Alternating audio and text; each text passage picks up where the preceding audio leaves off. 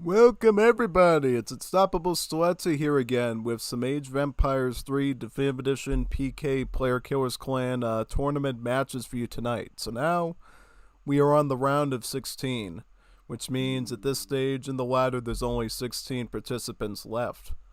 Now we're down to some of the very best players in Age of Empires 3 Definitive Edition history, so yep, these games will definitely be very good. I hope you stay with me through the whole journey here. And there's no telling how intense these matches will be as we keep going deeper and deeper into this whole of tournament games. Because as the ladder shrinks, the scarier the games become. Absolutely. So, yep, we're going to be looking at a total of 8 series for this stage of the tournament.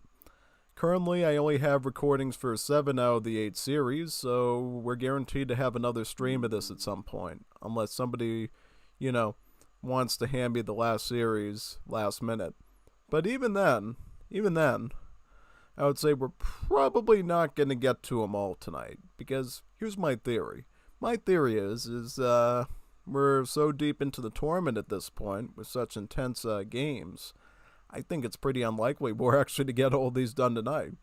Also, another reason too. At this stage of the ladder, the series are now best out of 5. Best out of 5. That means now there's going to be a minimum of 3 games for each tournament series. Minimum of 3 games. Before, as you know, it was best out of 3.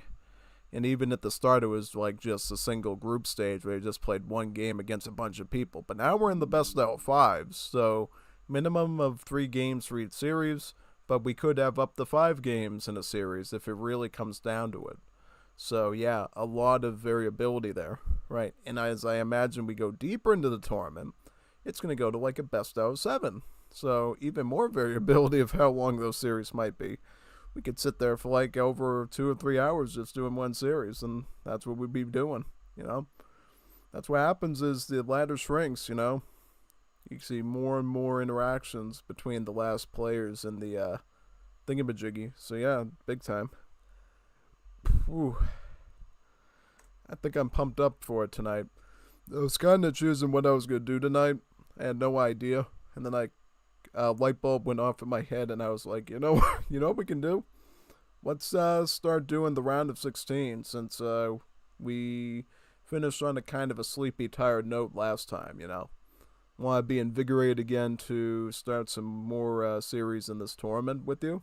The most recent ones, mind you. So, yeah. These were played around last weekend.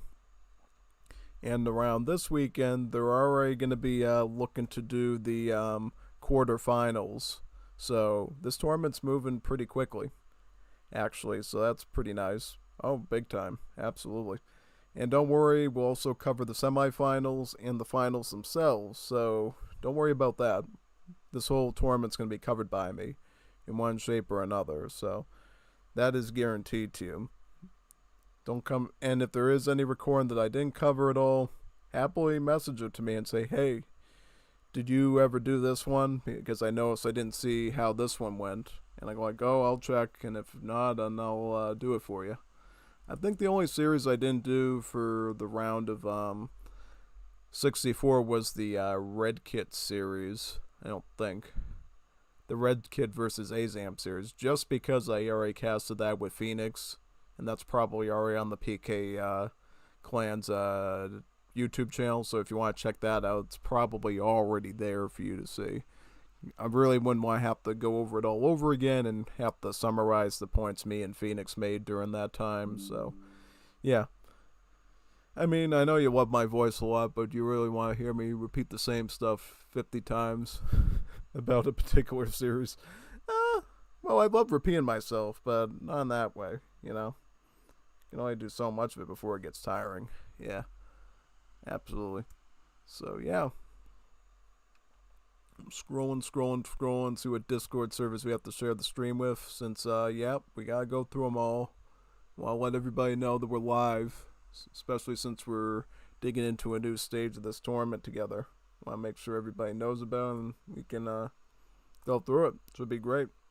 Quite great. Yeah. Piece of cheese right there. Yeah. Well, actually, I think it's mashed potato technically, but yeah, everything's good here. Mic's working. Everything's working.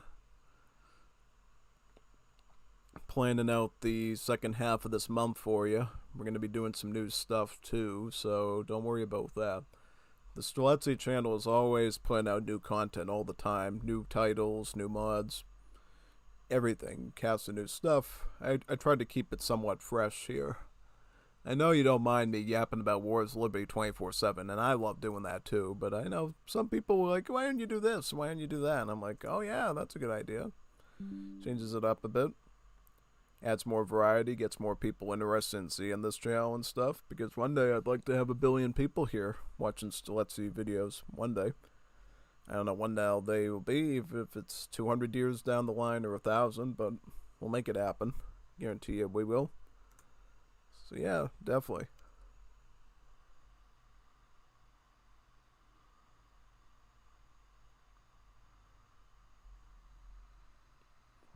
Wait a second. Wait a second. What's going on here, man? Did they use the old graphic on there for some reason? That's strange. I thought I uploaded a new graphic. That's a little weird. Let me check it out.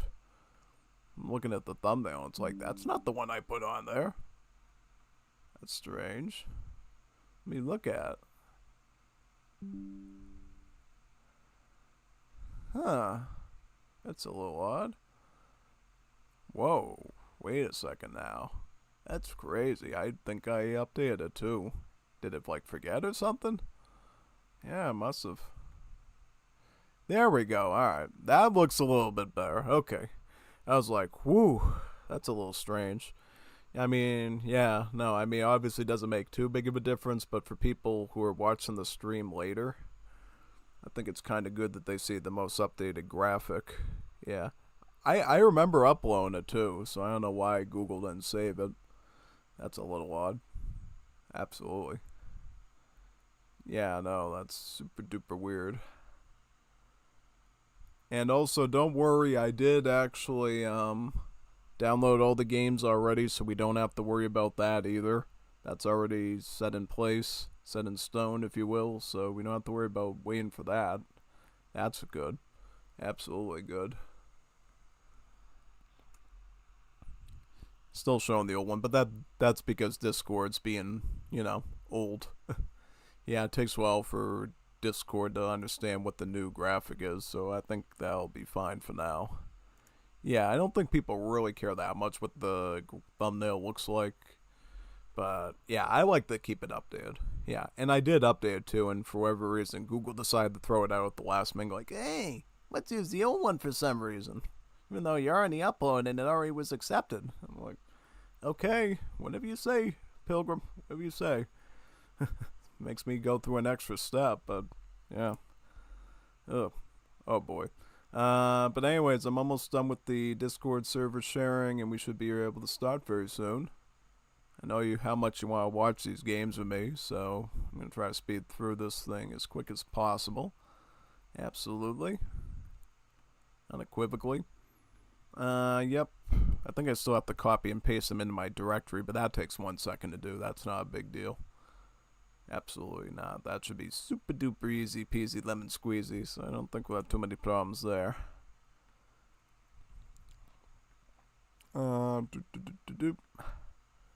Nice. Hey, don't click into the game. I didn't ask for you to do that. I want to stay in Discord. Copy and paste the links, because there's apparently no AI to do the task for me. They're worried about... Did you see that new robot they got? It has like fabric on it and eyes and stuff. I think it's called not iRobot, some sort of robot that can like mimic human movements and stuff. It's like they can do that, but they can't come up with an AI to like submit all my YouTube video links to Discord for me, so I don't have to sit here for like 10 minutes doing that. That would be a good robot that would actually serve its purpose, but no. They gotta make the weird robots that look futuristic and stuff. Like, oh yeah, I want my robot to open a bottle of ketchup. That's what I need. Oh no, not something useful like saving me 10 minutes at the start of my stream. No. They have to open up ketchup and maybe mustard. Maybe open up a jar of relish, perhaps, for a hot dog. Maybe even put the hot dog in the microwave and not burn it somehow. Yes, I have seen people burn hot dogs before in microwave. It's not fun. It's not fun. It leaves a real nasty scent in that microwave, and you do not want to smell it at all. Absolutely not. It's not a good scent. Thankfully I haven't had to smell that scent in years. So thankfully for me, I have not had to deal with that lately at all. Thankfully. I mean, I don't think anyone would want to deal with that, honestly. Would you want to deal with a hot dog that smelled like, was got stuck in the campfire or something? Probably not. I don't think I've ever smelled burnt marshmallow. No, I have smelled burnt marshmallow. Yeah, I have smelled it before. It's somewhat pleasant and somewhat not, because you have like the burnt sugar and stuff, and then yeah. Okay, so I've shared with all the Discord servers. And now, next step is to go to my downloads, take all of these wonderful games, right, copy, find save game directory, and just paste them right in. Just like that. Boom. All done. Okay. So that's done now. Let's just close up Chrome, because we don't want this thing to lag like crazy. And we can start doing these series right now.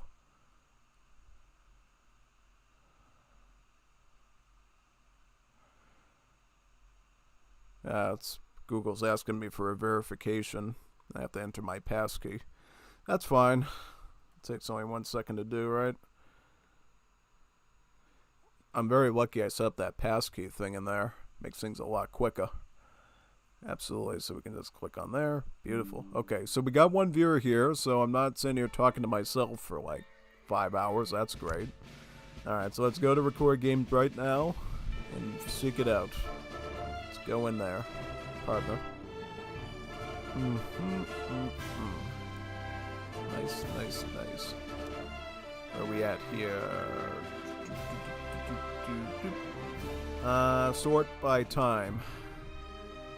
There we go. So these are all the series we're looking at today. All these ones down here. Let's see what the first one is. So first one's going to be Keter Boy versus Soldier R. Then Julian K's, and then Shakes, and then Phoenix's. So we got quite a few to look at. So let's start up here. And by the way, while it's loading, I will point out to you that the map order is the same as it was for the previous stuff. So it's going to be Great Plains, Saguenay, and Mongolia. And then I think the fourth one is Florida. I haven't seen a fifth game yet, so I don't know what that map is exactly. But anyways, here we are with the first game of the night. We got Soldier R is the French, and we got Keter Boy is the Lakota. So we got a Lakota versus France tonight. That's what we're going to start the stream with. So this should be pretty interesting. Oh, absolutely. I mean, we're on the Great Plains, of course, the homeland of the Lakota. So if the Lakota can't win on their homelands, I don't know what to tell you. But we have seen some Lakota lose on Great Plains before, as you might know. So, yeah, it's a little complicated. But anyways, Lakota are going to start out with their market, researching hunting dogs, followed by a teepee. Yeah, basically this maximizes your economic value as Lakota, because obviously hunting dogs is a very critical gathering tech for the Lakota to keep up with everything. Not only that, you should always have your teepee available. The teepee does two things. It boosts unit hit points, and it boosts the gather rate of your villagers. So if you can keep the vills in sort of a radius of this teepee with their herding and stuff, your food gather rate will go up even more. On top of the hunting dogs leads to some really good food economy. So definitely keep that in mind when you're playing Lakota. France built a trading post up there. That's part of their standard build order.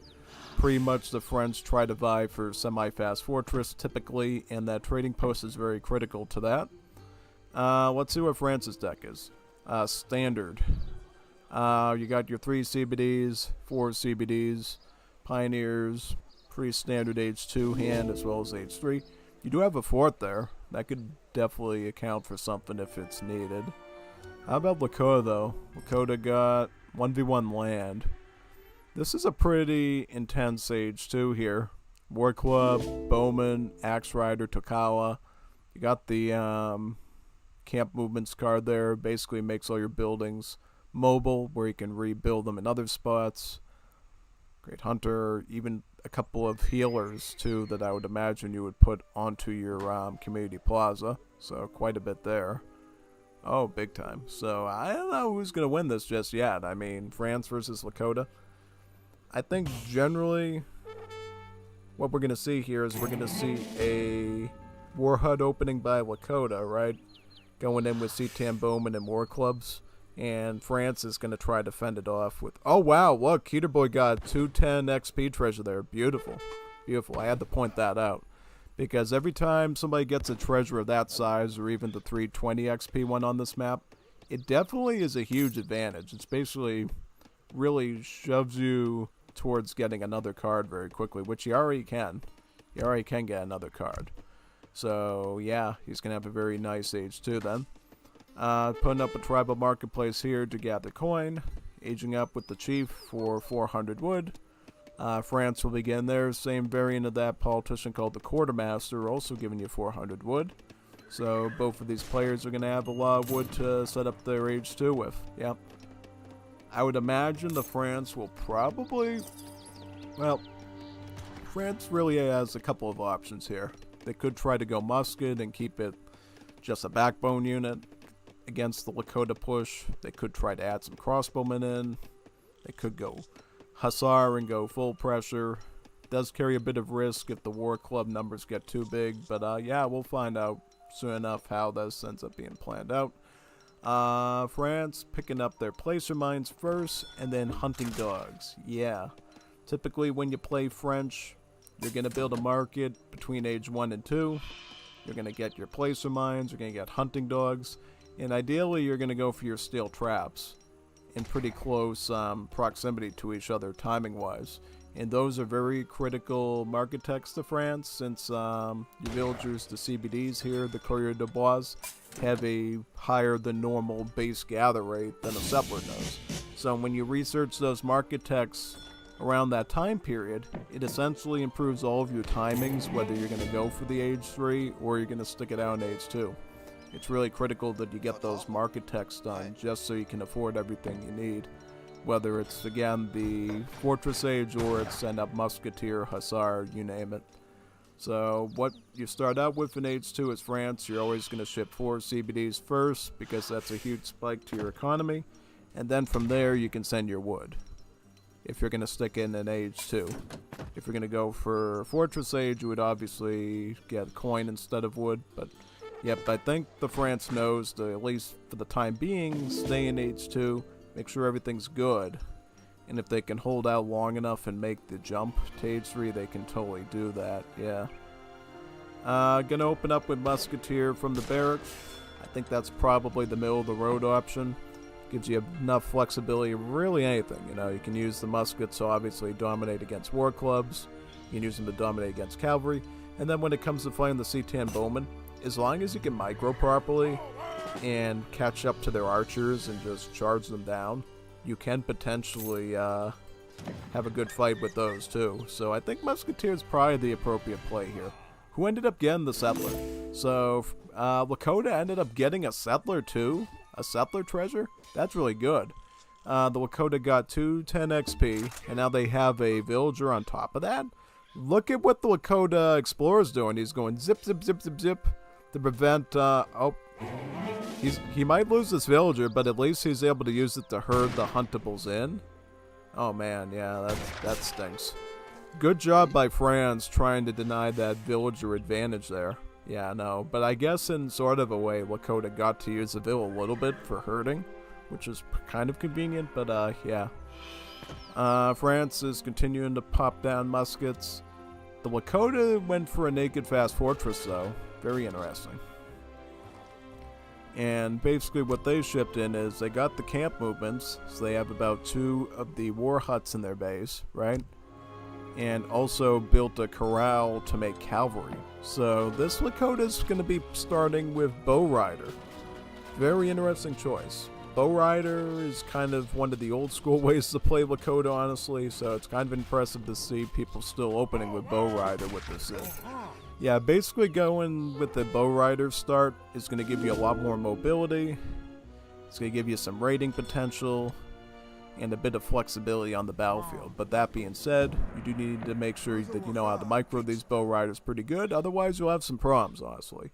You know, that's why we see a lot of people open up with War Club Citan Bowman, because, you know, gives you a bit of anti-infantry, gives you a bit of anti-cavalry. It can be pretty flexible in terms of the things you can fight, but if you're really experienced, you can open Bow Rider and micro them quite well with their good rate of fire. Does look like now that Lakota is Fortress Age, we're going to see Wakina rifles be trained, as well as the Vet upgrade on the Bow Riders. So these Bow Riders will become a bit stronger. Wakina rifles will act as sort of the anti-musket unit here, pretty much. Yep, France also going for H3. This is what you call a semi-fast fortress. It's not like a straight-up naked fast fortress where you go straight up H3, you stick around in H2 for a little bit, make a little military, make sure you're not going to get cooked by a huge rush or something, and then safely make it to H3 with that army that you've made. So at this point, France can open up Dragoon. They're going to queue some up, as well as ship about 5 in from the home city. Might consider getting veteran upgrade on these muskets, but you don't really have to. I mean, he's got only about 14 of them, right? So yeah, unless he's got a bunch of extra treasure resources somewhere, I wouldn't go vet with these muskets.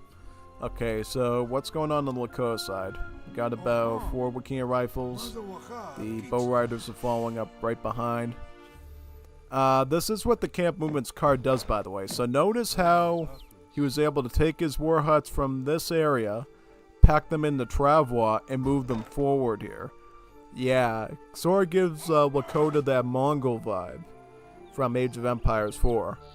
So yeah, that's basically how you do Lakota with the Camp Movements card. When you realize that your base is safe and you don't have to defend it anymore, just turn them into travois and just move them out onto the map into a more strategic position, because honestly, this is a great spot. It's a choke point between the water and the natives. You got this whole area covered right here, so if somebody tries to come this way, you're going to get alerted. If they try to come this way, they're going to get alerted. So gives Lakota much more options, right? Absolutely. Gives them a lot of good options. So they're going to go Bow Rider, Wakina rifle.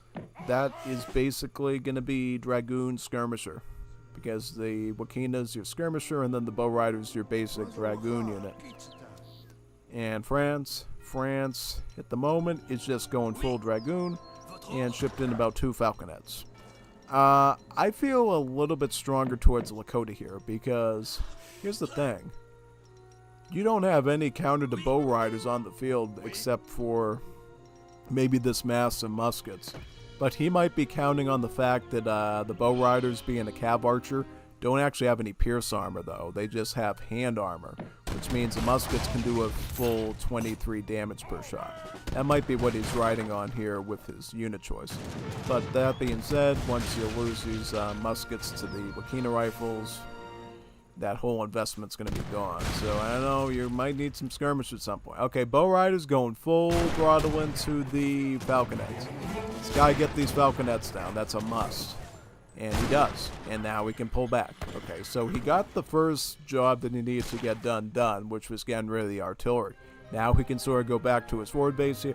Oh wow, look at that. He decided to pack his war hut again and reposition it once again.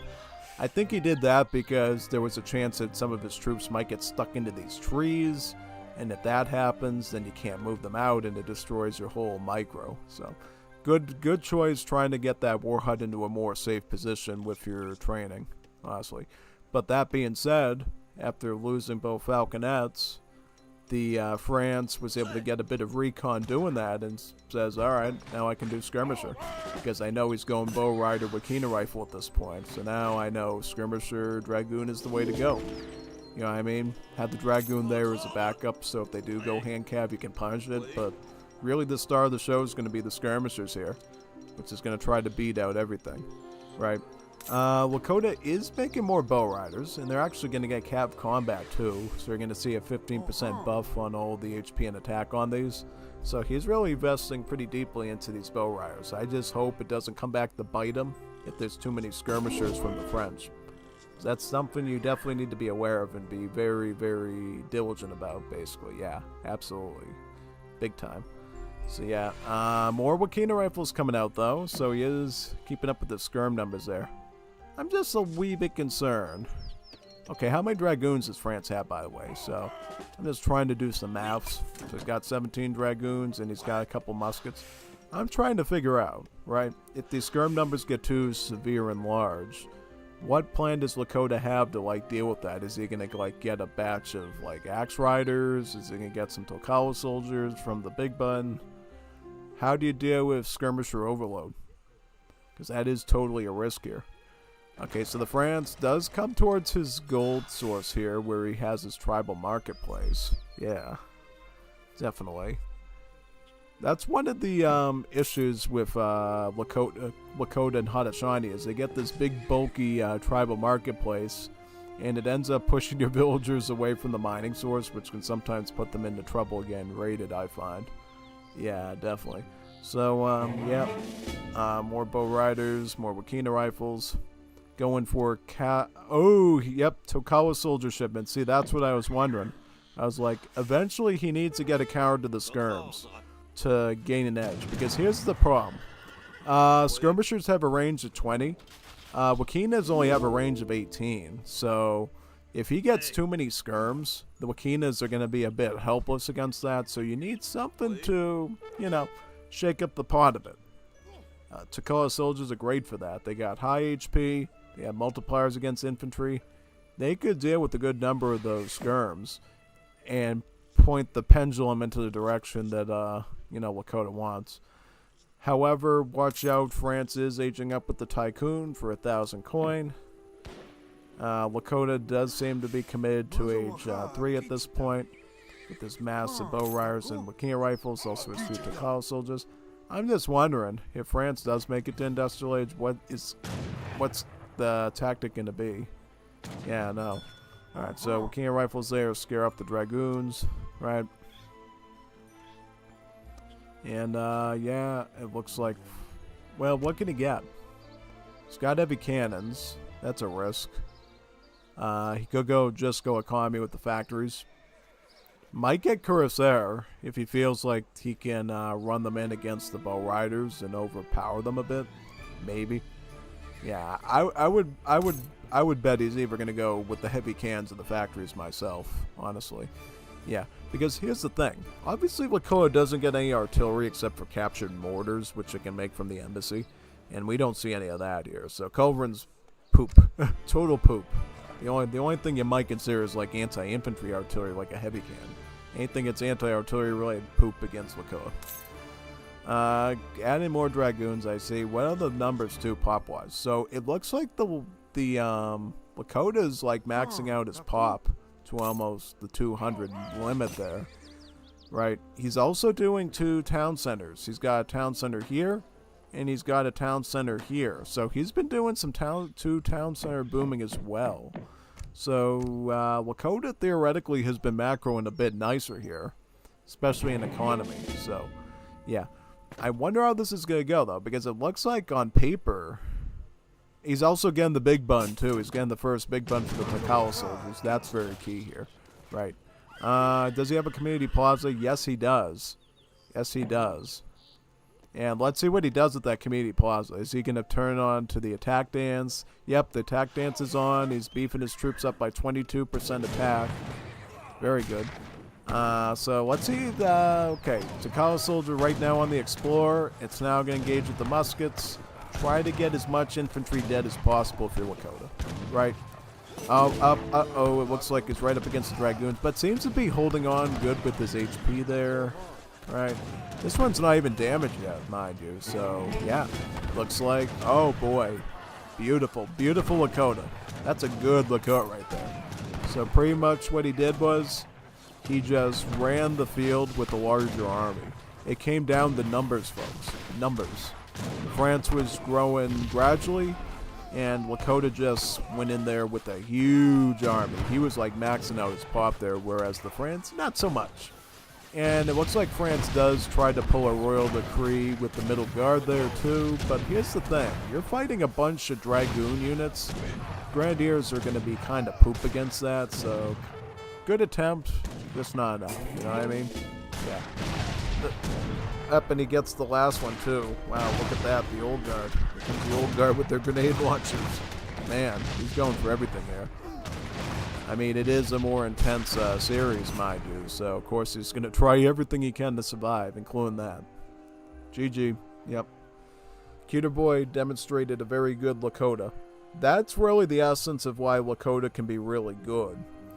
Everybody seems to forget that they don't need houses for population. They start out the game with 200 population available all the time. Just like the Huns in AoE 2, that's what that was inspired by.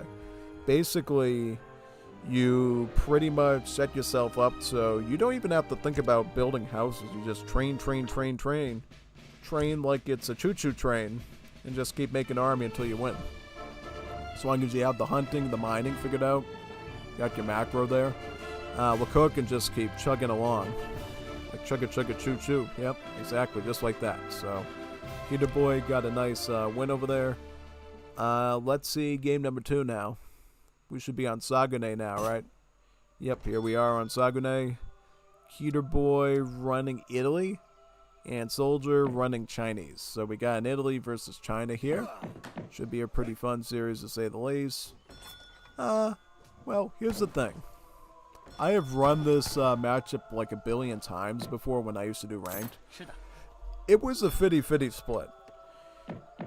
There were definitely some Italies that were not the brightest bulbs on the tree, and then there were some that were very bright and actually were able to hold me off pretty easily. So, yeah, definitely. Absolutely.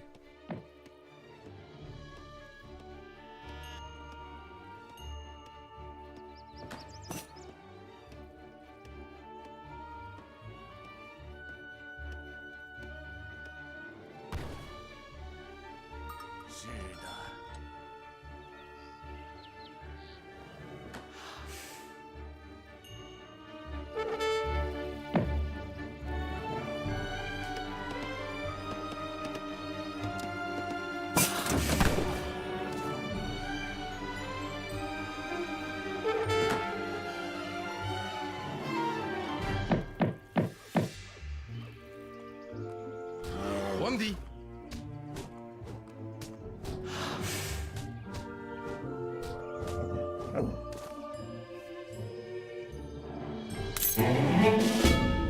Ossequi.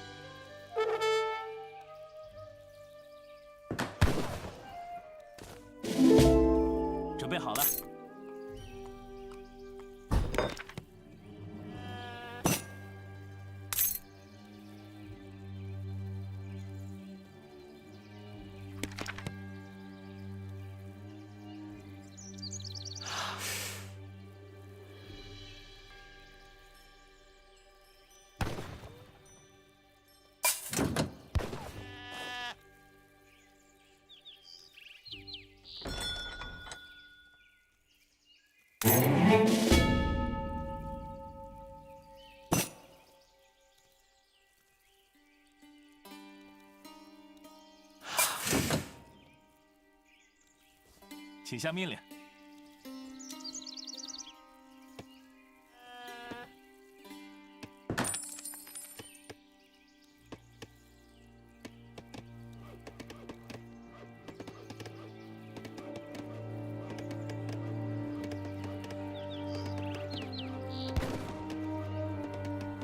Ove mi reco? Ben comprendo.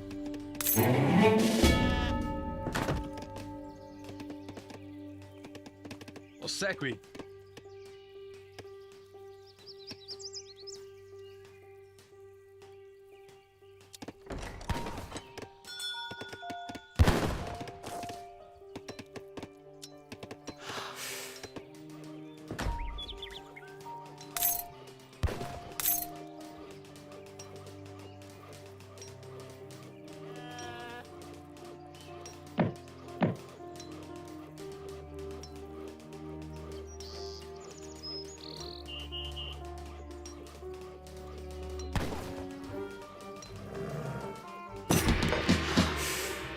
准备好了。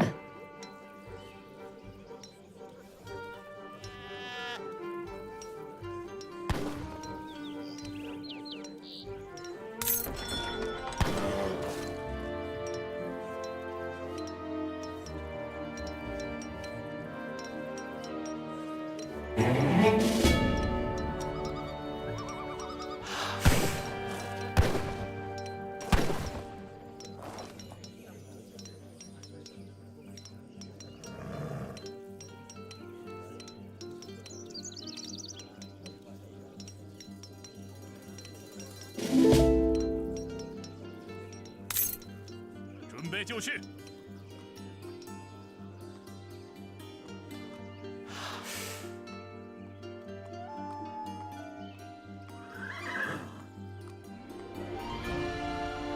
请下命令。请下命令。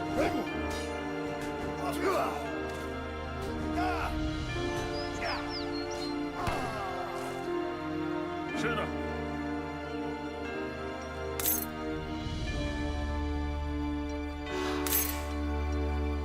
准备吃的。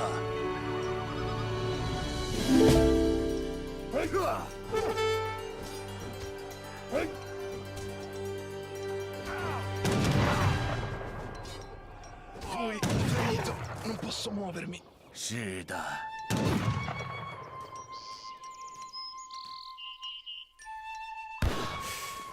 准备就绪。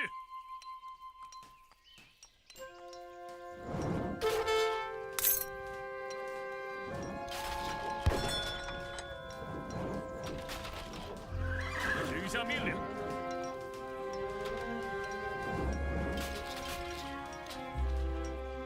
准备就绪。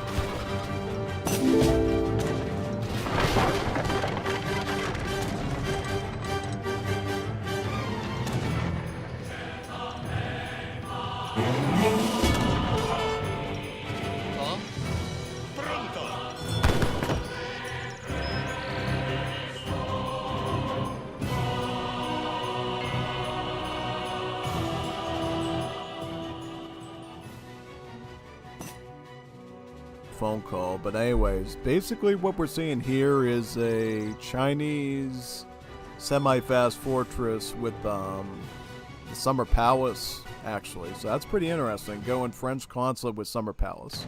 It just shows you that higher level gameplay is already confirmed that the French consulate is already better than the Russian one. Absolutely. So basically what Italy has done for this match is they've gone all out musketeer rush, and they've sent the Broken Lance Company, consisting of about 3 Papal Lancers and 1 Stratian mercenary. So they're going all in attack here. They don't really want to let the China begin to stack cards, which they really want to do. China wants to sit back and send a ton of Age 3 shipments. Yep, because pretty much the best thing that Italy can do here is keep these cavalry in the game, the Stratian and Lancers there, because the China really wants to use these arquebusiers against those muskets very bad. And see how the Italy is like forcing him to engage in all the bayonets like that? They made him burn through all of his cavalry now. He took out one Papal Lancer, and at this point his infantry are sitting ducks, but he can use these few seconds to try to take out these muskets.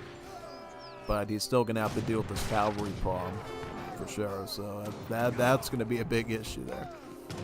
He did go up with the British consulate already, so he's got the little HP buff on all his military. That's good. He's going for intervention. Intervention will ship about 9 veteran upgrade musketeers if you're a British consulate. So, yep, that should be enough to hold off this cavalry, I would say. Absolutely. It's going to give him a bit of breathing room, because really at this stage, Italy really doesn't want to give him a lot of breathing room. But he is also going for a Monte di Pieta, which is going to deposit a ton of resources into these Lombards, so he's going to get a ton of food and wood out of that, mind you. And it looks like he's vying for Fortress Age. Yeah, because he has deposited some food into the Lombards, and now he's going to get a loadout of coin as well. He's got food coming out, wood, and coin, so he's really working these Lombards pretty well, actually, so that's quite good. We'll have to see. Yep, he is going Fortress Age. Pretty much confirmed it. That's his. How many Lombards is he on? Okay, so this is his last one, so he's got all 5 of them now. Very good. He's also got his Uffizi Basilica there too, so yep. Italy's pretty maxed out. Italy's pretty much maxed out on his infrastructure, which is great. He's going to age up now with the Marksman. That should be a pretty good choice, I would say. And how about back in China land? China at this stage has swapped their summer palace to territorial army, and they're going to start to train territorial banner armies from their academy here as well. Pretty much a mix of Chengdaos for your anti-cav, and then your arquebusiers or your skirmishers. So a bit of a mix and match there. He's going to be close to another shipment too, so what's he probably going to send? I would imagine he's going to go 10 arquebusiers personally. That's what I would send at this stage. Get something to deal with those muskets, because, well, I think at this stage you have enough pike material to deal with the few remaining hand cavalry left. So you really want to go skirm there. That's pretty much it. That's what I would say for sure in that situation. But yeah, we'll see pretty soon how this battle ends up going between the two, yeah. Alright, so, oh, he goes to Chengdao. Goes to Chengdao, look at that. Interesting. He's also going for a treasure. What? A 135 XP treasure. Oh, that's good for this stage of the game, because now he's going to be able to get another card. Maybe that's why I went with the Chengdao. Is like, you know, with this type of treasure RNG, I might be able to get arquebusiers and Chengdaos. Wow, not bad. Now he's going to be training out of a 400 expeditionary company of more 6 redcoats, so more veteran muskets to boot. He does have a flying crow as well, so he does have some artillery there. Right. The Italy now, going full industrial age with the Papal Guard, and he just invoked the advanced politicians. It cuts down on the age up time, and it makes the reward better too. So now Italy's going to get a ton of Guard Shadow Tech Papal Guards, basically super elite halberds that have a hook attack where they can do an attack out of range and stuns a unit. Pretty cool stuff. So yeah, Italy is definitely turtling himself up here pretty much for this assault. I think there's a pretty fair chance Italy defends this if he's going to get the Papal Guards in there, because look, he's been massing up about 17 muskets. He still has a Stradiad and 2 Papal Lances. The Papal Lancers, yep, looking quite good. Here comes those Papal Guards. And then he's going to ship the 2 Papal Bombards. These are the nuclear option here. These should shred tons of Chinese infantry. And he's also going to train Bersaglieri to boot. These are innate 4 units, so they're already Shadow Tech to the Guard upgrades. These are like Guard skirmishers right now. Italy going for a ton of elite troops. He's also sticking some Minutemen in the middle there to disrupt China's formation. Take out a few units. It's got the Papal Lancers in melee now. They're cooking into the arquebusiers. Stradiad fighting some Chengdaos there. Holding on because it's got the stats of like an Imperial Hussar, so it can tank a little bit. And here comes the Papal Guards here with the infantry and the bombards. Oh boy. Ooh, look at that. Flying Crow is flying into the air now. Not going to be useful anymore. And now it's going to go for the 12 Basigliere shipment and continue to queue up more Basiglieres. It looks like in that sense China sprung into a trap. Yeah, as soon as he knew his opponent was in age 4, he should have known that something bad was coming his way, yeah. These are the types of Italies I've dealt with in rank that completely demolish China. If they can play their cards and strats really well, it gets really tough to fight in Italy. It's just the weaker ones I've dealt with that sort of made like a few muskets and pavesiers in age 2, like dum-dum stuff, that gave me a bad rap about the Italians. But seeing this sort of well thought out move towards age 4, this is a powerful Italian build, you know. And honestly, once you get a few Papal Bombards out, China really can't do anything except maybe sending hand mortars in at that point. The China is going to try, though. He gets the Architect with the Meteor Hammers. He gets the Architect with the Meteor Hammer. That is great. That's a huge sniper there. Unfortunately, though, he's kind of stuck. So what's he going to do? He's going to take that time to take the Stradiot out. He could, should try to maybe get that Papal Lancer too. And he might still be able to escape with some of these guys. Yep, look at him just kiting a little bit with the range, and then he can back out. Okay, nice. So what does he get away with? He gets away with only 2 Meteor Hammers, but he does get rid of the elite cavalry at least, right? However, that's the least of your concerns. You got guard brisses here, you got the 2 bombards, you got the veteran muskets coming in. He is going to get another Flying Crow, mind you, so that's a good thing. He's retraining an Architect right now. Oh man, look at this pathing. Horrible pathing. Oh yeah. Okay, so what can China do at this stage? What's he got? He's got 10 Arquebusiers. That really doesn't help you out here at all. I mean, look.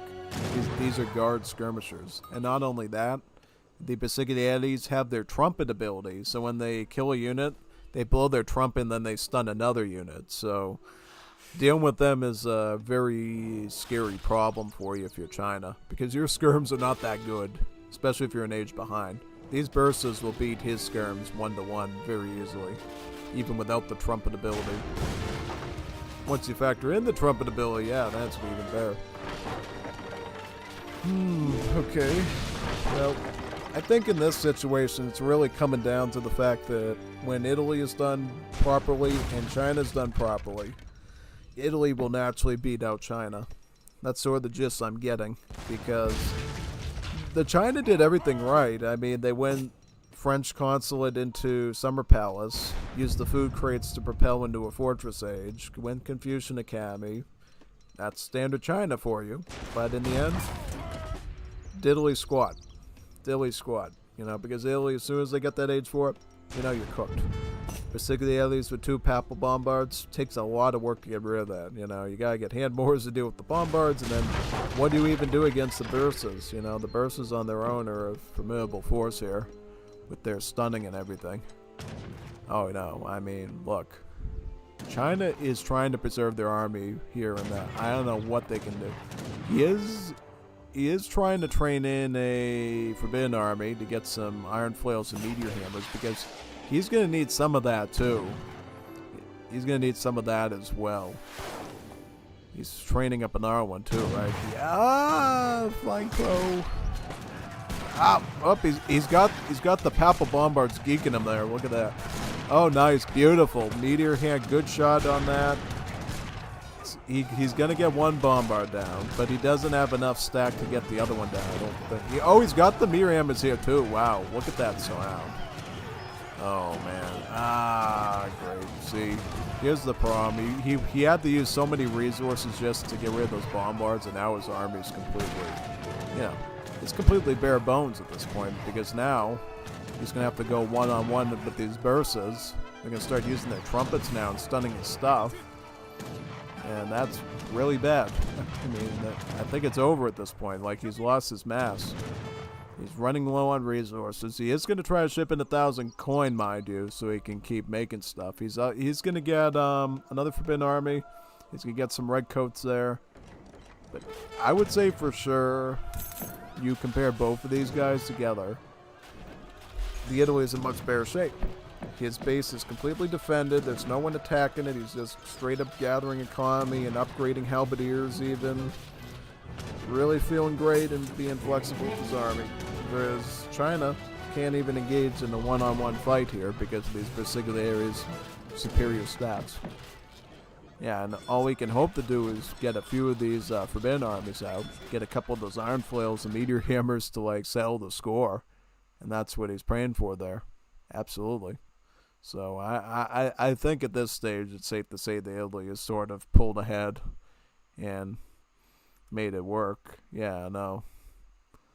Oh boy. Yeah, see, this is the thing too. He still has muskets here, guard upgraded, and now he has guard halberdiers. So Italy at this point has well rounded this army out to the point that there's really not much that China can pull off here anymore. Yeah. Unfortunately. Yep, he's still stunning arquebusiers with the Brasileiros trumpets as well. Putting the halbs in the covered mode tactically as well. Very smart because now they're going to tank all these gunshots here. Oh boy. It's, well, man. Crazy stuff there. Yeah. That's insane now. Oh, GG. Yep. There you go. Yeah. Keter Boy on a roll tonight. He's already won about 2 games. Let's see the third game. They got a third game there. It's always safe to assume when you watch these series that, you know, anyone can win. Because sometimes there's recordings that out of sync and then they don't submit them.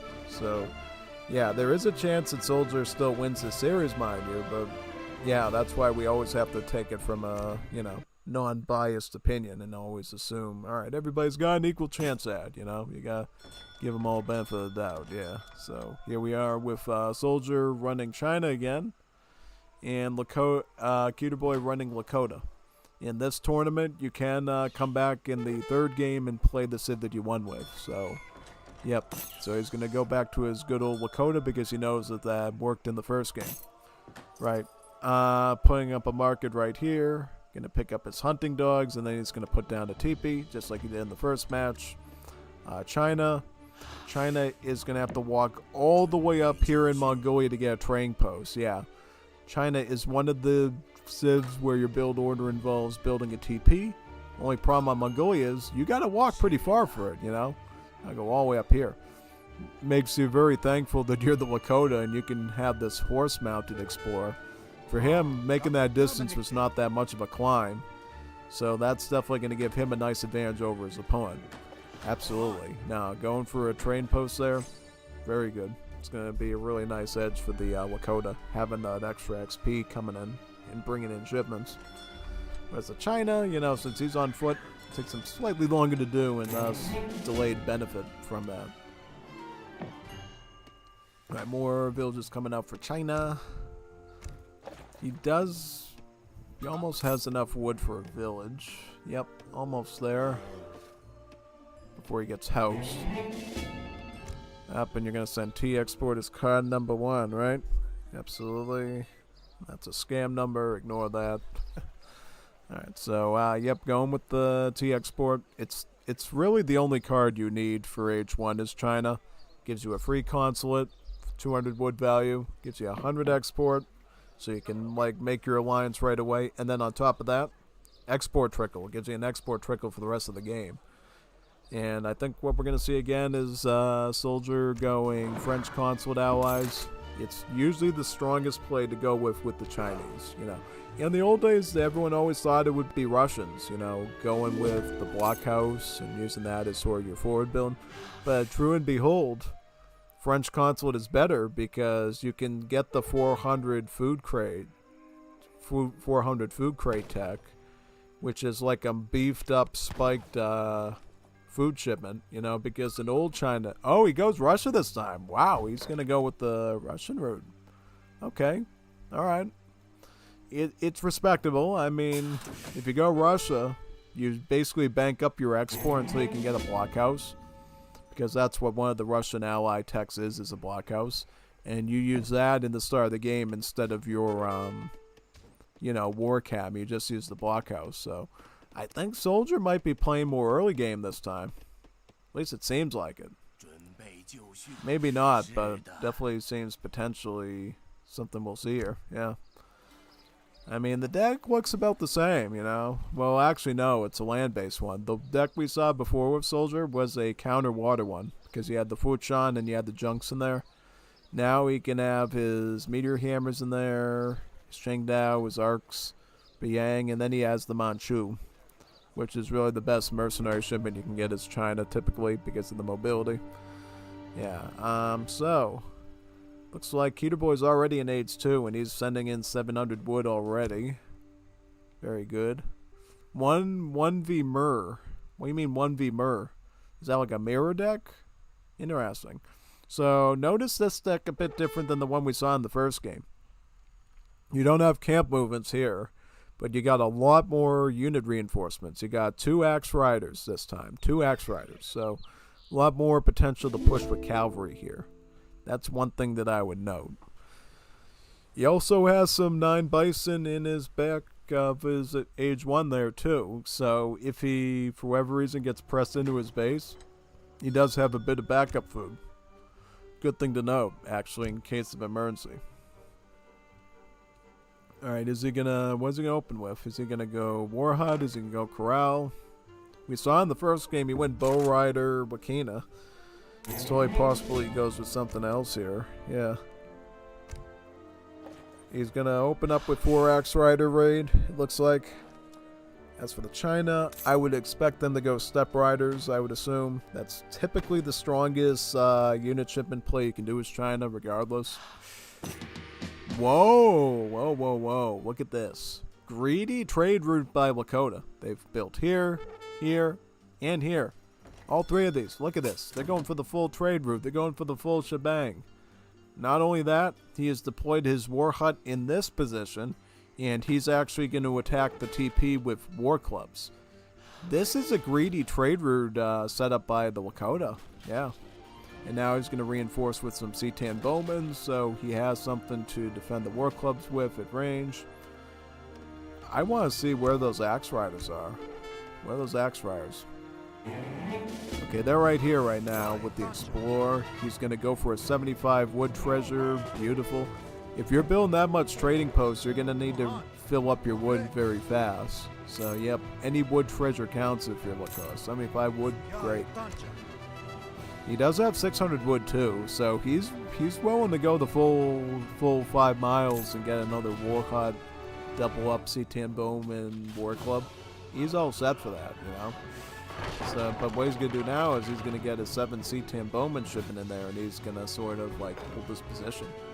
Yeah, Soldier's coming in with the full batch of 9 Quang pikemen from his home city, so he's looking to potentially push this position. Yeah, he knows he can't let his opponent hold on to that trade route for too long, otherwise they're going to grow like crazy. Like virus at that point. And now it looks like China's going for the Kijik Step Rider army there, hanging a bit of Dragoon, a bit of anti-skirmisher. Yep.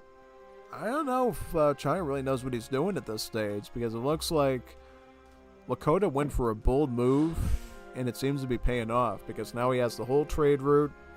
He's got a viable forward-based position that protects the trade route as well, so I mean... look at that. Crazy stuff, isn't it? Oh, yeah, no. And he got the trade cart, so now he's got all of these making wood right now. That means at this stage, Lakota can, for the most part, have majority of their villages on the food and just let the trade route handle the wood. He then gets 115 wood treasure. Wow. He's getting everything he needs here, really. No. He's setting up really nice. Like, he's got this war hut fully packed with cubes. And he's going to have a second one as well. Yeah, no, this is great. Also, remember again, Lakota does not need houses. They start the game with 200 pop, just like the Huns in AoE 2. It's, like, really good. I mean, he doesn't even need to throw any of this wood into housing. He can just go War Club, Bowman, War Club, Bowman, War Club, Bowman, and just keep doing it like that. Doesn't even have to do anything else. And look at China. China doesn't even know what they're doing. Again, like, hand-cabbed, again, Dragoons. Not the things I would want in that situation, but what can they do? I mean, they need the hand cab to deal with the bowman. You know what I'm saying? I would be going, I'm trying to think. No, I guess that's all he could do. No, it's tough. And then, not only that, Lakota's going to ship in their second Axe Rider shipment, the 3 Axe Riders. They already got the Takala Soldier shipment in. Whoa, he's got full hand cap here. He's got like a full hand cap stack for H2. Top of a huge heaping army of archers and clubs. Okay, so the China was thinking of maybe pushing him. It looks like he moved his Kijiks forward, but kind of realizes, you know, I kind of have to protect my base at this stage, yeah. So he's making another Mongolian army of Kijiks and Steppe Riders. An old Han army too, shipping in about 8 Chukanus. Yeah, okay, so this is the blockhouse here. He also built a war academy, so he has another production build. So, what does he do? He just... Okay, he lets the blockhouse get attacked. Takes advantage of their idleness and takes a bowman. Okay, so Steppe Riders in the front. Gonna get completely creamed. Wow. Yeah, see, here's the thing. Axe Riders have a lot of hand attack. They have like a huge amount of damage that they output. 35 hand attack, so... Yeah, they'll beat out Steppe Riders very easily. Yeah. Okay, some Quangs are still alive there, trying to stall. They're going into cover mode now so they can tank some of these archers. Kijik's trying to micro towards the cavalry, but it's a bit tough there when you got so much stuff going on. Kijik's take out a hand cav. Now they can take out another one too. And yeah, I mean, look at this stuff. Look at this stuff. This is wild. Wow. Lakota's still pressing with the large archer army. And some more clubs too. They still have the Tokawa soldiers as well, so they still have some straight up anti-infantry. Absolutely. This time Soldier ended up going for the Porcelain Tower, so he's not getting free banner armies anymore. He's just getting a ton of resources from this thing. Oh, wow, look at that. Look at what China just did. I think China just shipped in their Steppe Riders now, is that right? And just a ton of hand cap just fly out of there. And it's not going to do much. I mean, look, he even has his villagers entangled with this army right now. He's really caught with his, you know, his boxers on. It's not good. And at this stage, Lakota can just keep massing and massing and massing. His base is not in check at all. He's got the full trade route. This is like optimal Lakota situation right here. Full access to the hunts and full trade route. Yep. All the food you could ever eat, plus all the wood you ever need from the trade. So, yeah. It really is the Chinese disadvantage at this stage. Like, they need to sort of figure something out here. Yeah, big time. So Chupanus take out a hand cav. Quang's coming in to attack the infantry. Very nice. Oh man, take out an archer. Wow, crazy.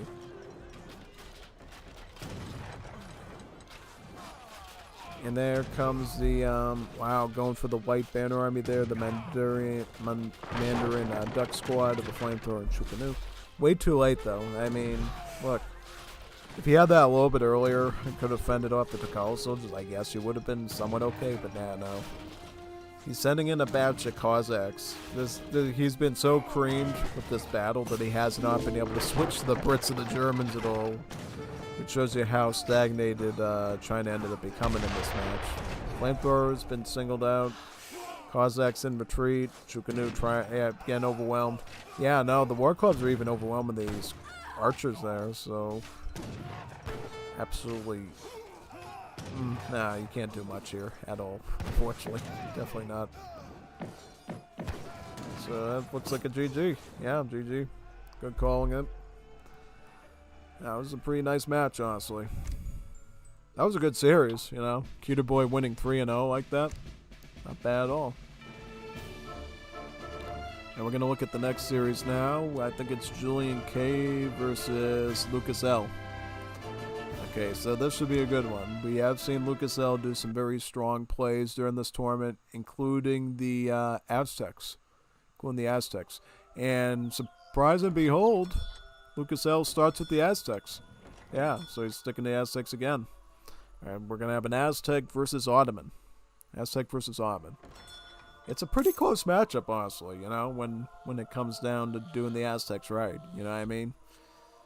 But yeah, no, it's really going to come down to how good Aztecs can leverage their Jag Knights, I think. If Aztecs can get a good amount of Jag Knights on the field, and hopefully not deal with too many Abyss guns, things can go pretty well.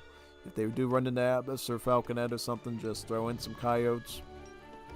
It's obviously a bit more complicated since it's all melee troops, but yeah, no, you can figure it out.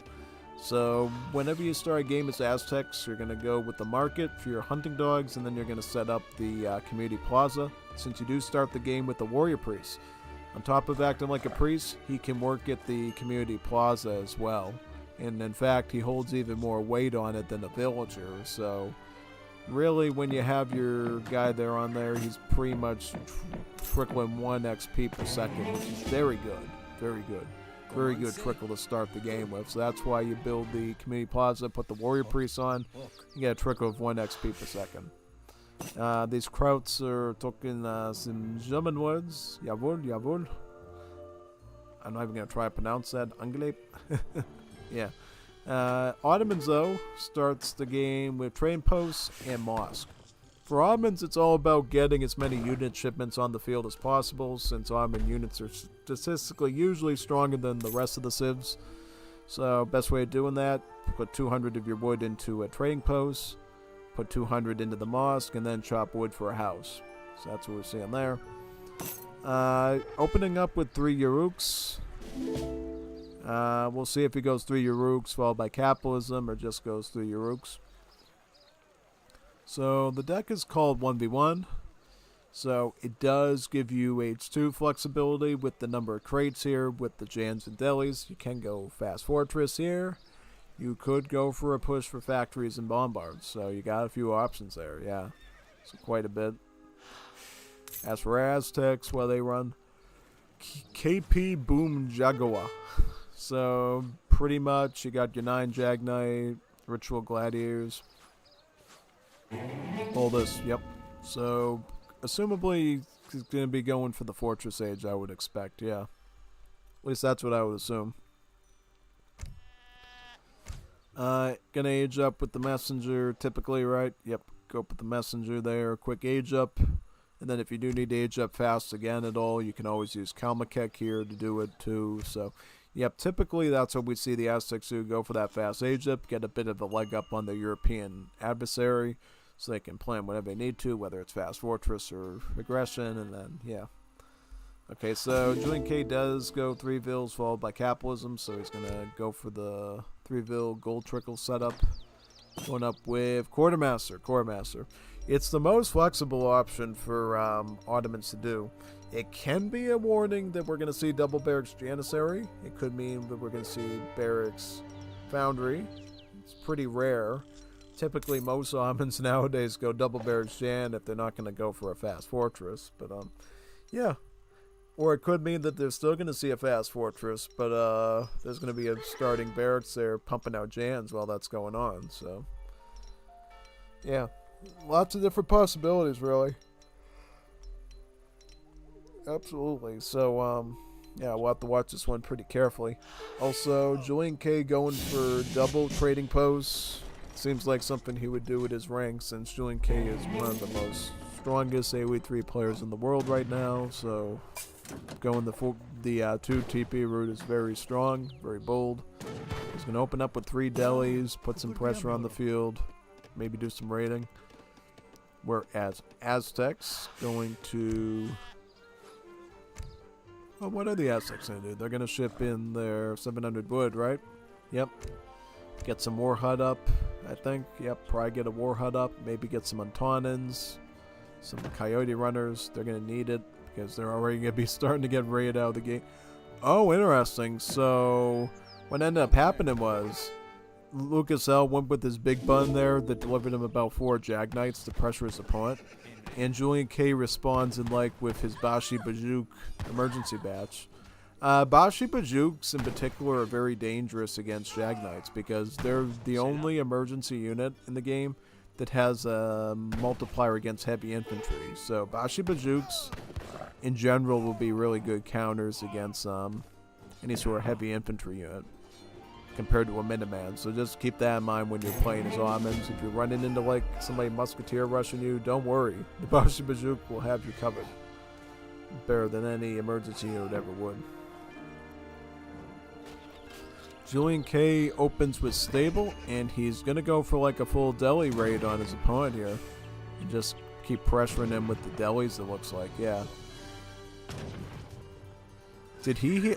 I think he healed up these Jag Knights with the Warrior Priest there, but unfortunately, because these delis just have a good rate of attack, they overwhelm one of the Jag Knights. And now he's gonna one off this one here. All the while, delis coming in the back, raiding him. Yep.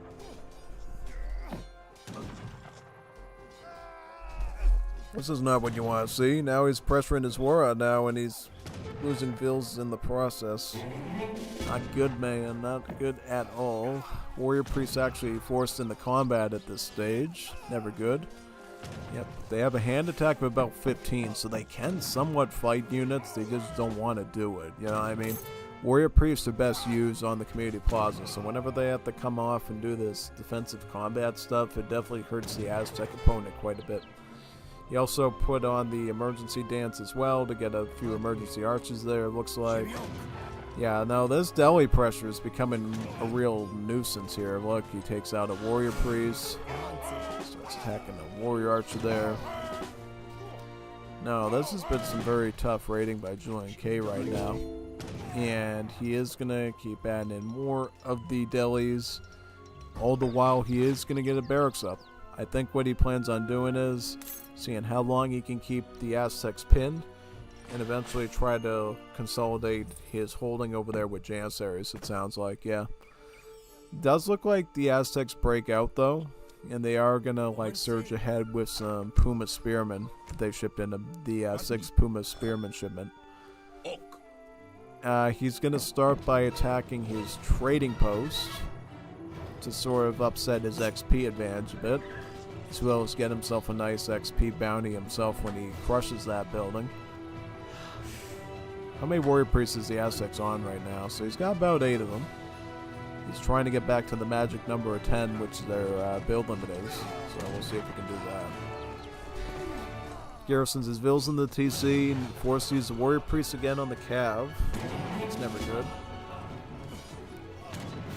Yeah, try to defend as best as you can there. So yeah, big time.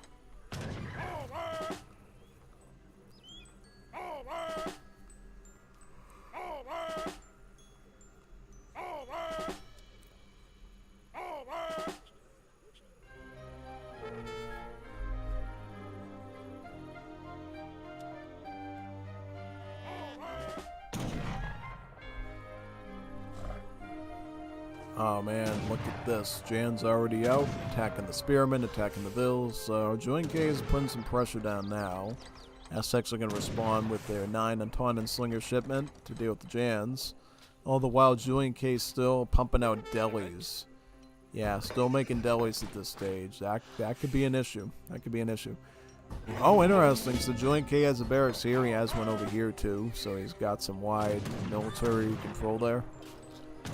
So the Jans start coming in. They're going to try to pick off these Warrior Priests, I'd imagine. Yep. Takes out a villager, right? Yep. Takes out the Explorer there.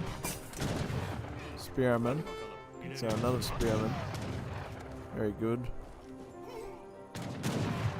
So we got the TC there attacking the Slingers, right? And what the Jans back up a little bit there, yeah.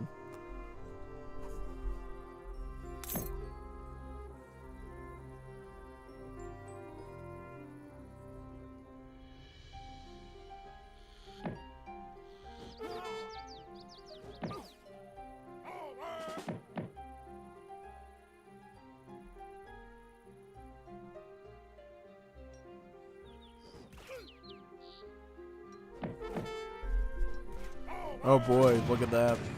Hanging the Warrior Archers and the Pumas there. Now it's going to be a tough contest to see if these delis can reach the Slingers and wipe them out. Okay, so Spearmen take out one of the delis. Right, and He's doing some ring around the rosy there and takes out all the spearmen, and now the slingers will be down as well. Alright.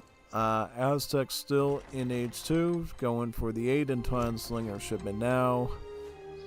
Good news for Aztecs is they do have infinite coin shipment instead of a regular one, so they can continue to gain coin as the match progresses. So not as taxing for them if it extends a little bit farther, right?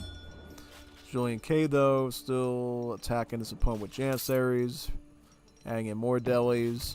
What's his deck look like? So he still has 700 food, 600 coin.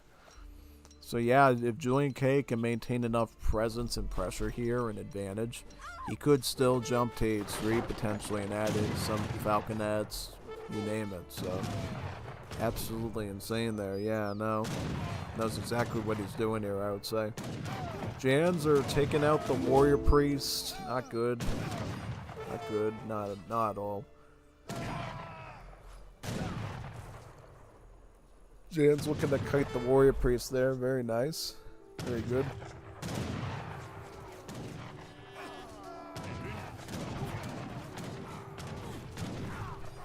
Oh boy. Puma Spearman on the delis though. However, you got Jans on both sides here, so Julian K is really microing like a god right now. Targeting both the warrior priest and the military there. Yeah, no. He's actually forced to take his warrior priest into the TC so he doesn't lose them. And thus weakening the community plaza's influence. Yep. Julian K at this point is safe enough that he can send his 600 coin, followed by 700 food, and get an age up in eventually. Does look like Aztecs are slightly digging themselves out, but to what extent? Doesn't seem good. Definitely not. Also, steel traps and placer mines is coming in too, so Ottomans are definitely preparing for the next stage at this point. Whereas Aztecs, plenty of food and wood, no gold though. Yeah, that's fine. I mean, they can again ship that in as many times as they need, so kind of rather the Aztec have food and wood right now than gold, since the gold can be shipped in eventually. Yeah. So why is he Julian K guy? He's got about 3 delis here, right? Deli there is going to be wiped out. Aztecs snaring the other delis. Slingers and archers almost taking that one out, sorta. Yeah, basically.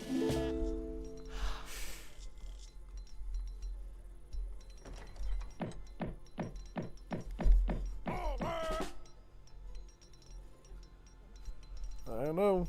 It's getting close. I think Julian K's got the edge here, though. Yeah, no.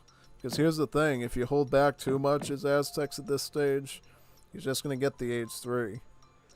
Doesn't look like he even needs to at this stage, unless he's... Yeah, because he's adding in more delis. He's training in more Jans. He's maintaining his presence here. So if he is going to attempt an age 3 at all, he's going to do so with an already very well-established army. Okay, Jan's really pressing into the warrior priest again, taking out one of them. Puma Spearman coming from behind and snaring. War Chief coming in. Oh, but here's the delis though, forcing the spearman off. Yeah, no, Julian K is running a huge pressure campaign with both the handcap and the Janissaries here. Now, this is some good tactics by Julian K. He is holding the ground pretty well there and just pressing deep. Exactly like you need to be in this position. Quite good. Absolutely beautiful move by Julian K there, yeah.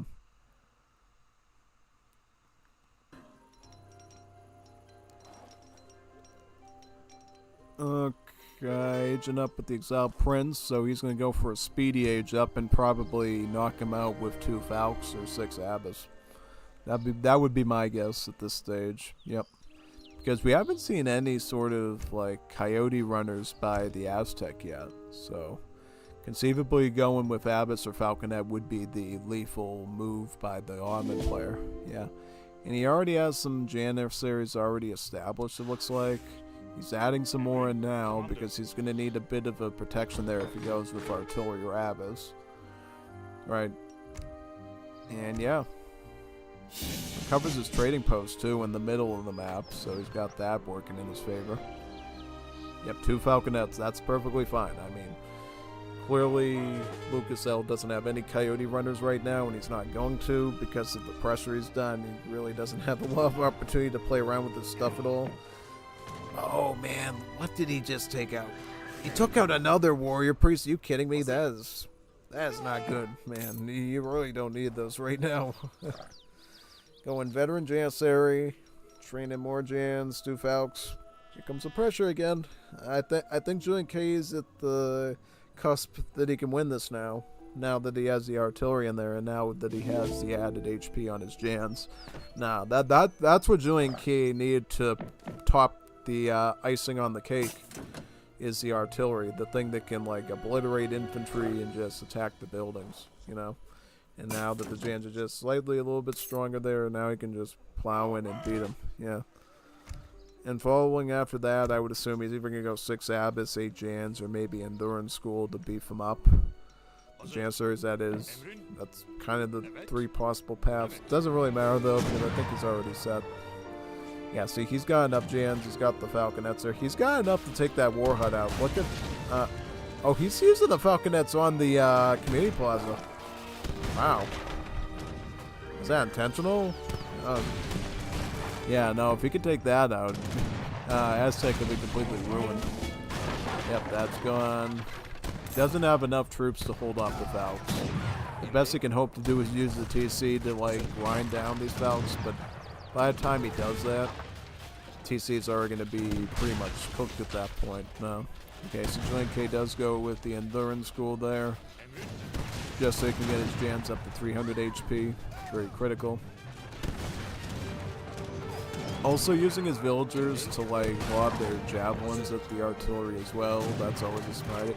And then runs the warrior priest in too to like take a snipe at. So the falconet is down, but the Janissary threat is not.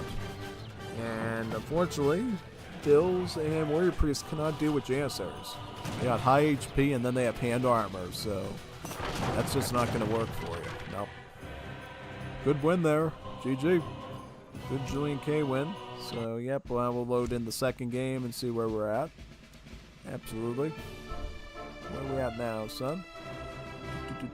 Game number 2. Should be a nice one. I'm going to grab something right now, and we'll watch this together. Actually, not. Actually, I could start right now, and then I'll just run back very quickly.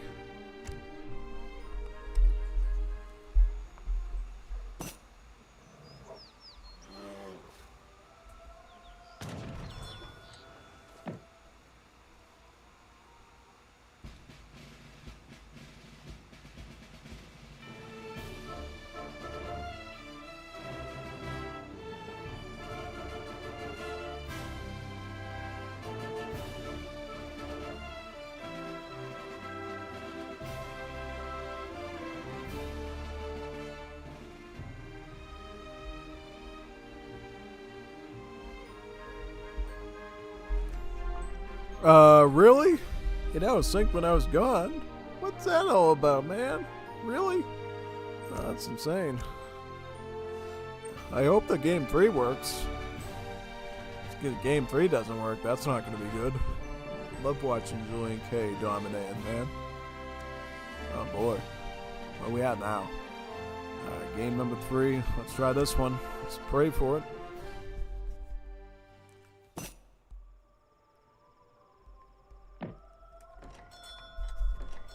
Yep, here we are. Julian K is French, and Lucas L is the Chinese.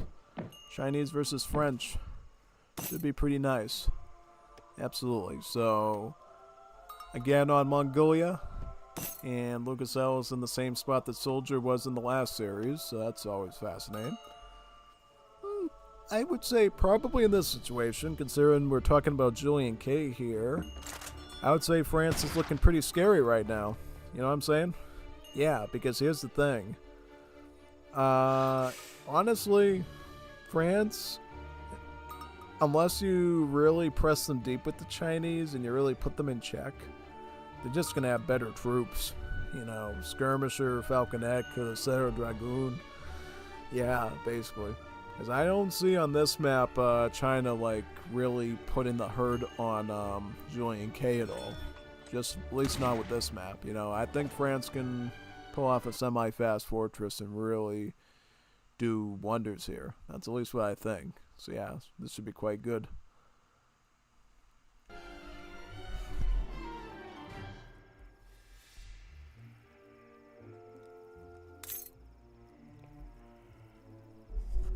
Look at all the yaks he got too. 7 herdables, not bad. Not bad. And here's the thing. If you're in a match ever, you don't have to wait for these to fatten up. You can eat them at any time. Like if you're looking for a really fast age up time or want some quick food, feel free to just eat the herbables the way they are and not even fatten them up. But eventually, if you do get like a ton of herbables, it might make sense to eventually get a livestock pen. He does have about 8 yaks right now. This is going to be a ton of food for Julian K. China, though, since their house doubles as a livestock pen, the village, they do get a livestock pen to fatten up their herbables. So, able to stick all of those yaks plus the free goat they start the game with right on that village. That's one of the advantages the Chinese gets is they don't have to go out of their way to build a livestock pen because their house literally is the livestock pen. Yeah, pretty nice, huh? Absolutely, especially on this map since you got a ton of herbables. Using the disciples, he's going to sacrifice his disciples so he can get the yak in. Yep. Because one treasure you always find near your base on this map is a Mongol scout. And the Mongol scout just happens to be stronger than the disciple. Unfortunately. Yeah.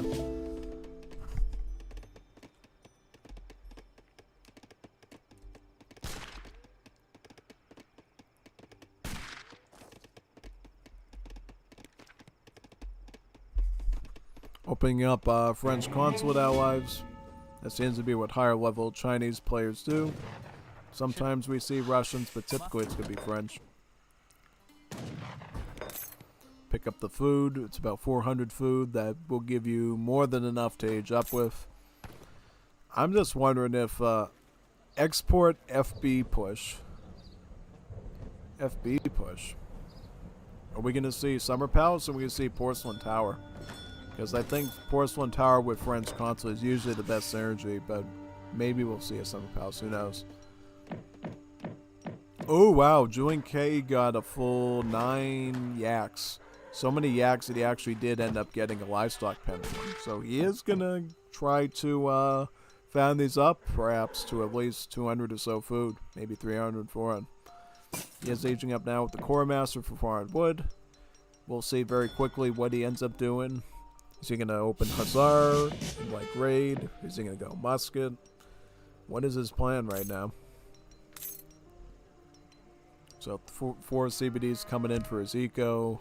He already has his market up, picking up the steel traps. He already got his placer mines and his hunting dogs at this phase. So Julian K's economy is on point. He's going to open stable. That's what we see a lot of the Mega Wiz players do is open up a Cav. Because Cav, if you can micro well, beautiful unit. If you can't micro him well, it's usually better to start infantry. But yeah, no. Julian K definitely knows his way around a Hussar or two. So I think he'll do pretty good here, honestly. Yeah. Quite good. Alright, so now we got 700 wood coming in. Very nice. Mongol scouts riding around here, right? Trying to press deep. Yep.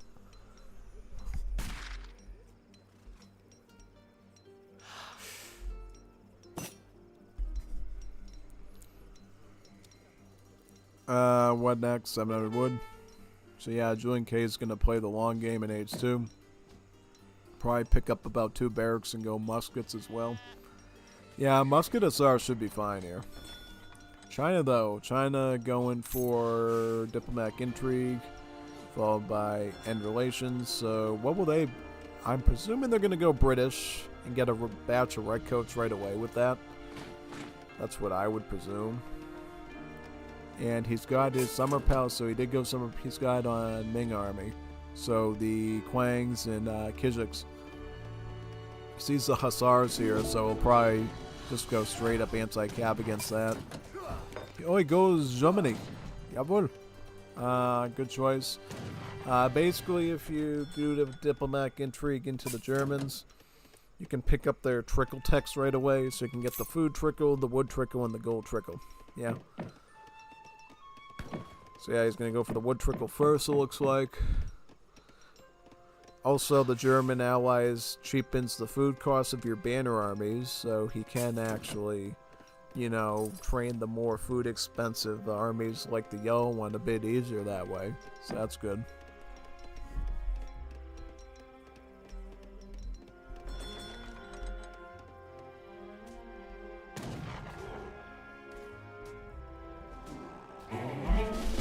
A 140 coin treasure. Wow, good job. Beautiful. You know what that's going to go into? That's enough coin to maintain hussars and muskets, you know. So he's going to do all that. Also, Juin-K has gotten a second train post here. Could go for a third one. However, he's probably going to need the housing space to maintain both hussars and muskets. Yeah. 2 muskets is going to amount to 2 pop, and then another 2 pop just to make a hussar, so he's going to need some pretty hefty housing space here to keep both of these units alive here. Yeah, no. Yeah, that's what we're probably going to see, yep.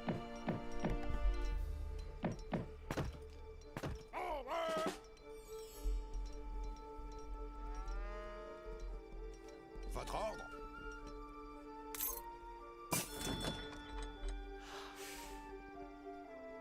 Oui.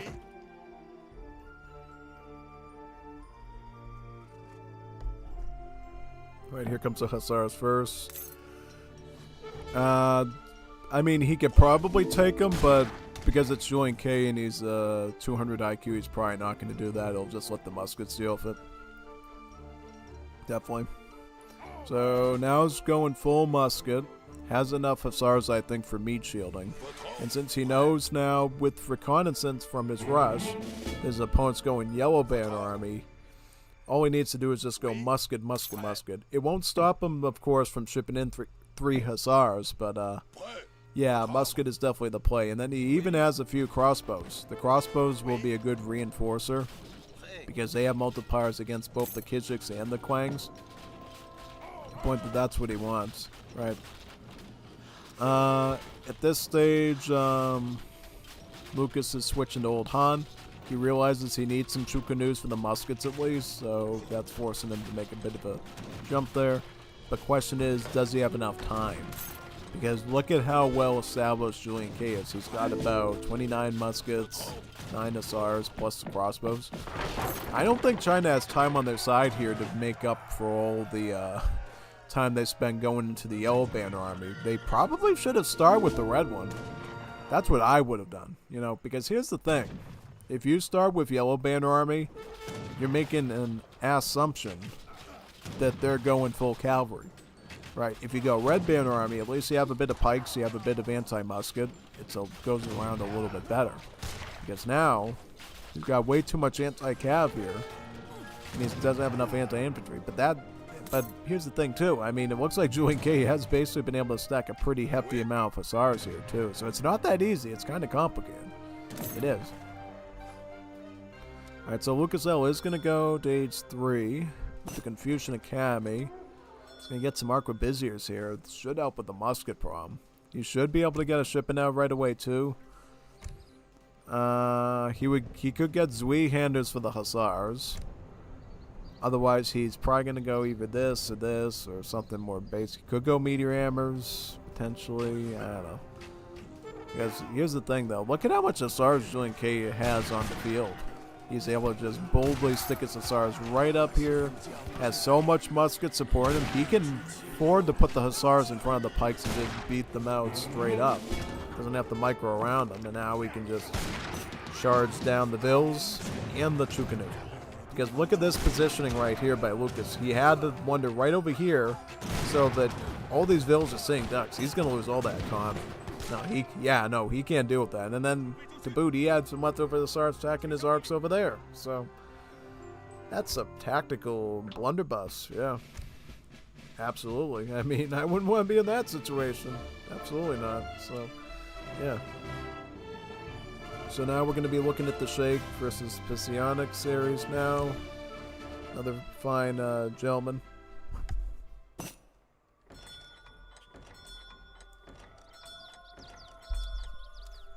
Okay, so we got Sheikh as the Ottomans, his signature civ against Pissiank as the French, sort of his signature civ, I would say. So France versus Ottoman. Lot can happen. Lot can happen. I can't tell you for certain who's going to win it, but should be fun either way. No, absolutely. Explore getting the train post down for the French. We're going to see the same thing for the Ottomans, as well as their mosque. Yep, basically France and Ottomans very friendly of their fast fortresses and getting good unit shipment timing, so really both of them are going to use train posts in their builds. Let's see what treasures. 30 XP for Ottomans. 25 wood for the French. Okay. Yeah, I mean, any wood you can get along the way as the French is usually pretty good because that goes right into your market text later on, so honestly it works pretty well in their favor. So from the looks of it, France is going to go for a 12 village rage up. So what they do is they get their queue up to 9 villagers, right? 9 CBDs. And then they just ship in 3 CBDs amounting to about 12 vills when they age up. It's kind of a faster age up instead of shopping for a house and stuff. I would imagine he probably wants to be ahead of the game because he knows he's dealing with a strong Ottoman player and doesn't want to be caught behind either their age up or their Jan push. So kind of needs to be a little bit strategic here, honestly, and deal with that, I would say. Yeah.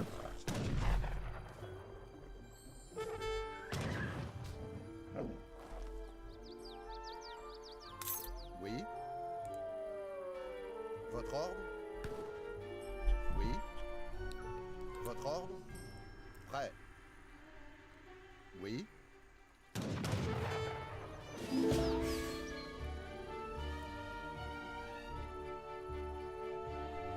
Votre ordre?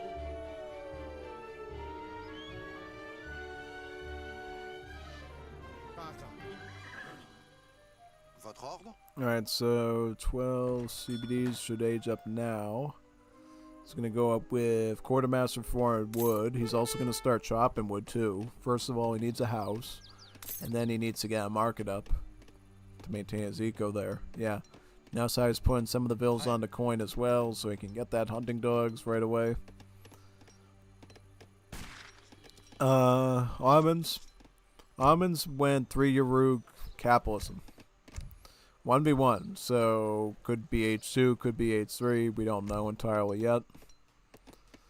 But typically when you go 3 vills followed by capitalism, and what's a politician, core master, it's looking a little bit more like we're going to see some Age 2 gameplay, like some sort of double barracks janissary. What Julian K went with like the Delhi janissary is a little bit rarer and it requires a bit more skill on your part to do, so yep. That's definitely what we're going to see there. Picking up hunting dogs from the market. This is typically what we see most of the Ottoman players do, is get a market with hunting dogs during the age up process.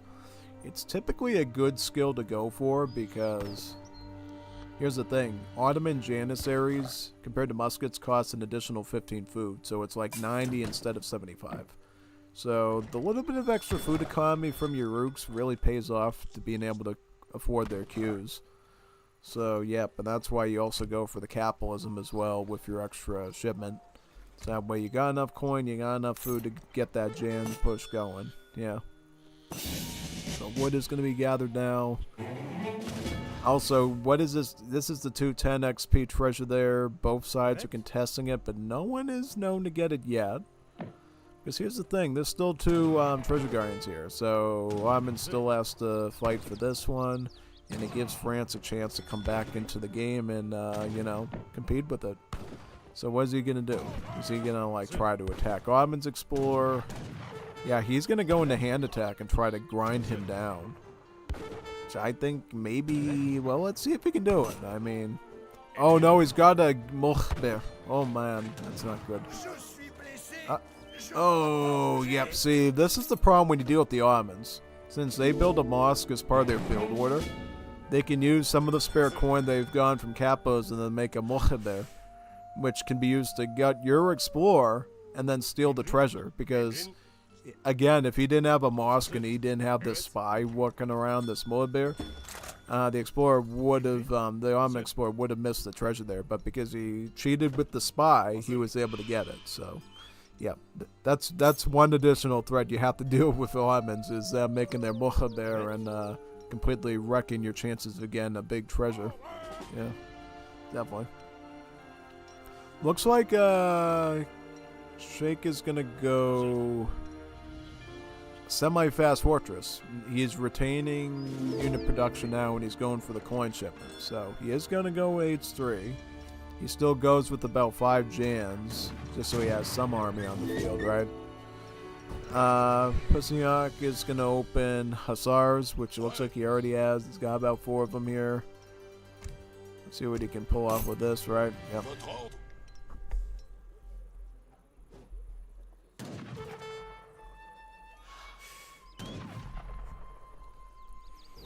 Okay, so Jake doing a good job. He's gonna lose one. He's gonna lose one. Overall, did a pretty solid job at keeping his vills alive there. Yeah. Jan's gonna have to return. It looks like, and protect that area. Okay, Sheikh is now getting enough food for the age up. Now getting enough with the scout for free hand cabs. Very nice. Should be enough to deal with these Hussars. As well as these Jans are now fleeting back. Sheikh is now going to bring in the 700 wood so he can get some more housing done. Maybe get some of his mosque improvements done for the train raid. Probably get another barracks, I would assume, too. Something that he can push with, right? That's France. France is also going to go Fortress Age. They're retaining their food. Picking up the coin. Yep, this is typically a play we see with the French. They'll open up with a number of Hussars, and while they're like sort of causing havoc on the map, they'll be preparing their Fortress Age. So that's exactly what the French pulled off here. He's got the food, he just needs to pick up the coin crates, which should be pretty quick. You know, that's the easy part, so yeah, quite nice.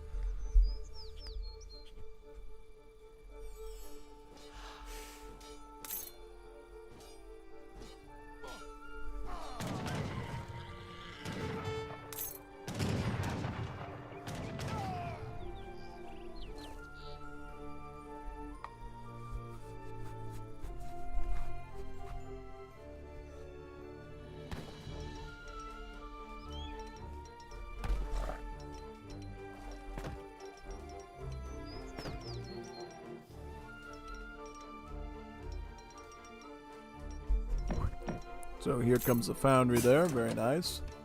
So he's gonna go Jan Abbas, is that right?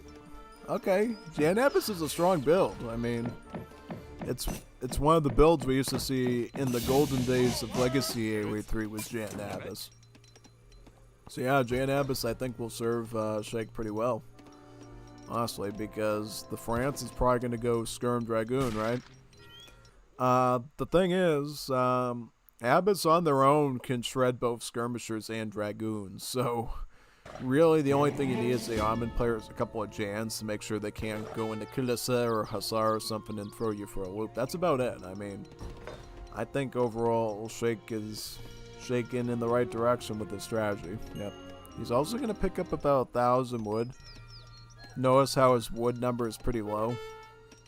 He's going to want to get some more housing space because Abbas are a 2-pop unit. He's going to probably want to pick up the veteran upgrade on the Abbas gunners, I would imagine. And a couple of other things too along the way. So, yep, picking up the veteran Abbas. Queuing in more Janissaries. I think totally Jan Abbas is the way to go in Age 3 as Ottomans against the France. And hey, even if he goes with the double Falconet shipment, the Abbas are just going to take out the Falconets too. So Abbas is like a nuclear option for the Ottomans. Like, it deals with just about almost everything under the kitchen sink except for hand cav.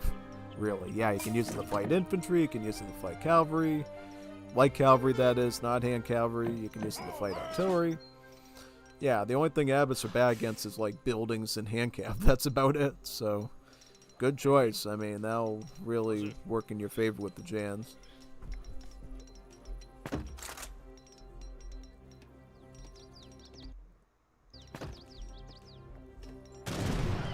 Okay, so Jan's engaging with the Dragoons. Should be a good win for the Jans there.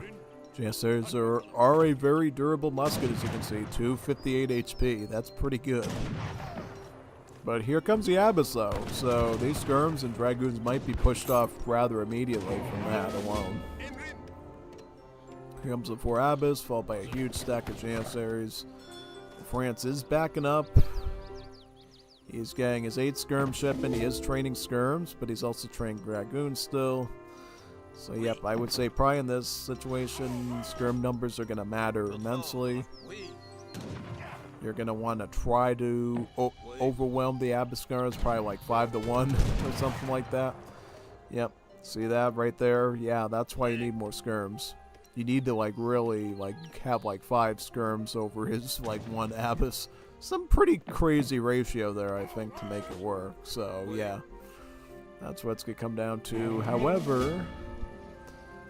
Okay, so Ottomans are not near another shipment, right? So they actually did ship in their 6 Abyss shipment already, so now they got a whopping 10 of them. And they're queuing in 3 more. So about 13 Abyss guns. 14 Abyss guns, 14 of them. That is really big there. Absolutely. Oh, took out a Abyss gun there. Very nice.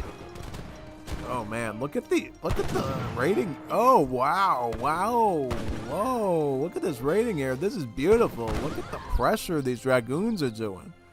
Yeah, while all the skirms up there deal with Sheikh head on, the Dragoons are rating so well. Oh man. Woo!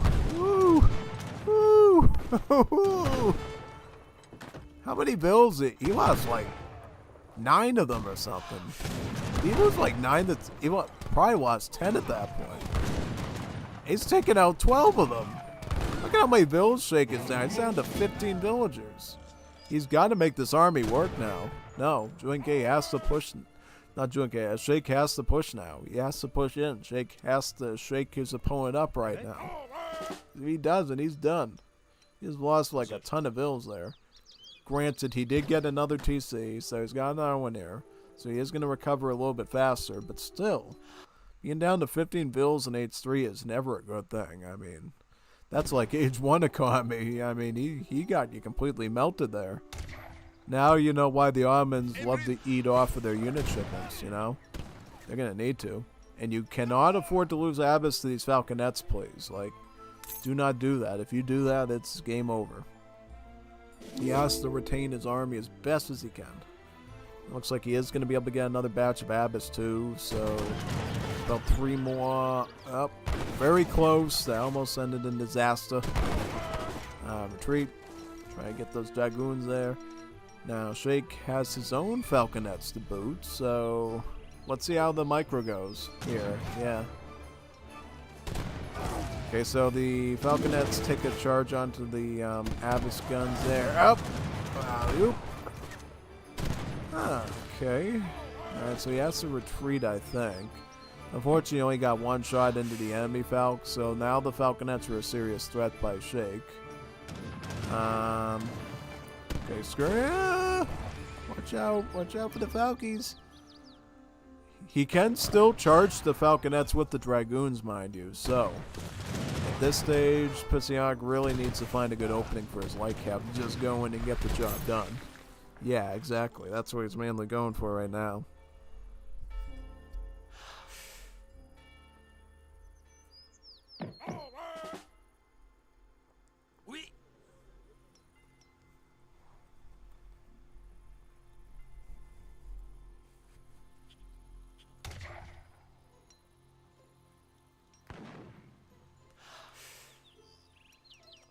J'ai repris des forces.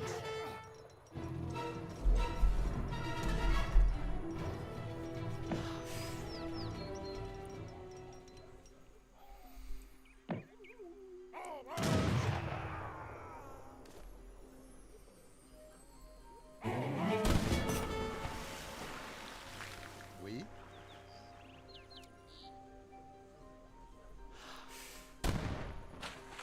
Well, I do appreciate how France is retaining much of their army, and they're just sending their 5 Dragoon shipment in now, by the way.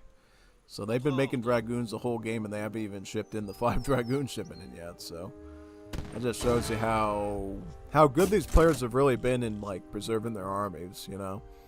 Yeah. So it really is anyone's game. I mean, I think first prereq for Pasiak to win is to get those falconets down. And then he has to worry about the abbas too. Yeah, he's going heavy on the dragoons at this stage, yeah. I think you still need enough skirms though for this. Because abbas is kind of the real threat. The falconets are like the temporary threat as long as you use the dragoons properly, but the abbas is the thing that's gonna like nuke your army in the next week. Let's see. Boom. Right there. Yep, we'll take on another one. Ah, man, back up, back up. He's got the CBDs in the field now. He's got the CBDs fighting. He's gonna use the CBDs to fight the abbas. Wow, look at that. Ooh, I think he turned it around, folks. He's got the CBDs joining too, so he's got all the firepower. The CBDs did a good shot. The CBDs are sniping the Abaskars. Wow. 11. Oh, man. Look at that. Yeah, see, CBDs, with all their market stat upgrades, are similar level of HP as the Janissaries, mind you. So, yeah, that can definitely add up. Not only that, since Bills are, of course, you know, villagers and they're not military, it's not like the Abbas can fall back on their anti-heavy multipliers either against them. So they're only doing about 43 damage, not a higher amount. And if France really needed to, they could send in Pioneers, which they have in their deck, to make the CBDs even durable, even more tankier, yeah. But looks like Sheikh is shaked out of the competition in this match. Wow, that was something. I could already tell when Pasiak was taking out like 12 or so vills of his that things were not looking good for Ottomans. I was very surprised Dragoons had that much time to like raid. But it really just came down to how Pasiak was positioning his troops and how he was presenting his skirmishers and stuff. That was like an ample like target on him. Oh yeah, no. Let's see game number 2. Hopefully this one doesn't outsync for Saguenay. I'm gonna have to go here. Sheikh is gonna try Ottomans again. I mean, look. His opponent clapped him pretty good. So he's got to play his best civ, which is Ottomans. But this time he's gonna be doing against Italians. So we're gonna see an Italian versus Ottoman. Italian versus Ottoman. I don't think we've seen this matchup a lot lately. But I think in general, I would say probably the Ottomans, but definitely Sheikh's got to be able to hit a bit harder, I think, this time. You know what I mean? He's got to not fall for the Italian tricks. Because I think if Ottomans fall into a similar trap as Soldier did on this map against Italians, he's going to have a few problems, you know what I mean? That's what I'm saying.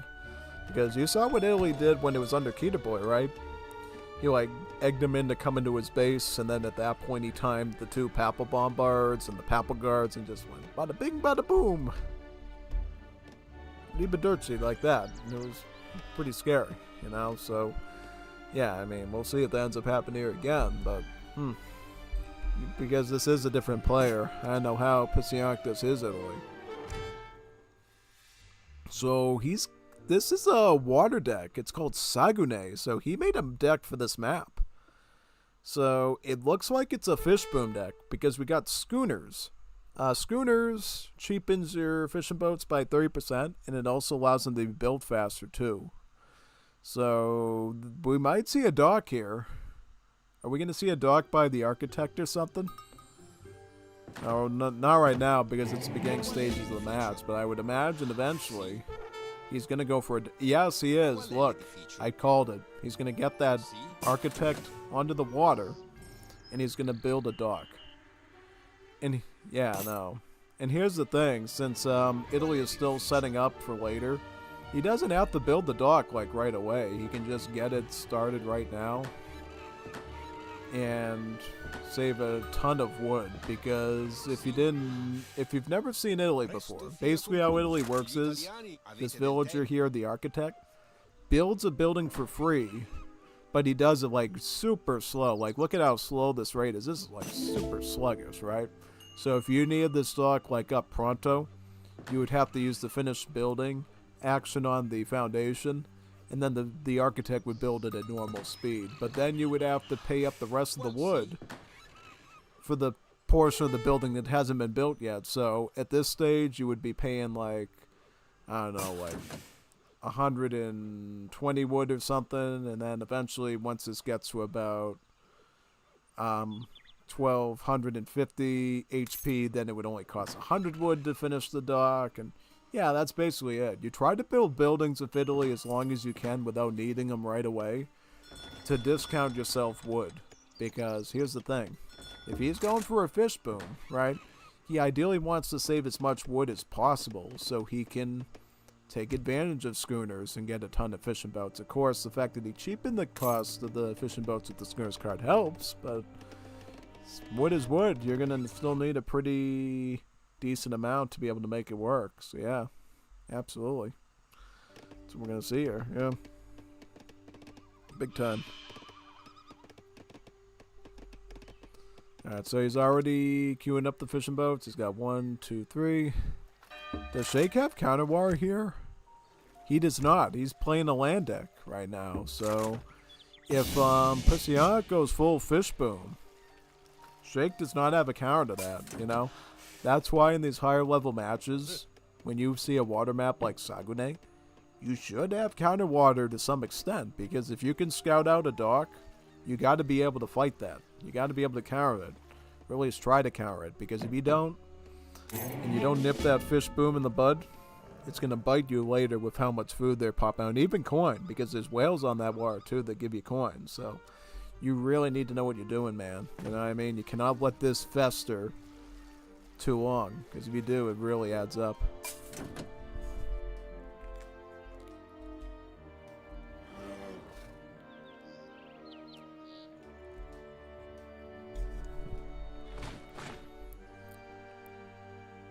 Five Uruk shipping in. Very nice.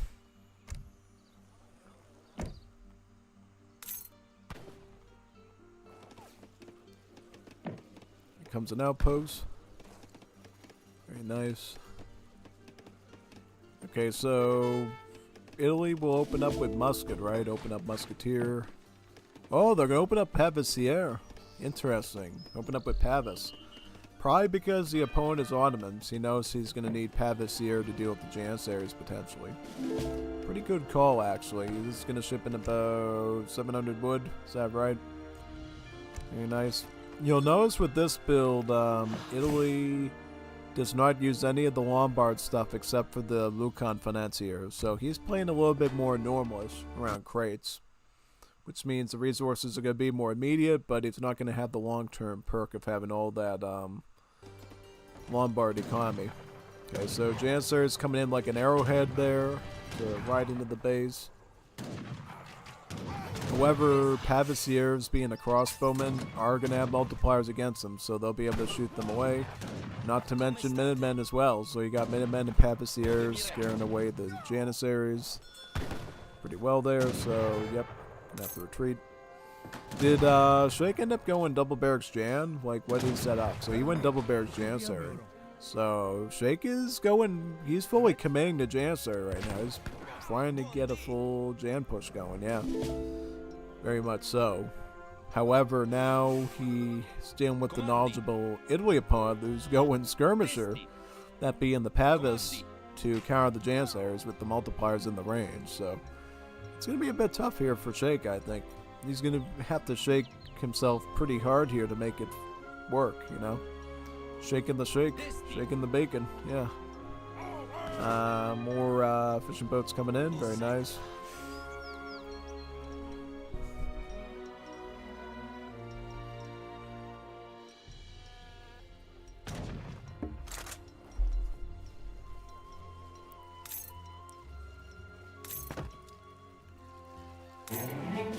Villagers there.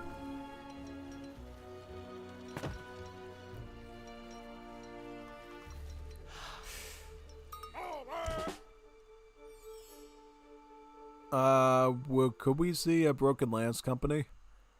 Probably. I would say most likely we're gonna... Oh no, going for the Croatian company. Alright. So Croatian company gives you Schiavonis and Krabats, right? We're not seeing any foundry from the army yet, so Schiavonis. Well, here's the thing: Schiavonis, even though they are a counter skirm, so they have multipliers against other skirmishers, they do have a similar multiplier against heavy infantry as the Pavis do. So they'll just be a good add-on in terms of anti-infantry. And of course, the Krabats will also be a pretty good heavy-hitting unit too, since as you know, Krabats, they're kind of a little bit different of an outlaw dragoon. So they're not quite like the Comanchero in the sense that they don't have multipliers against anything, but they do have higher base damage. So Krabats can deal with just about anything in the proper numbers. You know, they can fight infantry, they can fight cavalry. They have a bit more, they're a bit more versatile, yeah. We do see some muskets in from the Italy as well, so some sort of defense against cavalry. So here comes the Krabats. Look at that, 30 damage. That's pretty good for an age 2 unit, mind you. And here comes the Schiavonis as well. Schiavonis. So in terms of damage output, they're just slightly weaker against the Jans than the Pavis, but definitely they'll add up. So should be quite good. So now he's got this big batch of Krabats and Pavissiers and Schiavonis and muskets attacking the barracks there. Still pumping out fishing boats, mind you, too, so his economy is like rocking and rolling right now. He probably can go for the 8 Pavissier shipment at this. Oh, wow, whoa, he's got the Jans right on top of him. Look at that. That was a scary situation because you obviously don't want a hand attack if you can help it.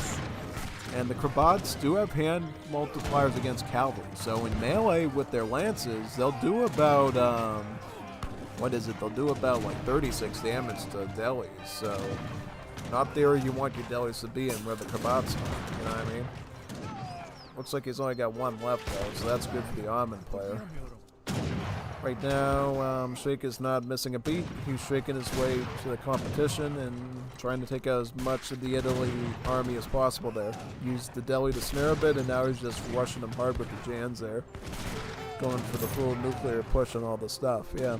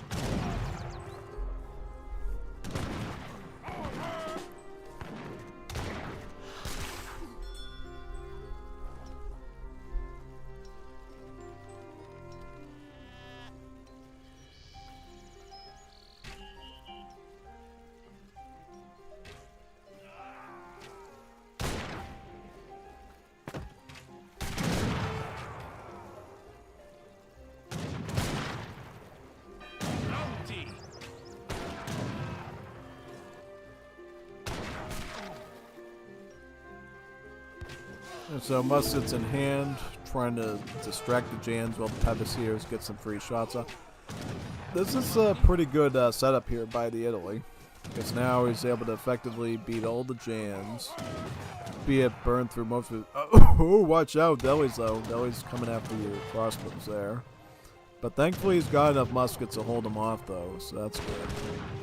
Loses a Delhi. Oh! Wow, almost lost him. He's like one hit away from death with that. How is Sheik doing in economy, by the way, too? I just like to check. So he's got about 28 vils. Yeah, see, that's a problem, though. That's a problem, because while Italy is maintaining villager economy, which is great, he's got about, how many fishing boats? He's got about 12 of them on the field. About 12 fishing boats.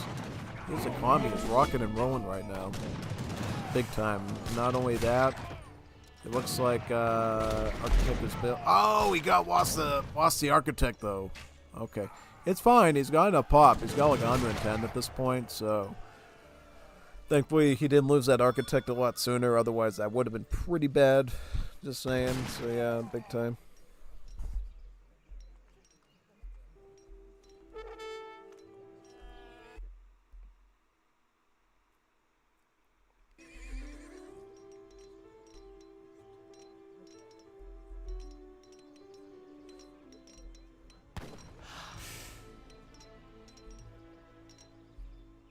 presto meglio. Ossequi.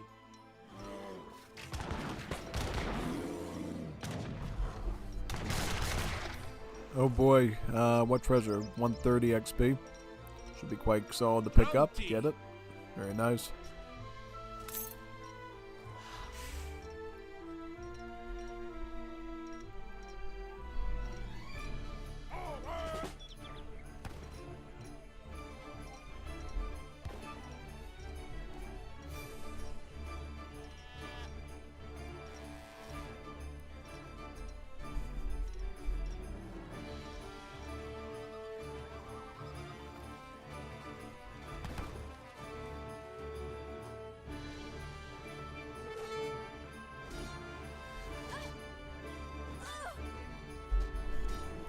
Yep, you're gonna have to. Oh, wow, look at that. Nifty trick building a wall and running across there. That's some quick thinking micro, by the way, you know? Because now Italy can move their stuff here, they can move it there, without giving Sheikh a lot of advantage in random anymore. So that was a nifty trick using the map geography to its advantage. How many fishing boats are you on now, son? About 12? Yep. What cards? So he's used his coin up, is that right? So he will have to slowly mine this up to get to H3. Oh, he's trading some of his food at the market. Wow, good use of the market there. Sheikh is in H3 though, so he is going to send in his falconets, right? And probably his abbess after that too. That's what I would think. Absolutely. Does Italy have any? No, he has no Schiavonis left. I was like, yeah, if he does abbess against Schiavonis, bye-bye. Bye-bye. But yeah, veteran, Jans, falconets. Sheikh is doing really what he has to here to maintain some sort of stability in the battle. Unfortunately, though, the Delhi's wrong place at the wrong time there. They're just not going to get any work done. It's going to be up to the Jans to sort of do their part there, pretty much. Yep. Oh, man, look at this, too. Crazy, crazy pressure there. Insane.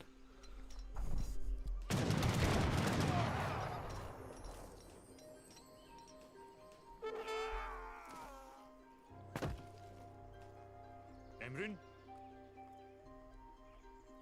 Yemi ödediğiniz için teşekkürler. Hazır. Selam.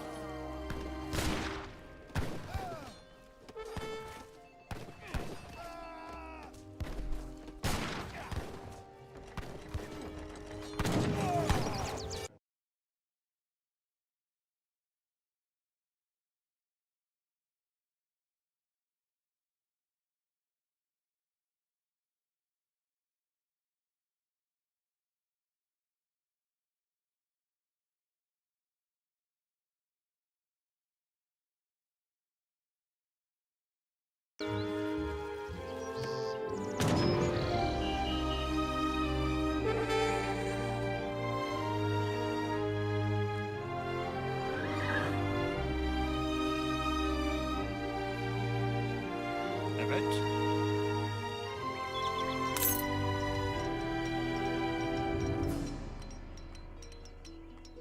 Emrin? Hadi bakalım. Evet. Hadi bakalım.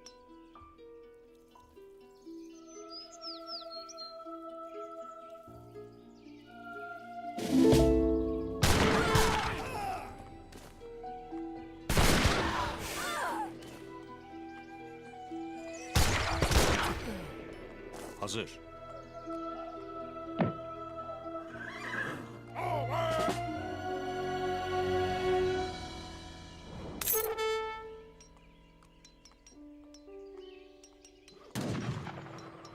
Selam.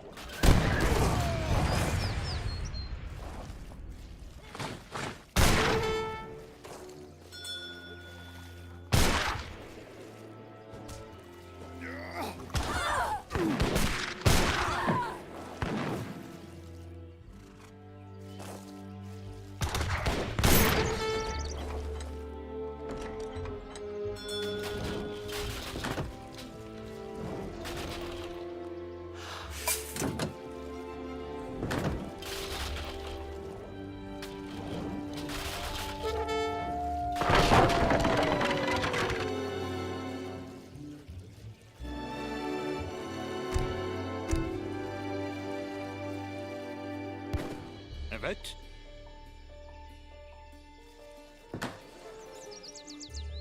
Hazır.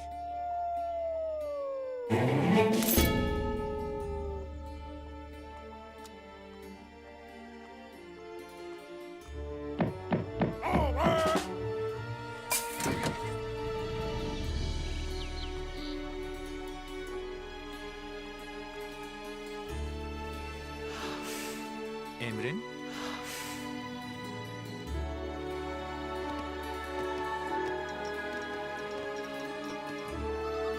Emrin? Evet.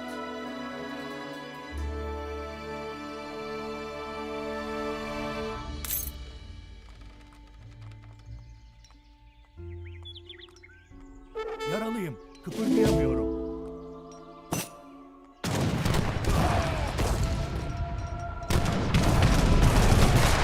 Emrin?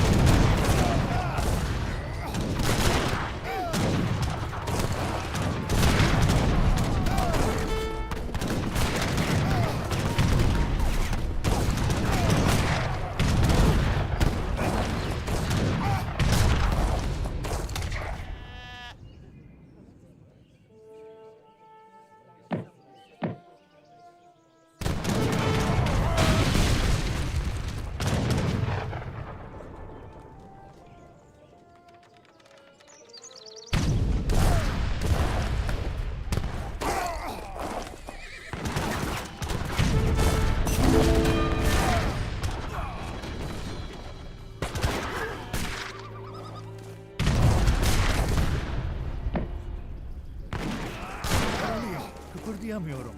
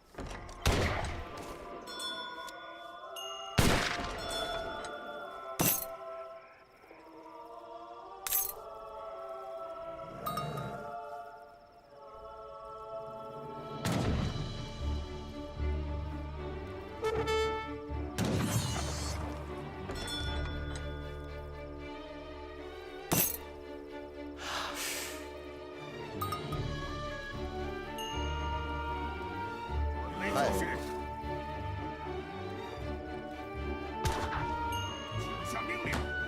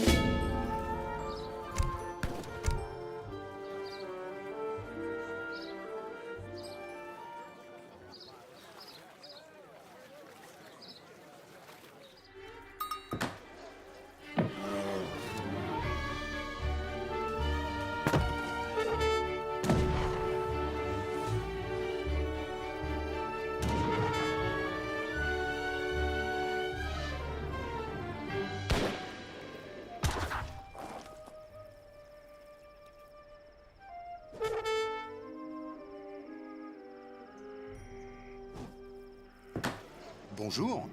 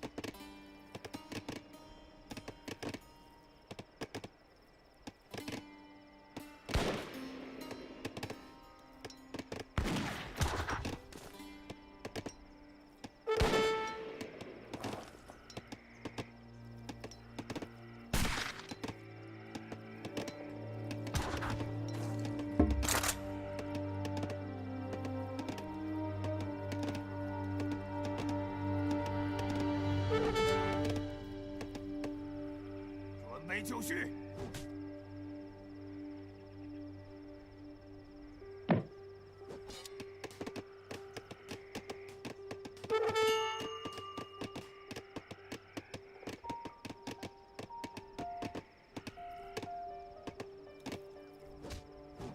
Befehl?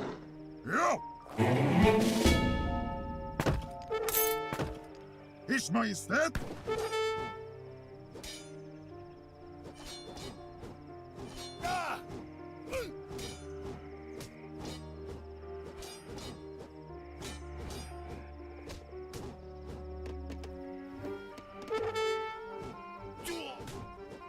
Befehl? Befäl? Redo för eldgivning.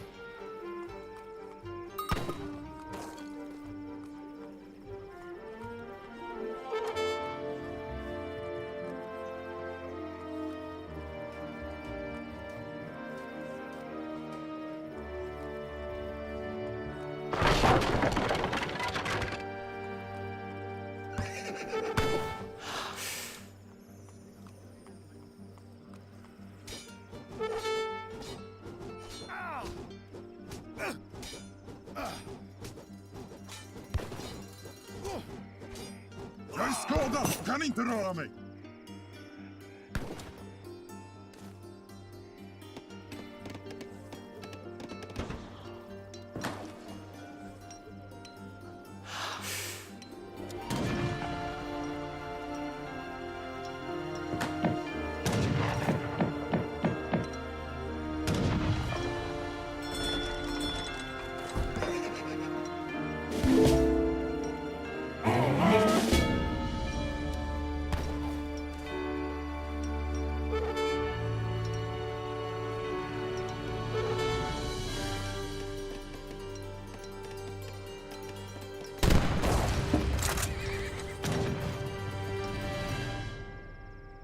Ers Majestät.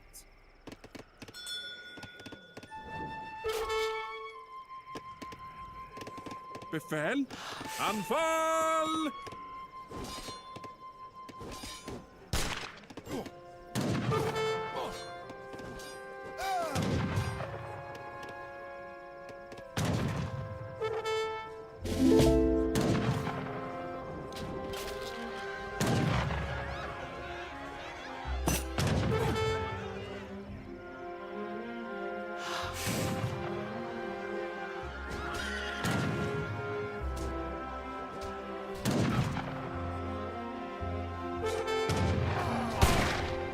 Sista ordet är inte sagt än. Var ska jag sitta?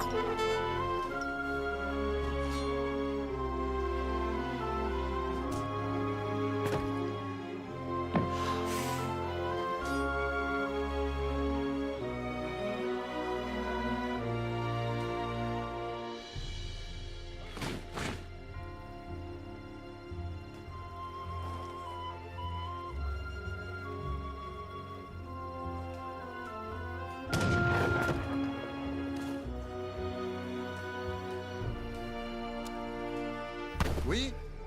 Votre ordre?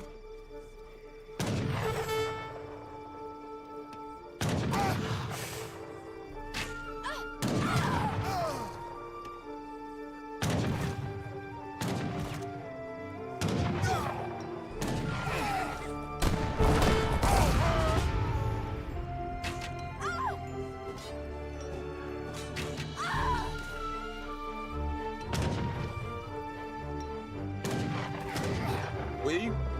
Prêt? Oui? Votre ordre?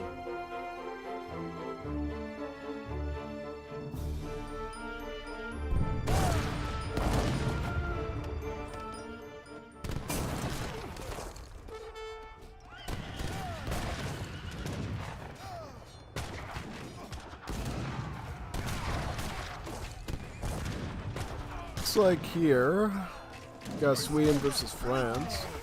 So far, France has gone pike and shot, it seems like. However, Sheikh has done a pretty good job with his Caroliners and artillery to push him back, and seems to be driving his hussars towards the crossbowmen right now. Problem is, though, Pisiak has gotten a pretty substantial stack of expos, to the point that he can almost one-shot a hussar with an entire volley right now, so yeah, it's not looking good there for Sheikh if he can't get some more cab numbers, yeah. If he gets a bit more cab, he can probably rush the crossbowmen, but right now it's a bit tough, you know what I'm saying? Yeah. Also, what does France have left in his deck? So he's got send the 700 coin, he's got 600 coin, he's got some stuff there, and who is this?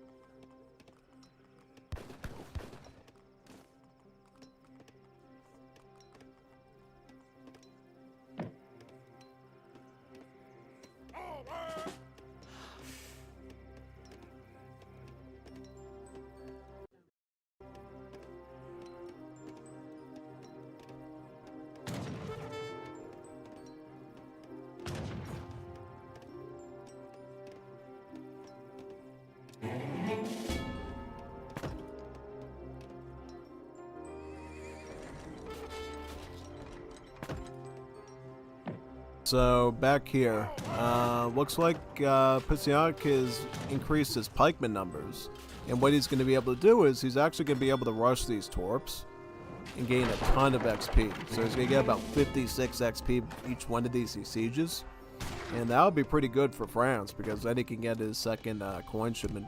He can already get his other coin shipment right away. Looks like he doesn't need it though. Looks like all he needs to do is just grab a little bit more mining coin. and then he can just save up this shipment for age 3. Yeah, okay, so in this situation, I think basically France has been able to keep a pretty sturdy mass of trash units there between the crossbows and the pikes. Getting about 4 torps down. And now Sheikh is getting his Engelberg Ironworks in to double his mining rate with the torps. But the fact that he just lost 4 of them like that is not good.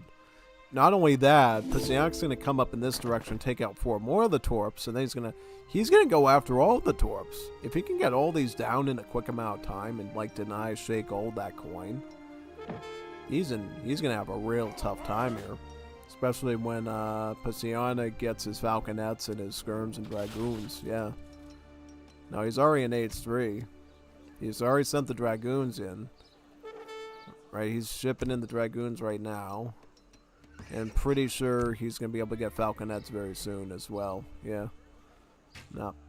It's not looking good. That's all I'm going to say. Got a few crossbowmen here fighting the Caroliners. Another torp is going down. Every one of these torps he like obliterates is inching him towards another shipment right away. Yeah. Big time. So yeah. Votre ordre. Prêt. Chargez. Oui. À l'attaque. Chargez. À l'attaque. Prêt. Chargez.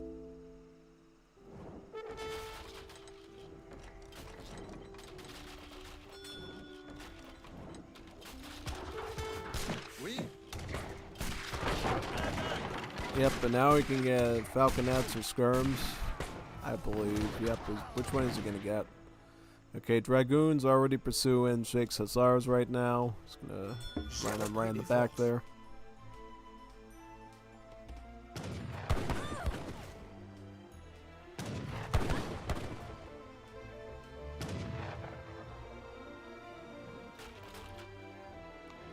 Going for the 8 skirms, it looks like. Dragoons, the unit he's doing most of there.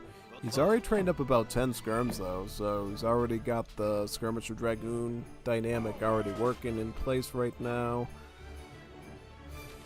How does Sheikh even respond to this? So he is inching towards age 3. I think he wants to get the falconets probably. But at this point, it's a little bit too little too late, because honestly, Pasiank at this point is well too established. He's got a lot of skirms and dragoons already out there. He's already backpedaling this right now, so not too good. Not too good, that's all I'm going to say. Not too good. So, yeah. Let's see if he can pull it off, though. Oh. Well, he's going to get the age up now. Right, I think, is he just stalling time with these Carolinas at this point? Maybe he is. Like, now he just runs him right at his skirms. Present. He's not even going to take a single unit out with that, mind you. Pike's still working on the torps. I mean, these pikes have been a nuisance for Sheikh. Like, he can't even grow his economy because of these pikes. But the Vils keep moving along towards more and more mines to keep stalling more time. But eventually your wood's going to run out and you can't keep doing that anymore, you know what I'm saying? Yeah, but he's building on this one again. Like, Sheikh has been spending this whole entire time rebuilding torps every time the pikemen take him out. Yeah. Okay, we're going to get Exile Prince. And he doesn't even have a shipment available yet, so that H3 is kind of null and void. I mean, look, again, no benefit out of that H3 right now. Like, what is he going to do? Get, Hakapolites? What's his plan? Yeah, he's going to go Hakapolites. He's going to get Hakapolites, utilize their 1 splash damage, and try to fight out all these units. I just don't know what you're going to get out of that, because here's the thing. The France already has an established number of dragoons, so it doesn't matter what kind of splash attack you got. I think this stack of dragoons is just overall going to work a little bit better. Again, with the dragoon rating, he's taken out one Vil. He should be able to get that one too. That one right there is gone. Yep, 2 Vils down. 10 Hakapolites here. Let's start blasting on them, right? Yep.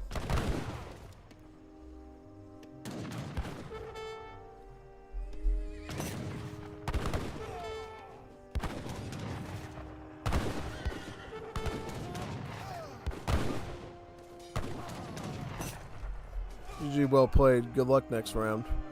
Oh, absolutely. I mean, Pissionic did a pretty good job this whole series against Shake. He definitely shaked him around a little bit, you could say. Yeah, definitely. So now we're going to go into the next series. What series are we on now? Let's see what we're on here. We are on Phoenix versus Carbone. Carbone versus Phoenix. Alright. Alright, I'm gonna go fix something with my DVR downstairs real quick, and then I'll be back up in a few seconds, alright?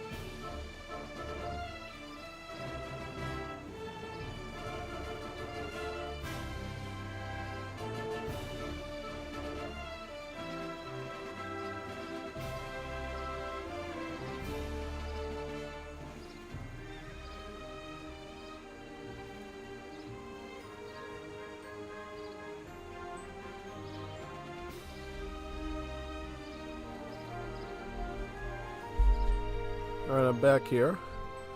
Let's start Phoenix versus Carbone. Looking forward to this series. Looks really nice. Okay, wrong map. Wrong map. Wrong mappa. That's not the map we want. So it's flipped upside down, I think, right? Alright, let's go in again. Let's go in again. So this is the first one, right? I think so. Is this the right one? Alright, so yeah, so okay, it was flipped upside down, okay. So, this is game number 1. We got Carbone as the Brits, and we got Phoenix as the French. Normally we see Phoenix as the Brits, so it's a bit odd to see his opponent run the Brits and him run the French here. Should be pretty nice though. This is the map we've seen really almost every game of this tournament, Great Plains, so it's like GP, GP, GP. Yeah, no. One good thing though to play is France. Your train post is not very far away from the town center, so Phoenix definitely enjoys that quite a bit. You guys TP up very quickly there. Brits, let's see what Carbone does this time with the Brits. I think overall Carbone's Brits have been pretty good for this tournament, so it'll be kind of a tough one to see who ends up winning here. Yeah, absolutely. We'll have to check both of the decks as well, see if there's anything tutti frutti they're included in there as far as cards. I'm expecting it to be pretty standard and normal, but we'll see. We'll see what happens.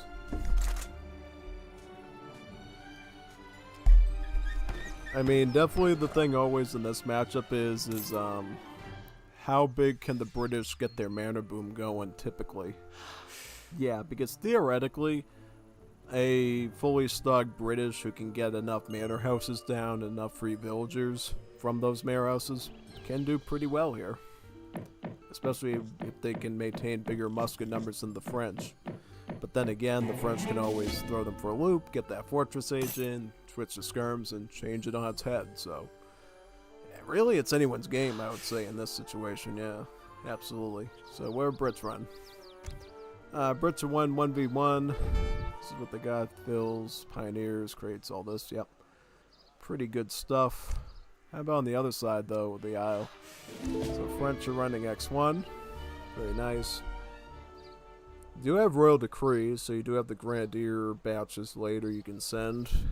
Crates, crossbow, hussar. It's 3, has the fort. Yep. Okay. 14 skirms instead of culves, though. I think that's pretty neat.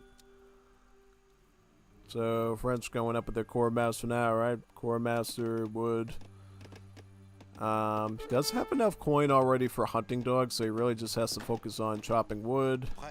Get enough wood for the market, as well as the hunting dogs and the placer mine techs. As for the Brit player's going up Governor, right? Governor? Oh no, man! Phoenix. I thought was one. Oh man. Ugh. Yes. Talk about miscalculation. Oops. Yeah. Oopsie doodles. Ready. Yeah, that's not good. I mean, obviously, every time Brits get a wood treasure, it's always a real pain because, look, these manor houses cost a whopping 140 wood because every time you build a British manor house, you get a free village. So, yep, see the free villages came out there? Yeah, basically any wood treasure Brits can get really gives them a huge advantage. So, the fact that Phoenix was not able to steal that, not good. I wouldn't have known that was even going on until I saw his message right there. Like, oops. Like, what happened? Like, oh yeah, you just gave the guy a free manor house pretty much. Just not good. Absolutely not good. So how many is he even on now? He's on 5 of them. So 5 extra villas on the map for Brits. Not good, man. Not good. Okay, France getting their 4 CBDs here. Gonna pick up their wood. I would say he's probably going to open up barracks, just because he's dealing with the Brits. They're probably going to go Musketeer. Yeah. Only a Giga Chad 100, 200 IQ Albert Einstein's going to go stable Hussar with Brits to open. So, yeah, I think barracks is probably okay here. Going for the steel traps now. Barracks right here, right? Very good. House over there. Send up everything he needs. Brit's barracks is going to go in this spot. He's a little bit ahead of the game there. It is already going to be built.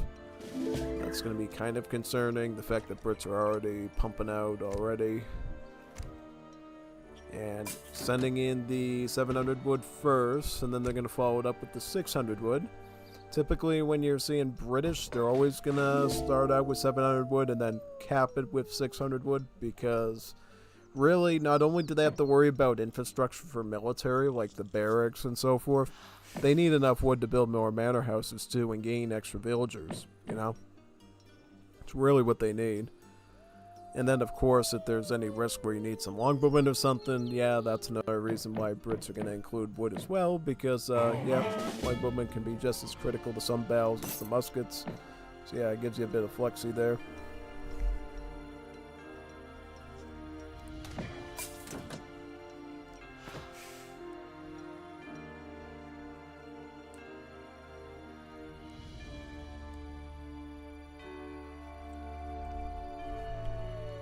So here comes the 600 wood, as well as placer mines. Placer mines is pretty critical for the Brits because their main unit's always going to be musket.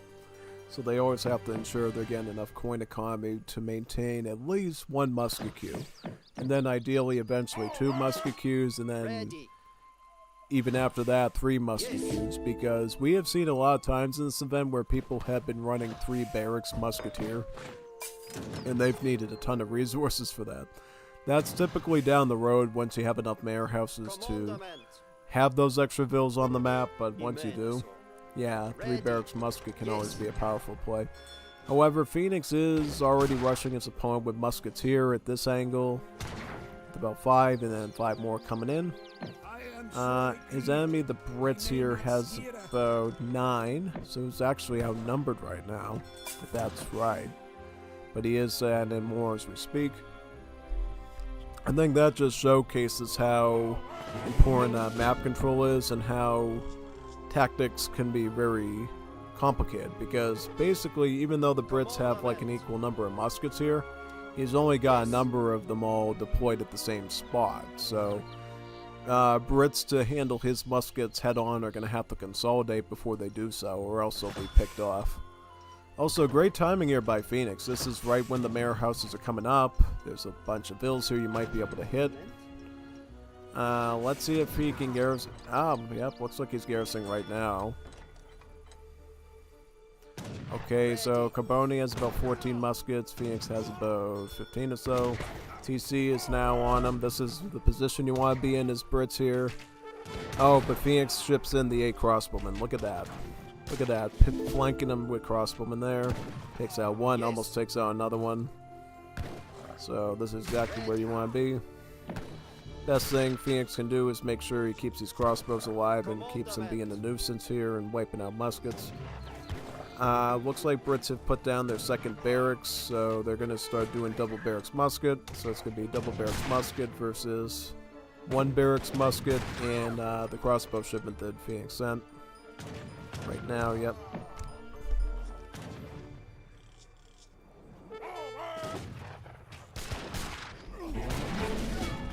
This is why production building spacing can be obnoxious, because look at what he did. He's got his muskets up here, and then he's got muskets coming from down here. And because of that, Phoenix was able to attack the ones spawned out there all alone, and thus whittle down Brit's numbers. Yeah. Phoenix is going to begin by cutting down this tower that has 2 vills in it, which is going to help him to cut the gap between the Brit and the French vill numbers and economy, plus gain a bit of XP in the process. And now we can actually rush this barracks here, because now it's completely out of the way of the base, thus cutting Carboni down by 1 production building, right? However, Brits are going to ship in their 6 longbows now, so they're going to be adding their archers in. There they are. He did train some longbows too, so he has about 11 of them. One-on-one, longbowmen are always going to beat out crossbowmen because they have about 22 range, they have a better rate of fire. That is if you can maintain the range advantage, right? So, yep, it's going to really be imperative for the Brits keep that range advantage there. Phoenix, of course, is going to rush him right away with muskets, not giving him any chance. He also shipped in his 3 hussars, too, which he's using to currently wipe out tons of bills, as you can see there.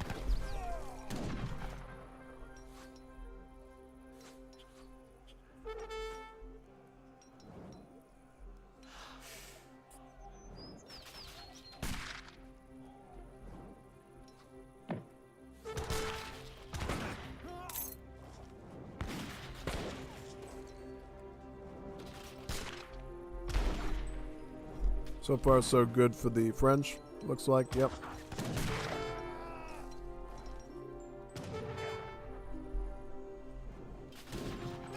France will be aging up with the Exiled Prince right now, going for some big H3 shipments. What's this treasure?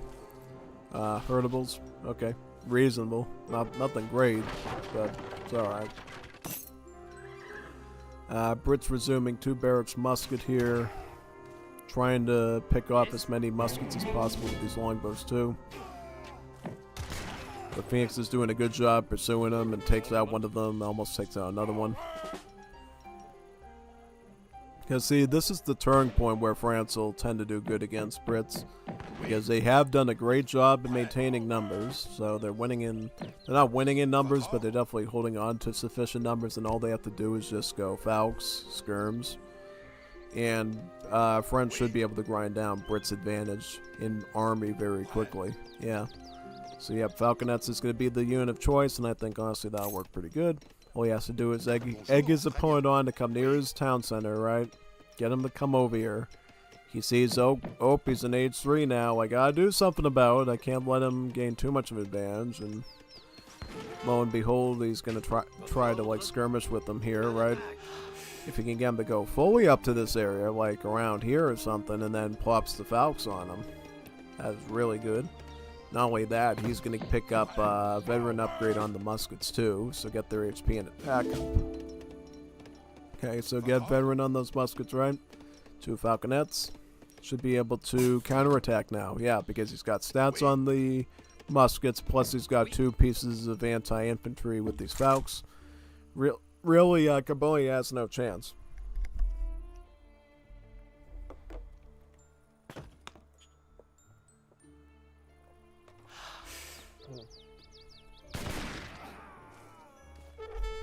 Yep, he's just gonna keep chasing him and chasing him and chasing him and chasing him. There's not much he can do. Like, he can try to stop the ball by making some longbowmen there and stuff. He's just going full longbow at this point, but it's like, you know, he has to tally-ho against all these veteran muskets, and he has, like, no other option.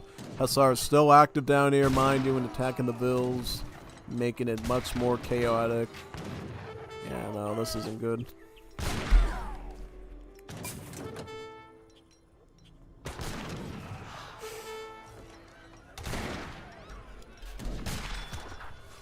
Alright, so longbowmen trying to, like, eke out an advantage against these muskets here. Tsar not making it any easier. Falconets getting into... Oh, he's using his settlers to fight the falconets. I think once you get to that stage, it's really tough. But because, yeah, I mean, he's just going to use his veteran muskets to hit all your bills, right? Yeah. No, he's just gonna, he just pulls the falconets out without even thinking. Yeah, no. Keeps the full health one here and just... Oh, yep. There you good. This stage, French can start doing... they're doing more muskets. They're going to ship in culisses now to add in some hand cav there. Very nice. He's using the spare falconet to attack the GG. Yeah, he's got too many H3 units now. That was a good showcase of how you played the game of chess against the Brits. Keep them on edge, constantly fighting them, maintaining good numbers.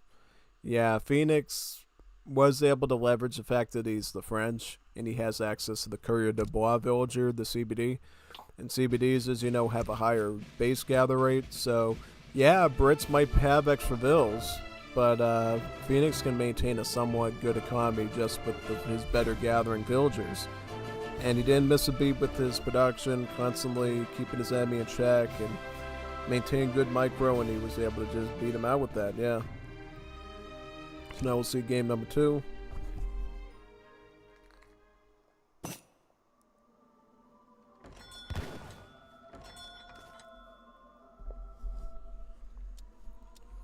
Alright, so Carbone is the Brits, and Phoenix is the Ottomans. So we're going to see Ottomans versus Brits here. I think we've seen Phoenix, I believe, in the opposite seat before facing an Ottoman. Should be interesting how he handles Ottomans himself against a Brit player. Should be pretty nice. Oh yeah, no. Totally looking forward to this and seeing what Phoenix puts on the show for us. I have a feeling he's going to go double barracks Janissary, and he's going to try to press the Brits early on. That's what I would think. Because here's the thing. If you got a British player who's going to open muskets, because that's what they naturally do with the Marabou, you can technically go double barracks Jan, maintain that stats on the field advantage early on, and just grind them down and prevent them from growing. You know what I'm saying? Yeah.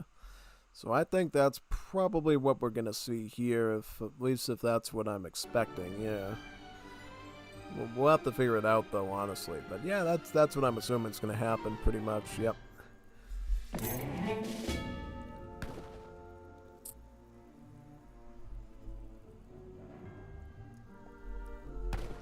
So what's the deck? W. Water. Water. You got your 2 galleys in Age 2. Your frigate in Age 3. Typically, this is a counter water deck. So your opponent somehow decides to go fishing, you have a way of fighting back against that. That's what in the Shake versus Pusiana game, I kind of wish that Shake had. He should have had his, galley cards in there and he could have dealt with it. But because he didn't, he ended up getting cooked because of that and he ended up losing. Yeah. Also, one thing to note here, Phoenix opens with capitalism instead of the Vills. Whenever you see an Ottoman open with capitalism, that's usually a good sign that we're going to see a fast fortress.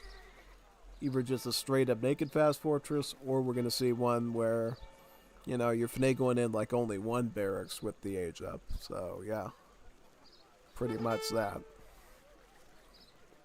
Going up with naturalists. Yep, this is absolutely going to be a naked fast fortress whenever you see naturalists. Because naturalists gives you 2 Vills, and it gives you 2 cows, right? And the cows start out with about 200 food, and they grow a little bit more as they're just in there. And then you can eat those cows right away and get about 400 or so food off of them, and it's basically Philosopher's Prince, but with Vills.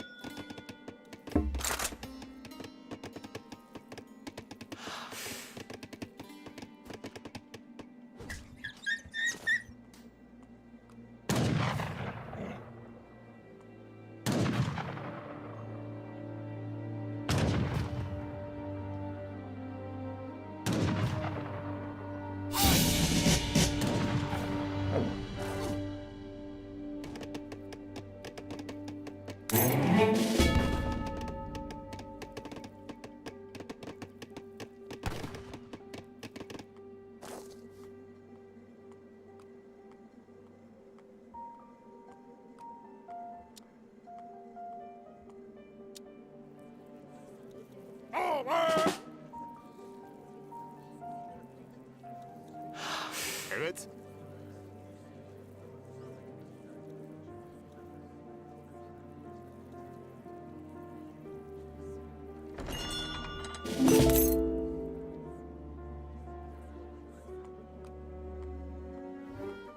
Emrin.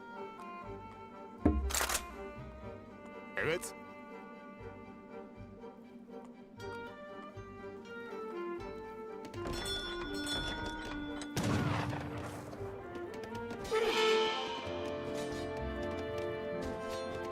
Hazır.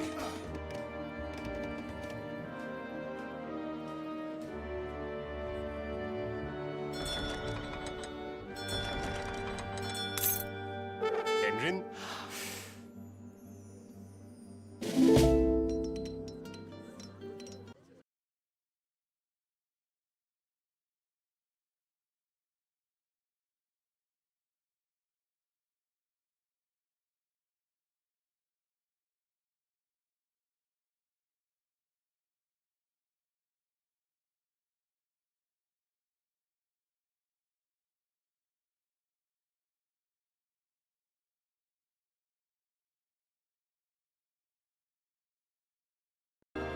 Hazır.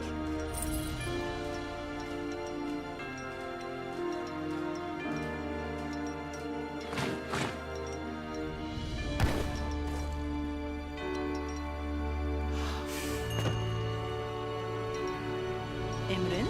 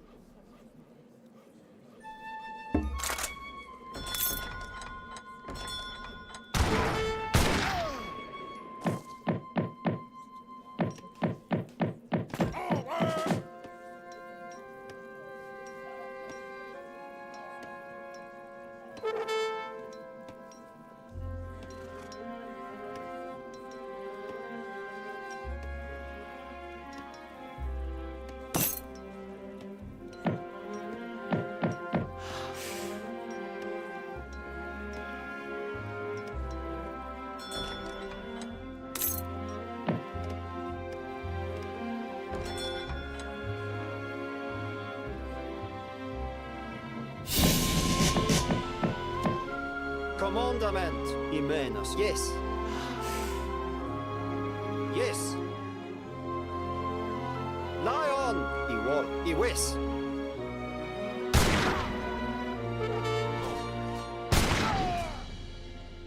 Commandament. Yes. Commandament. Yes. I feel me stronger now. Evet. Hazır. Emrin. Evet. Hücum.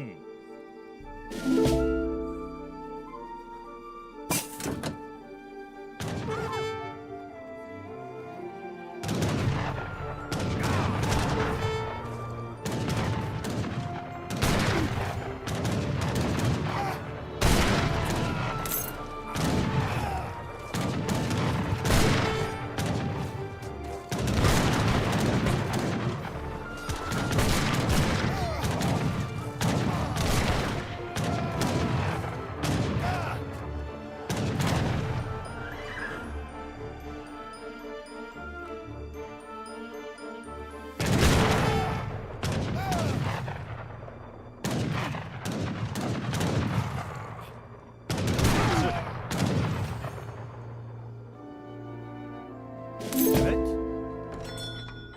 Emrin? Hazır. Evet. Evet.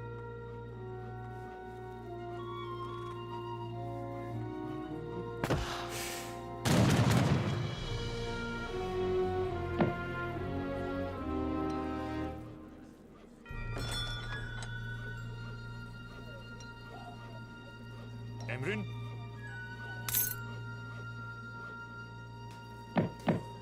Hazır.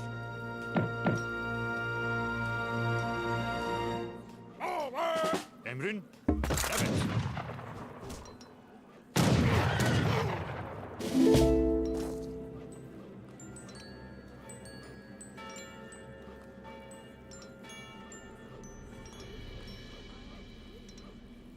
Evet. Evet.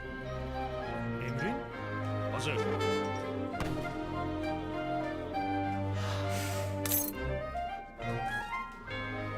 Evet.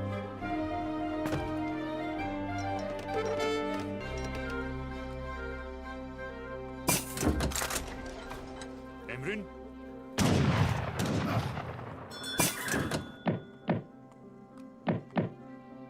Hazır.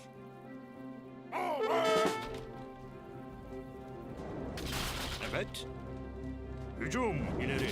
Marş.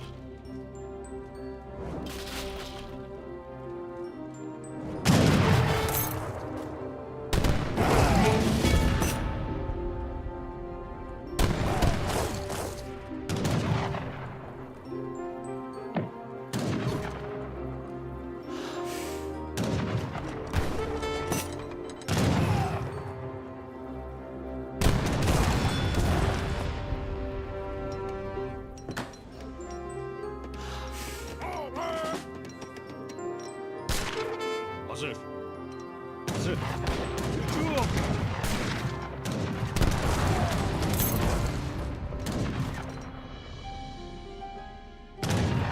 Emrin? Evet.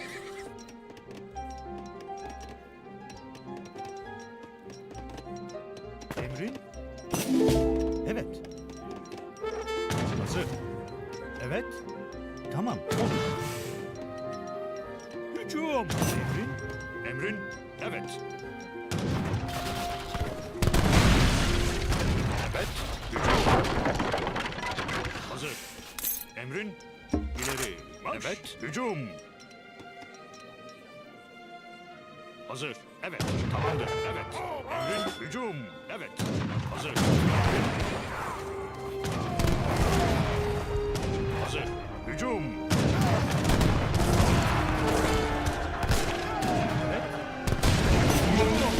Emrin? Evet.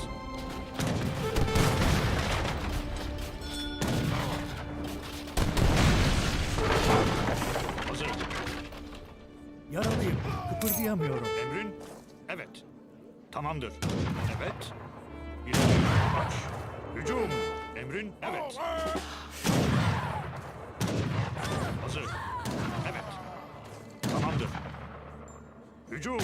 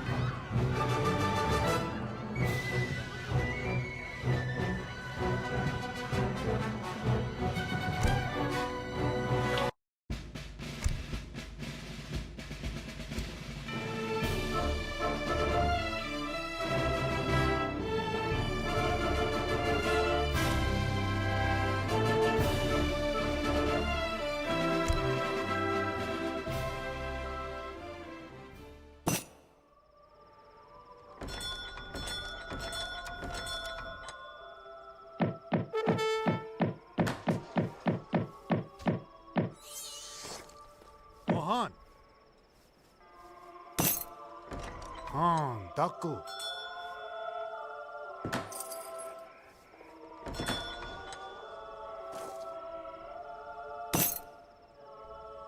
Mohan.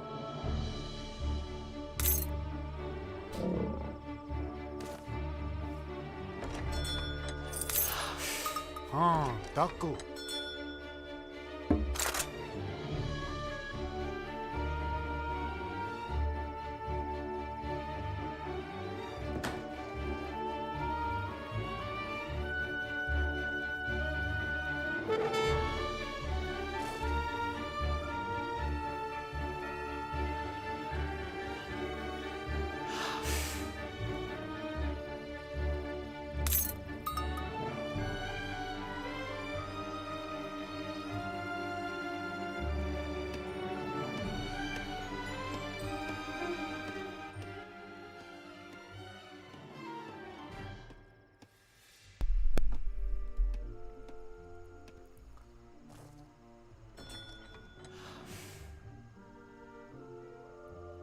Uh, 40 wood by the China.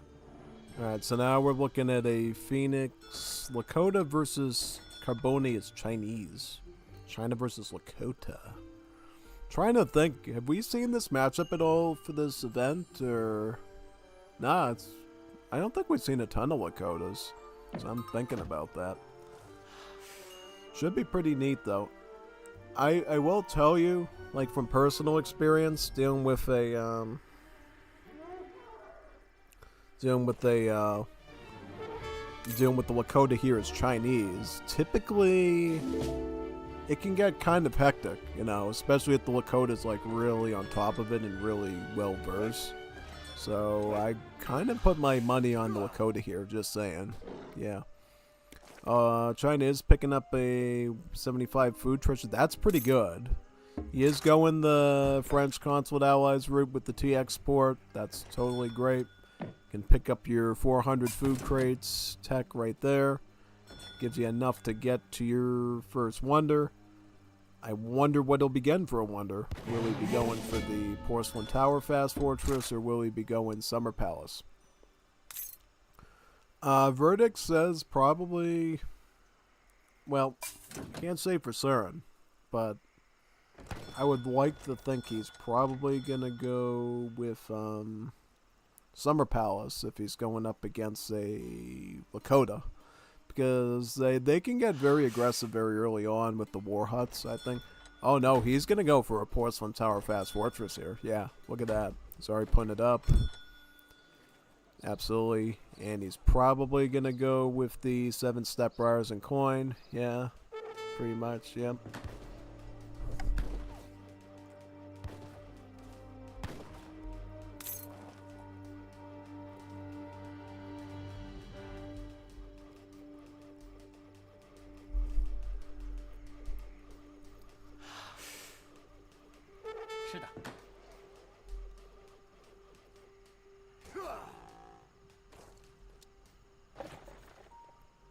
$700 wood, very nice.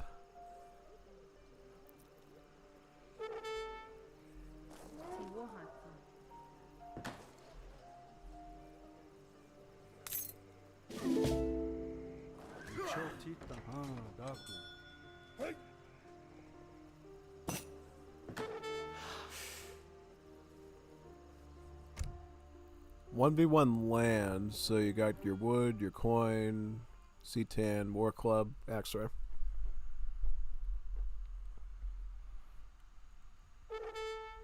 Does have the Cheyenne shipment available as well.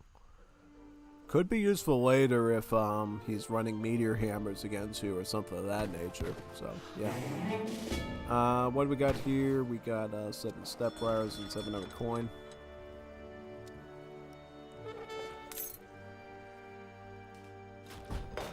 Oh, okay. So China already knows about his war hut placement here. And whoa, wait a second now. This is actually something we've seen previously, right? Oh yeah, no, we saw this earlier. Remember that? It was, who did this? Was it Julian K or was it, the other person?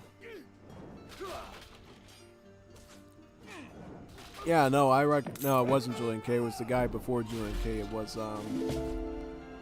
who is his name? I'm trying to remember now. Like, we just saw this. Full trading post capture with the war. Oh, man, look at that, though. China gets the war hut down. Now, that didn't happen last time we saw this today, no. But he does have enough wood to build another one, it looks like, yeah. So, what is China going to do? Are they going to... Well, here's the thing. It looks like right now he's got enough food for the age up. He's sent this coin.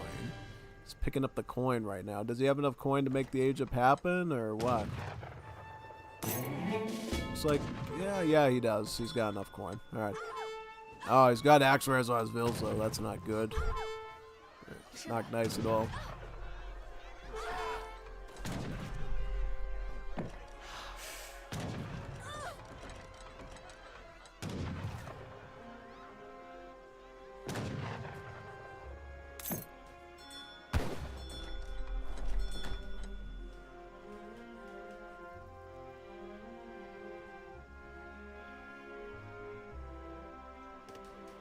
Alright, Port Confucian Academy coming up there. Village. Alright. More war clubs coming out by the Lakota player there. Yep.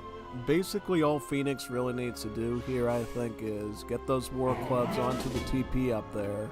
Siege that thing down, grab that TP, and he'll be in a very similar position as the Lakota we saw earlier tonight. It was Keter Boy, yeah, Keter Boy is the one that did that. 7 bowmen coming in right now. This is exactly the setup you need here. Is he gonna finish off this queue or what? Yep, he is. He's actually gonna add another one in. I think that's pretty good. Oh, he's got axe riders and the Takala soldiers on his vills. Look at that stuff. Man, wow. That is crazy right there. Wow, good pressure though. Absolutely. Absolutely good rating right there. He's going to build a War Academy right now. How far is this along? So he's got about 1/4 of the way left. But nope, he's still right. Ah, he's losing more bills. Wow, look at this stuff. Oh, man. Quangs are going to have to squeegee through here and attack the Cav.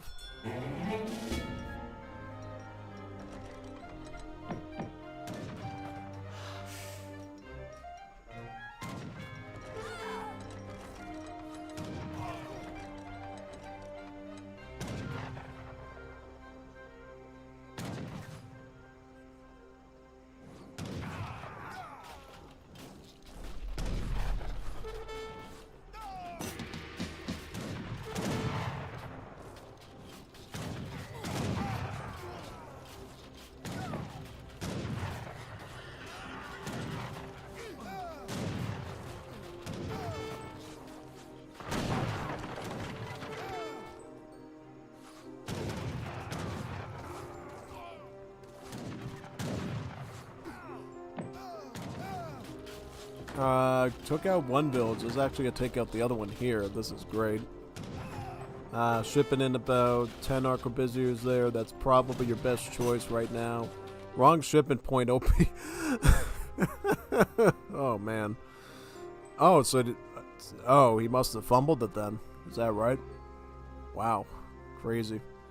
Yeah, but no, Phoenix did a great job with that Lakota push. Very good job. Yeah, I didn't know this was a build for Lakota and Mongolia, to be honest. You know, going for the full trade route and setting up a war hut from that position. That's unheard of to me. I never knew that was even a build myself until I started watching this thing. Absolutely, man. Crazy. Alright, so let's go on to the next series right now, and hopefully I can actually speak for the whole time and somebody doesn't magically call and yap to me for like 30 minutes. What series we got now? We got the Revnak versus Kaiserklein series. Now, this one I like. I mean, Revnak is a pretty strong legendary player in AoE 3, so this one should be pretty nice. Alright, so we got, this is the wrong order. Wrong order.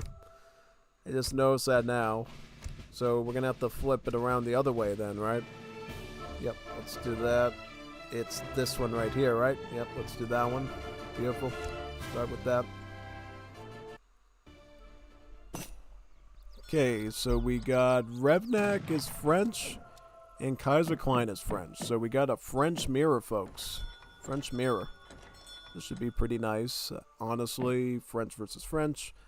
I would put my money on Revnak myself because I know I've seen Revnak play in 1v1s before, including the ones for this tournament, and he's always got a ton of spicy builds. He's good for building up to a pretty nice army, you know.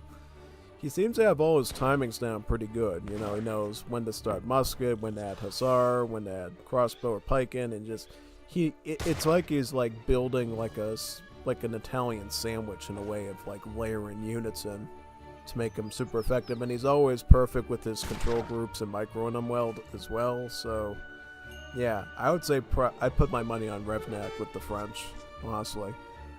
He's picked up 35 coin, is that right? Yep.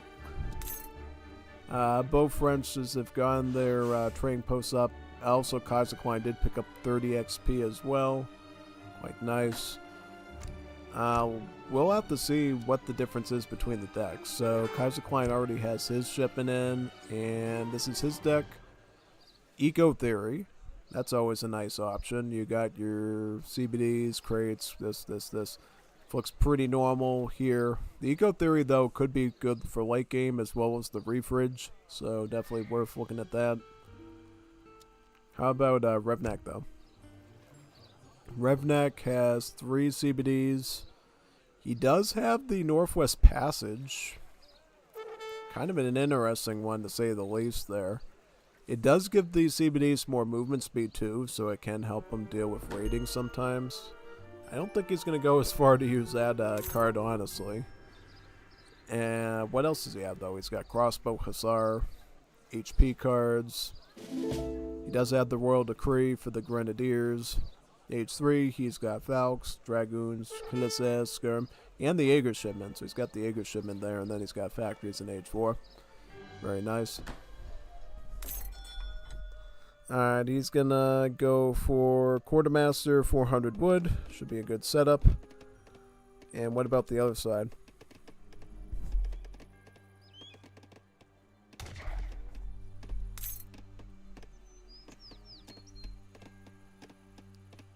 Loading in right now.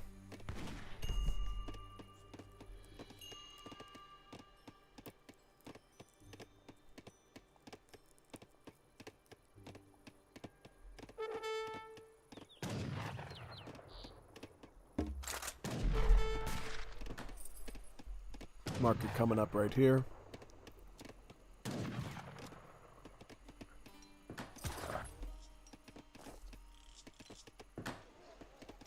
Hunting goods. Right, that spot. Now, one thing I want to see here is how Revnak opens up in this match. Is he going to go for Musketeer right away? Is he going to go Pike and Crossbowman?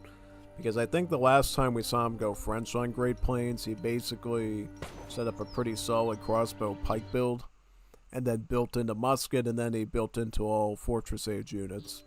So I'm going to kind of be watching him here to see what his exact method is going to be in this matchup, honestly. But against Kaiser Klein, it's going to be a tough one for sure. You know, both sides will definitely be up in their ante here. So right away, Revnak is going to open up with 3 Hussar shipment. Immediate raiding there.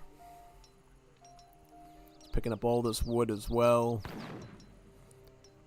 He's going to open up with barracks in middle map, so he's going to do a forward barracks. We don't know what he's going to make out of it. Is he going to go sort of the musketeer route, or... Well, he's got a house there. I would assume he's going to go musket. Yep, he's going to open musket. 3 Hussars with musket for this start. He's got the steel traps coming in, so he's going to be maxing out his hunting rate for now. Hussar, one snaring the Explorer there, and the other 2 are moving out onto the map.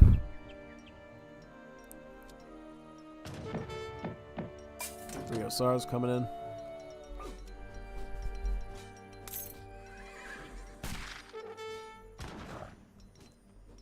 Je suis blessé. Je ne peux pas bouger. Ah!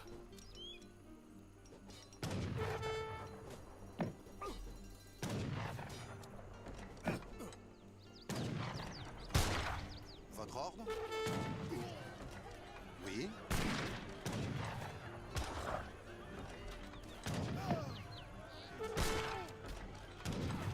Prêt. Prêt. Oui. Prêt. Très bien. Oui. 4 CBDs shipping in. More muskets coming out. In this situation, I feel like Revnak has the initiative because right now he's the only one pumping out muskets here, and that's going to give him a nice advantage of anti-cav that currently Kaiser Klein does not have right now. Albeit only 1 barracks musketeer, so theoretically if Kaiser Klein can catch up in numbers, he can get enough to beat them down still. But he does build a barracks of his own, so he is preparing his own musketeers to add in with his Hussars. So right away, we're already looking at sort of like a Hussar-Musketeer standoff. But Revnak, because he took the middle map, gained the 320 XP treasure right there. And thus, he's going to be rewarded with being able to ship in a crossbowman. So right out of the gate, he's already nipping the Musketeer prom in the bud from his opponent, because the crossbow should be able to handle that, alongside the muskets he's already added in. Yep. So right away, he's already pressing at Kaiser Klein's base right there, forcing the garrison. Now he has to come out. Notice how he's herding the animals into this direction, sort of, to make it a bit easier to not get raided and thus keep his vills out a bit longer. Very important. More muskets coming out. 700 coin coming in. Oh, so he ended up canceling out the crossbow shipment, it looks like, so he could get the coin. Yeah, he's also going to add in a stable now, so he is planning on adding in actual trained hand cavalry now. Oh, it was Kaiser Klein that sent the crossbowmen out. Ah, I had the wrong idea. But yeah, no, the fact that Kaiser Klein has the crossbowmen there should be pretty good, because now he can use those crossbowmen to basically gain a bit of an edge against this musketeer mass. Because remember, Revnak has been established in musketeers for a while now. So the only way Kaiser Klein can hope to like push back from that is an army of crossbowmen there. Yeah, no, and now he's got about 13 now, because he is starting to train a few extra ones too. Right, yep.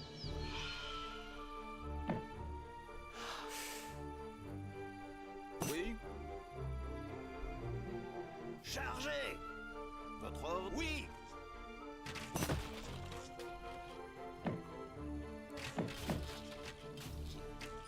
Oui. Prêt. À l'attaque.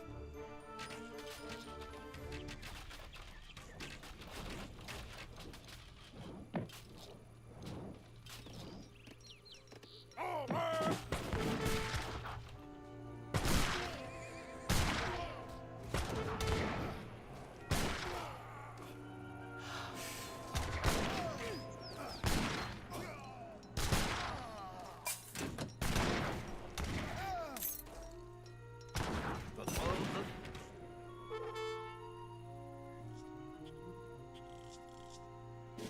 Oui. Je suis blessé. Oui. Je ne peux pas bouger. Alright, he's gonna start sieging away at this barracks here. Reinforce with more muskets and hussars from his base. Revnak is gonna actually ship in his 8 crossbowmen now, so he's gonna have his own batch of skirmishers there with the crossbows. Currently, it's a lot of back and forth, back and forth. One person jumping in, somebody chasing him, and then he runs off, you know. Cat and mouse, pretty much. Everybody's trying to get as much shots into their enemy as possible. Ideally with the crossbowmen, but then, of course, the hussars charge forward, and then you have to retreat with them. I mean, one thing I will say, though, in this situation, the biggest risk will be to Kaiser Klein here, because if he keeps pushing this position, looks like he did pull off, if he keeps pushing in this area, there's a chance Revnak could just, like, cue his hussars onto him and just, like, snare him. Because once somebody gets snared in this sort of back and forth dance, it becomes really hard for you to get away, and then you lose a ton of army. So, also, what is this? This is sheep? Okay. Also, what are the numbers like? So Revnak's got 86 pop. Kaiser Klein has a little bit less pop. Okay. But he does have a bit more archers there.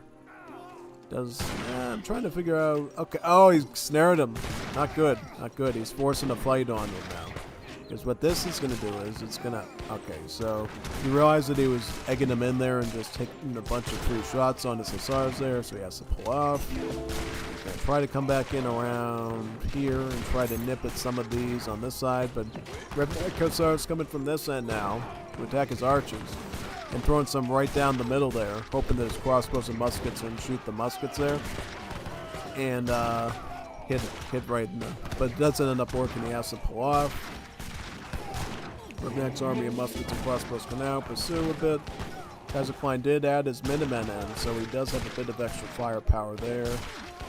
Revnak Hussar not finding a good target and will be eliminated. Yep. Okay, so crossbows and muskets there, trying to pursue deeper and deeper in and against the opponent. Attacking. Prêt. Votre ordre. Oui. Votre ordre.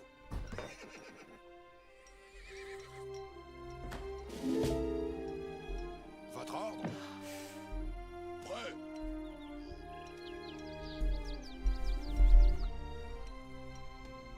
Votre ordre. Double crossbow from the barracks from Kaiser Klein. So going heavily on the anti-musket, but then he's going to follow up with a few muskets afterwards because he realizes he does need a counter to hussars here.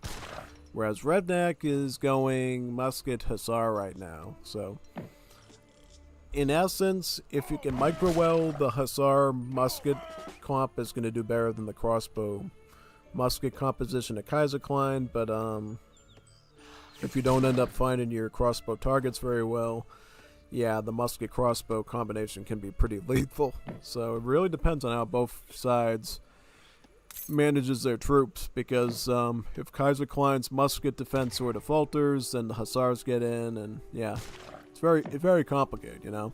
But it is good to see a bit of unit variety now and their strategies here. Okay, so he does go for sort of one shot against the hussars there, and then has to retreat. That's one thing you can do at crossbowmen. They got the 16 range, so you can sort of try to egg your opponent on. Like, take out one of their units and get you to chase them, and then, you know, pick you apart a little bit. If you're just going muskets, you really can't do that against other muskets. It's a bit complicated, so, yeah. Definitely opens up the bigger possibility to more stuff, I would say, combat-wise in this situation. But overall, okay, Kaiserklein does add in some hussars too, so he has not given up on doing hand cav at all, right? In fact, his hussars are going to arrive right now with Revnak's coming. Yep. I'm just looking at stats here. Okay, Revnak's got his hussar hit points, but Kaiserklein doesn't have his. That's an important note there to focus on, yeah. Because I wanted to see, alright, are we working on a statistically similar playing ground? It doesn't look like we are. So technically Revnak's hussars are a bit more juicy here. But it does look like they... Oh, man, but he raids it from that side, too. Look at that. Crazy. Crossbowmen are going to have to get into position here and try to defend that area. Muskets and hussars trying to scare these ones away. Well, these ones have fallen back to a tactical position, but back down here, we got mostly crossbowmen pushing in against Revnak's army. But yeah, see, this is a problem, because look at what's right here. The hussar queue, right? So he's getting too comfy here right now, and he's going to have to pull back really fast. Hope that the muskets can, okay, so he was able to hold that position. Now Revnak would be forced into a retreat. Barracks is being sieged right now. But Revnak's going to take advantage of the moment and take a few quick shots on him there, which seems to work pretty good. So Hussar's snaring somewhat. Oh, he's getting some good kills on him, though. I mean, yeah. Holding his position for now. Also, Revnak attacking with hussars there, but unfortunately, musketeers there with their bayonets and other hussars too. So that was sort of a counteract there. Revnak backing up, giving Kaiserklein some time to siege. Now he's going to go for a few volleys on him. Yep. Oh, he takes him out with one torch. Yep. Alright, so it's just straight up Revnak versus Kaiserklein here, and Hussars just come out by Revnak against the crossbowmen, but they're sort of stuck. And then the muskets just rain right on top of them. And then, of course, he has his own Hussars there, and he's attacking them. Very good. Je suis blessé. Je ne peux pas bouger.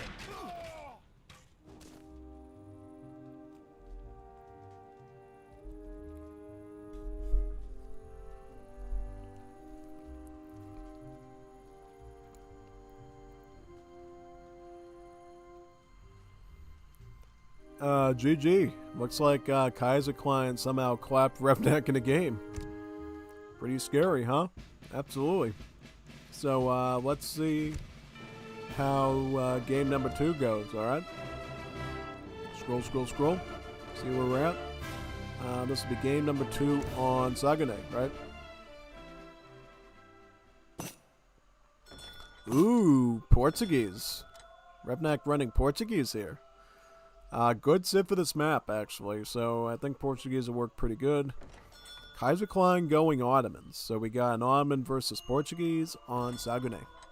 A lot of possibilities for this one. I mean, I don't know if we're going to be seeing like a normal Portugal, or we're going to be seeing sort of like a fishboom Portugal. That's what I'm wondering. Big time, so I'll have to watch this one pretty closely, I would say. Portuguese building a house.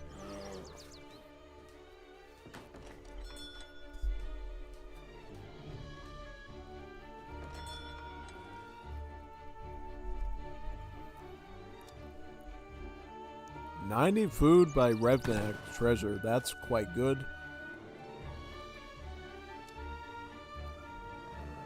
Ottoman's getting their train po- Sorry, forgot to say GG last name. It's an honest mistake.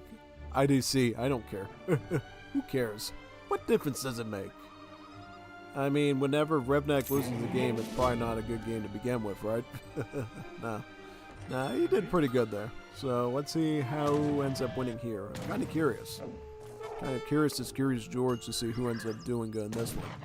Because here's the thing. If the Ottoman is really good in this situation, I would say probably Ottomans have the better army advantage, but if Portugal leverages the map with eco, they might do quite well here. 1v1 big water. So this is big war, which means not only do you have your counter water ships here, you even have improved warships as well. So you have a way of beefing up their stats to go in against your enemy with and maintain even more anti-water there. Yeah, so that's pretty good. How about Revnak? See, oh, he's going Warboom. So this is gonna be a battle. This is gonna be a battle for the water. Revnak starting out with schooners, because normally what you see with Portugal is you see Vitoria's card here, which adds a bit of trickle of food, wood, and gold to your Portuguese town centers. But in this situation, he's opting for schooners, so he can start a fishing boom on top of having multiple town centers as Portuguese. Pretty frightening when you think about it, you know? Because, yeah, every time you age up as Portugal, you get a covered wagon, and then that covered wagon you can build into a town center. So, yeah, and if Revnak can somehow keep a fast fortress going of some kind, we're really talking 3 TCs and a dock putting out fishing boats. That's pretty frightening. Revnak get a wood treasure too, so yeah, he's already going to be, yep, he already has a dock coming up here. And I would expect fishing ships to already be coming out. Yep, exactly. Here they come. He's already getting fishing boats out. Also, we're going to have to pay attention to the Ottomans to see if they deploy their galleys to undo that fishing economy, and if Revnak can hold up his end by going with the caravels to fight him. Yeah. Water wars, as they say. Water wars, yeah. It's good to see a little bit of water here. We don't see a ton of water gameplay in these matches, but when it shows up, it's good. It's absolutely good. Especially with these higher level players, you would expect a lot of water combat when it's made available to them. Revnak's Explorer is attacking the Ville. Why is he attacking the villager for? That's a little bit weird. Absolutely, I'm like, why is he attacking the villager for? Okay, so Revnak was able to uncover the position of the Ottoman barracks, so Ottoman will open up with the barracks there, it looks like. Yep, whenever you see your rooks, your villagers, the first card, that's a good sign, combined with Core Master, that you're going to see double barracks Janissary, some sort of early build there. Right now, at least, it seems like just Janissary from one barracks. I don't know if he's going to go for another barracks or if he's going to add in a foundry. It's tough to say, actually, because the deck is a little bit slightly unorthodox, at least in the visuals of it. Ottoman is picking up the stagecoach, though. So while Revnak dominates water, Kaiser Klein dominates the trade route. So he's got all the TPs up right now. They're farthest away from him here, right? And then he just has to build on this one right here, and he'll have the whole trade route to himself. So it's really going to be a testament to see if stagecoach trade beats fishing boat schooners or vice versa. You know what I mean? Yeah, no. Should be a pretty interesting thing to say the least. Yeah.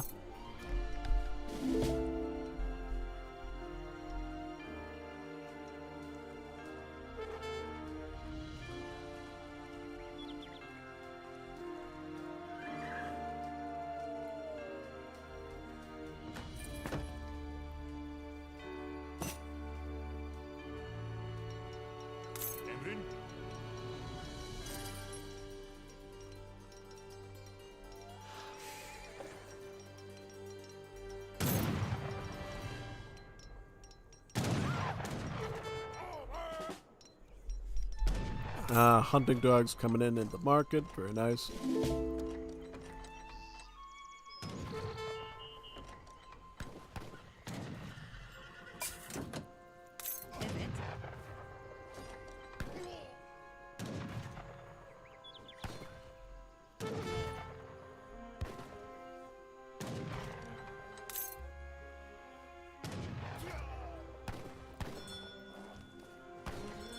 Has a whole trade route here, and he's got it all on coin. Okay, so what that means is there's a good chance that he might go, well, looks like right now he's just going to go for H3. But later on, having a whole stagecoach worth of coin TPs like that could spell Abiscon. Yeah. Also, is Revnak? Yep, Okay, so he is getting his 600 coin in now. He's already got his 700 in. Because he's going through the trouble of going with a fish boom, he has decided to stall his Fortress Age time a bit and go Hussar. Yeah, so he is actually raiding the Ottoman player and actually did just take out a Ville too, so. Age 2 Cavalry Portuguese. It's not something you see every day because normally Portugal, as I said before many times, is going to go for Age 3 no matter what because it's really the difference between having 2 and 3 town centers, so it's a big deal. But in this situation, because the Portugal is going with Schooner, Fish Boom, they were able to slightly delay their age up a bit and justify going for Hussar pressure just to make sure the opponent can't press in too hard early on. Yeah. Alright, so Gangsaw coming in. Exile Prince. So going for the speedy age up. Yep. So that's Hussar too.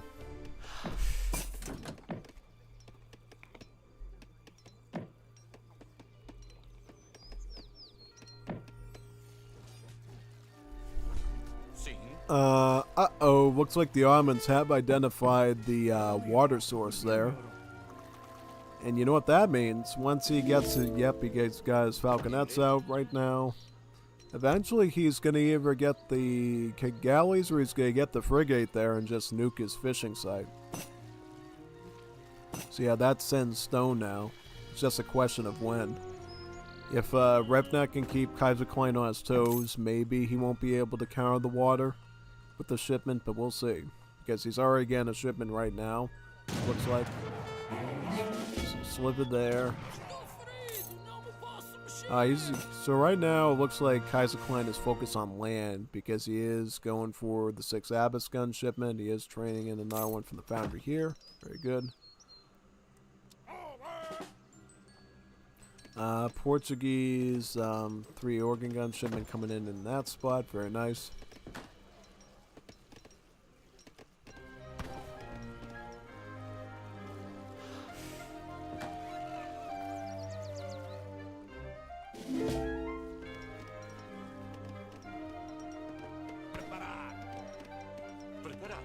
Qual é a sua ordem?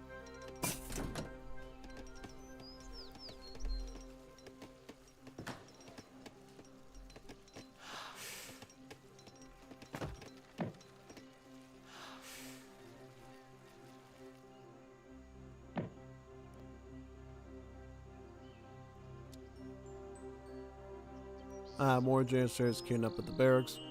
Evet.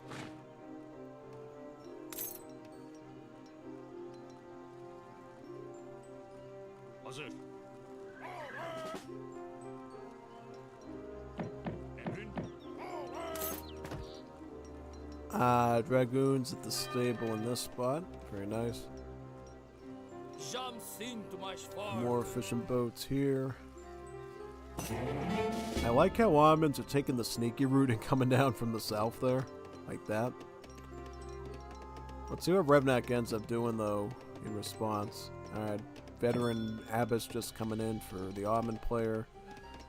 Portuguese going for the 1,000 wood. So going for infrastructure there, right? Yep. Looks like his houses are already being pressured right now as we speak.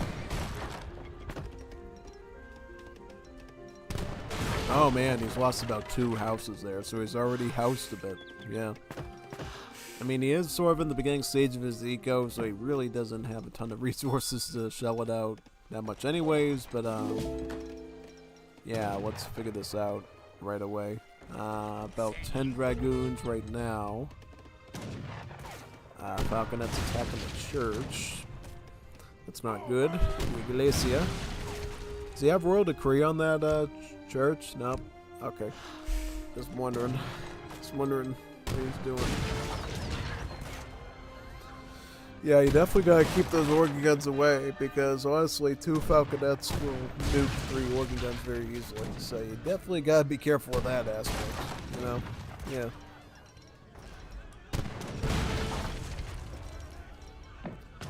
Okay, falconets on the TC, very good.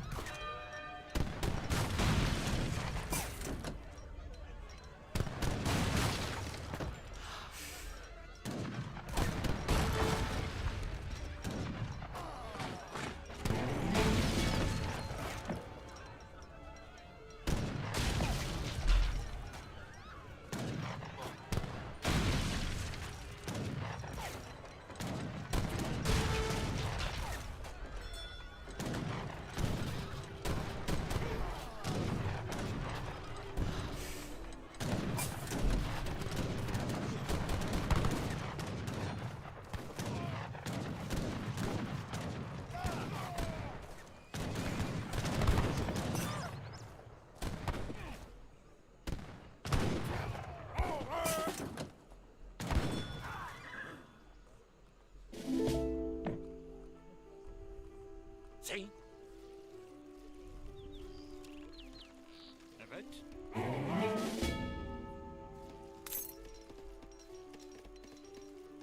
Endurance School coming in to add in another 20% additional HP and attack to the Janissaries. Very good.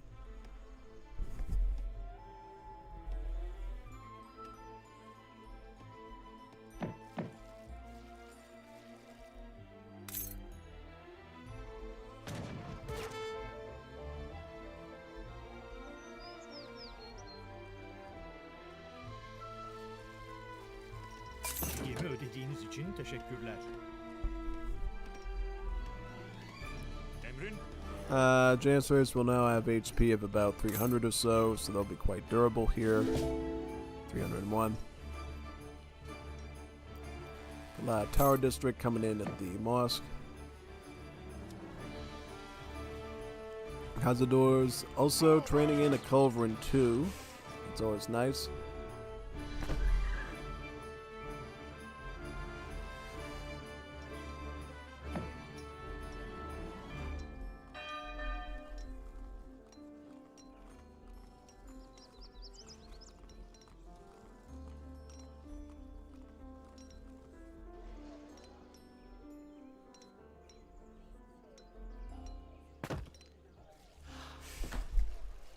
Good strategy here by Revnax. So basically what he ends up accomplishing by having a TC against the coast is if Ottomans tries to invoke counter water with either their frigate or their galley shipments, the town center has an anti-ship attack and will actually be able to protect these fishing boats right up against the coastline there. Effectively solidifying Revnax's control of the water, I think. So that's quite good, actually. Quite good.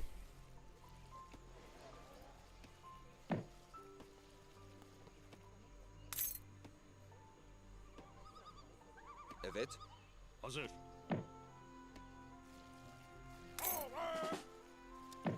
Preparado. Huron fish wedding. Oh, that's always a good thing to use on this map. If you didn't know, the Huron natives on this map has a tech that actually boosts your fish and gather rate as well. On top of the 2 techs that you get from the dock on its own. So, yeah, the Huron fishing boom synergy on this map is pretty unreal, actually. Yeah. However, because the TC was super isolated, it allows Kaiser Klein just to pick it off, no problem. You can also use his Abyss here too to pick off a few fishing boats. So you get 1 of them. Gonna take out another one. You might get 3 of them. So you get 3 of the. Okay, these ones escape, but Just so you saw that. There is a bit of risk involved when you just have an isolated TC out there like that. Okay, so what does Redneck have at this point? So he's got about 21 Cazadors, he's got a stack of Dragoons, he's got Culls, he's got Warning Guns. He's adding more housing space. He could ship in 5 Dragoons too, so he's got that option. Ottomans are going to go with their own water here as well, so yeah, it's going to kind of be a bit of a water war at this point, if you want to call it that. Redneck adding more Dragoons right now. Basically, that's how you play Portugal. Go Dragoon, Cazador, and it seems to work out pretty good.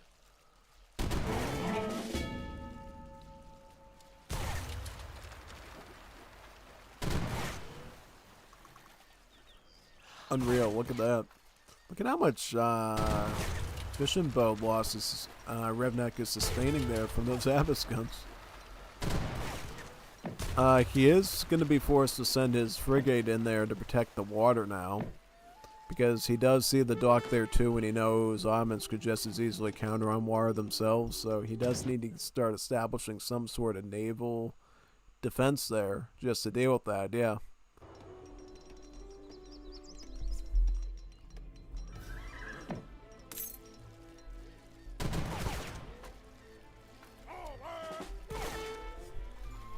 Oh, he's going to start training frigates from the dock too. So not only does he have the one that he just shipped in, but he's going to train another one as well so that he can effectively take out the Ottoman dock, right, and maintain permanent control of the water. Yeah.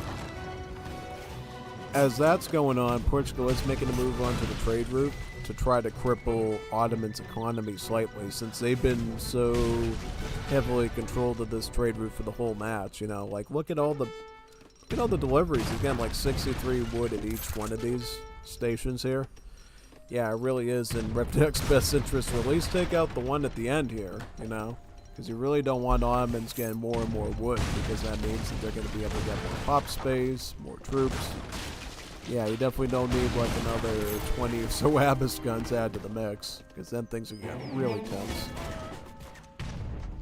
Sets up an outpost right here to protect this flank while taking out his TP. He might be able to grab that TP too, mind you. Yep, he is going to grab it. You know, you may as well. Your opponent has gotten the stagecoach for you anyways. So just use it or lose it. 3 Falconets from the Ottoman though. Gotta watch out for that. Thankfully, Revnek has 2 Culves though, so it's not a surefire advantage. You know what I mean? Yeah. Ottomans are gonna get their frigate in there now. However, it is known that Revnek has about 2 of his own there. Oh, wait a second. What just happened? Did he allow the TC to take it out, or what?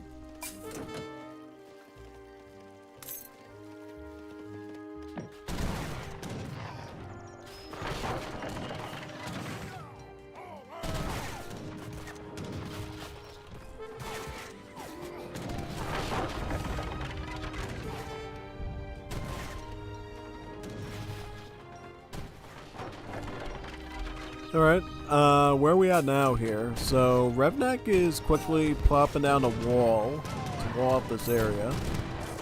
And he's got his defense of Cazadors, organ guns here. Where's his culverins at? Because I knew he had culverins there for a while. Culverins, where are the culverins going? Right?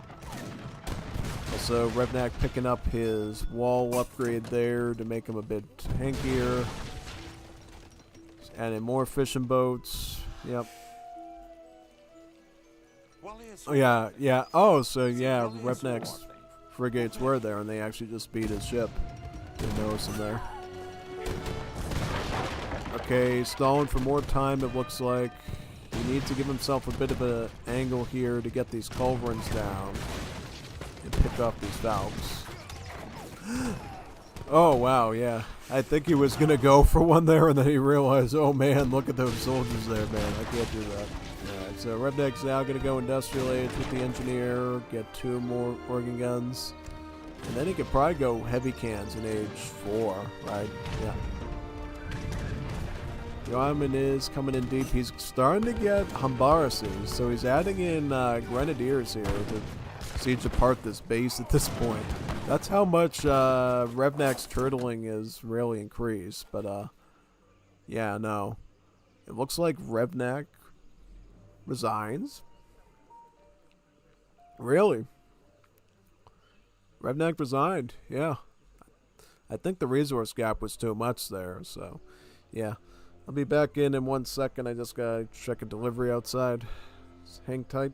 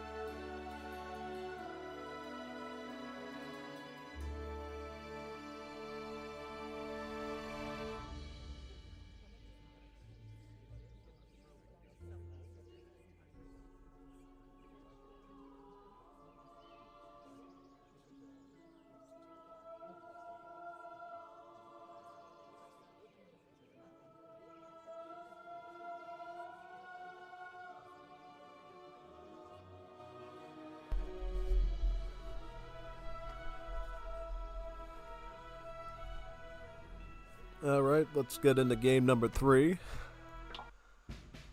Load it up. Let's see where we are. This one here. Here we go. Alright, so here we are on Mongolia. It out-synced. That's lovely. We don't even know how game 3 went, folks. It's not good. Definitely not. Let's see how game number 4 went, though. This is the first game of the tournament we're going to see on Florida, which is the 4th seeded map for the best out of 5s. On this one, Revnak is coming back with the French again, right? And Kaiser Klein is going Germany, because he's the Kaiser after all, the Kaiser Klein, so he has to go Germany. So, yep. Now, one thing to note about this map that makes Germany really good on it is you start with the market for free on the map, so you get a free market. Why is that important? Because Germany, as you know, as part of their build order, always goes for hunting dogs first.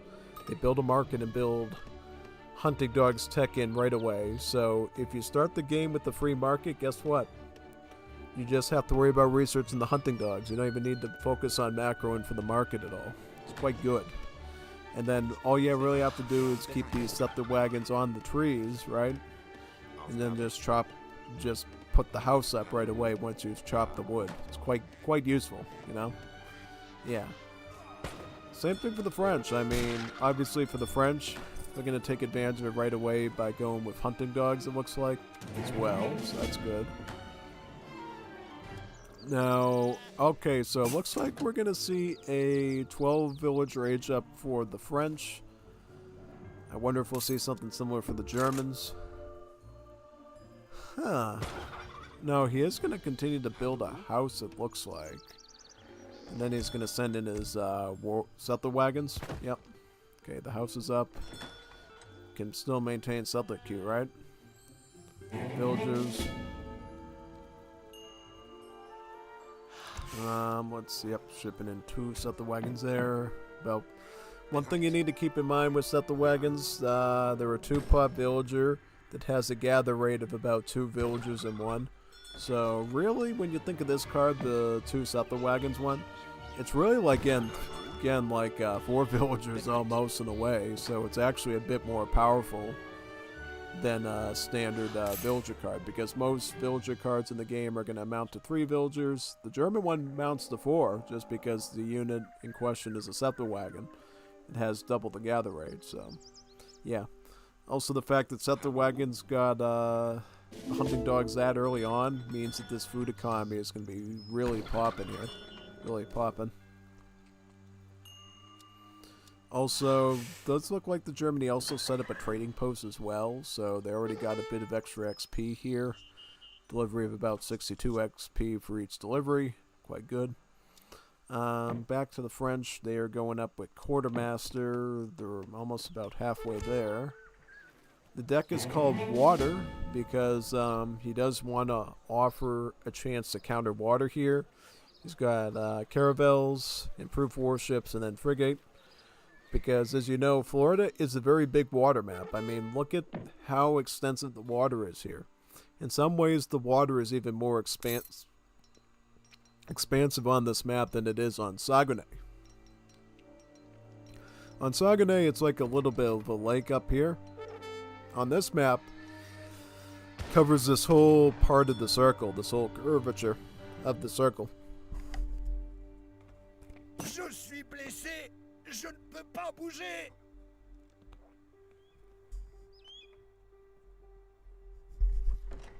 So it should be quite good.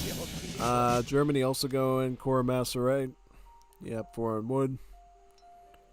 Rarely ever see anything else from the Germans. Alright, after the age up, I'm presuming he's going to go 3 settler wagons. It's typically a power play you can do with Germany, because then you're effectively adding like 6 villagers onto the field, so it's like a huge boost to your economy. So yeah, that's probably what we're going to see. I will say, in this situation, you already got a bit of an advantage by Kaiser Klein just by the fact that he is running a fully land-based deck, whereas Revnak ended up running a counter water-based deck. Because we don't have any indication that Germany's going to go for a fish boom, that means that now Kaiser Klein is running more viable cards in his deck than Revnak is, effectively causing a bit of potential attrition should Revnak run out of cards that he can run on land, whereas Kaiser Klein will just have more options, you know what I'm saying? Yeah, so that's always something you have to look out for. Looks like Revnak comes in with Hussars there. It's his 3 Hussar shipment, just like he played in the first game. Hussars looking for pressure here. Let's see if they can... looks like he's going to have to retreat those. He's already training some musketeers right now and sieging away at his market, it looks like. However, Kaiser Klein has his barracks up too. He's actually going to open up with pikemen, it looks like. Kind of an interesting choice, but I'm assuming after that he's going to probably get some crossbows as well, because he is dealing with musketeer now. Absolutely, so you got about 5 pikards there, 700 wood plus 2 Uhlans coming in. Always gotta remember that every card you send as Germany in Age 2 and onwards comes with free Uhlan cavalry, so free hand cav. So that's always something worth considering as well. Muskets and Hussars are going to have... Well, looks like they're going to have to pull back a little bit. Okay, more of those crossbowmen coming in from Germany. Bit of a counter to the muskets there. That's the one thing you'll notice in a Germany versus Musketeer Civ match, is the fact that Germany has to go pike and shot all the time, whereas France has the option of going pike and shot or going musket. So, yeah. It can sometimes work in Germany's favor because they already have all those established crossbowmen. They can just sort of beat back the muskets. But it does force you to add another bit of control group to your army, because then you have to regulate the pikemen to make sure they're not going in where they're not supposed to. So, yeah, that's sort of what makes musketeers pretty solid, you know? Is the fact that they are an anti-cav unit, and you can just sort of move them along the way with the crossbow, and they just sort of work together pretty nicely. Whereas when you go with pike and shot, you have to worry about the pikemen aggroing the units in front of them, and then they get thrown into a bunch of cannon fire and stuff and getting completely melted. Whereas muskets, they're going to stay back with the crossbowmen and just sort of try to use their range advantage, which can sometimes micro-wise be better, but other times pikemen will be better because pikemen will have more damage against cavalry, and then they'll also have higher siege, so they'll be better for obliterating a structure in mass than the muskets will. Yeah, typically. Looks like Redneck is going to add some crossbows in now. He's going to add in about 5, and then he's also shipping in his 8 crossbow as well, so he's adding a bit of skirmish there. Quite good.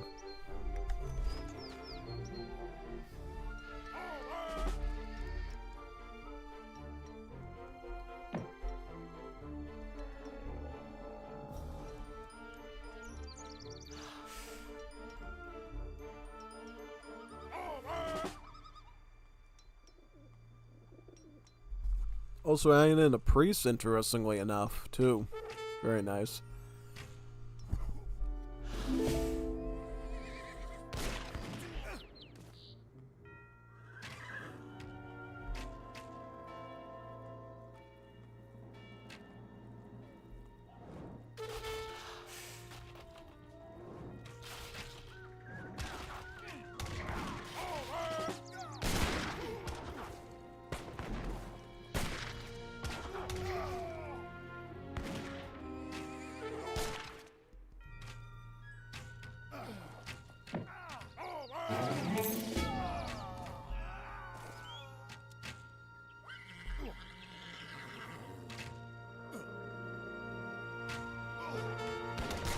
Ich bin verwundet und kann mich nicht bewegen.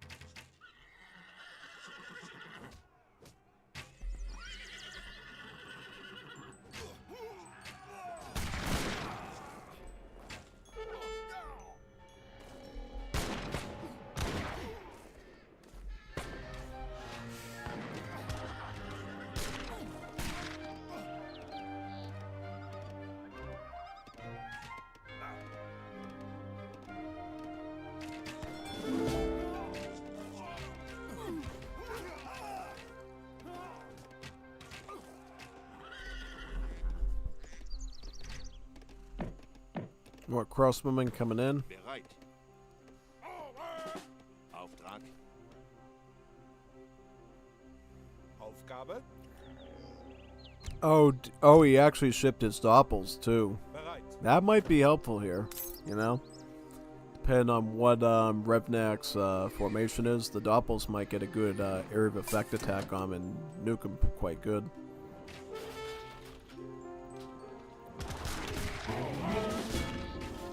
He's also using priest to heal, which is also a pretty nifty trick, actually, so that's quite good.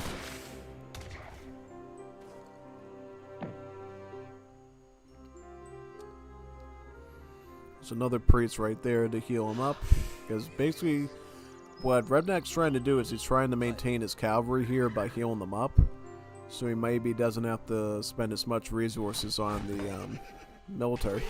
It's something that you see higher level players do, both in Wars Libya and the 5th edition, adding in priests to ensure that their army could potentially last slightly longer, and thus those resources can be allocated to other things like more military or aging up or upgrading.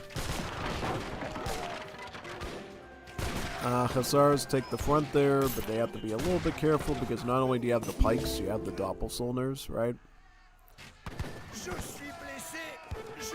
I just want to see, so he's still got 2 doppels there, because you gotta watch those things very closely, because they're going to be delivering a lot of splash damage here too.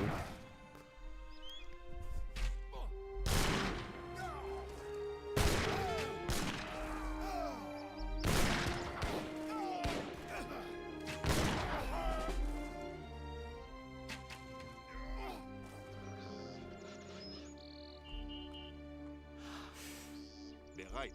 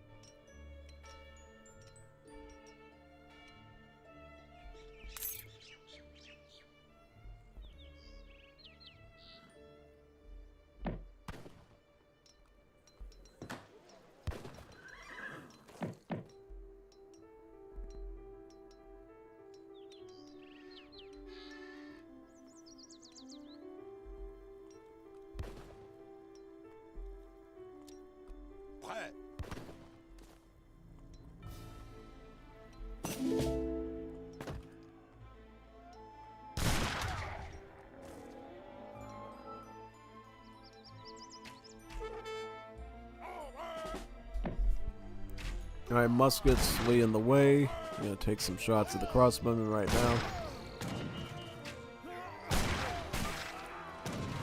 Pretty good push.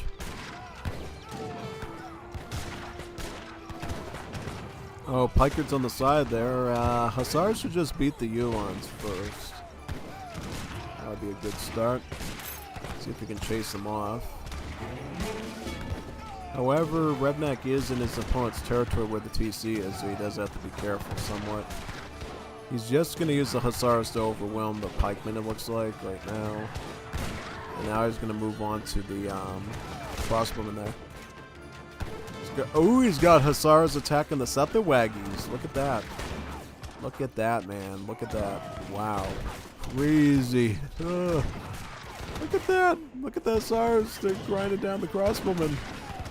Grinding down the crossbowmen right now. Whoa. Whoa, whoa, whoa.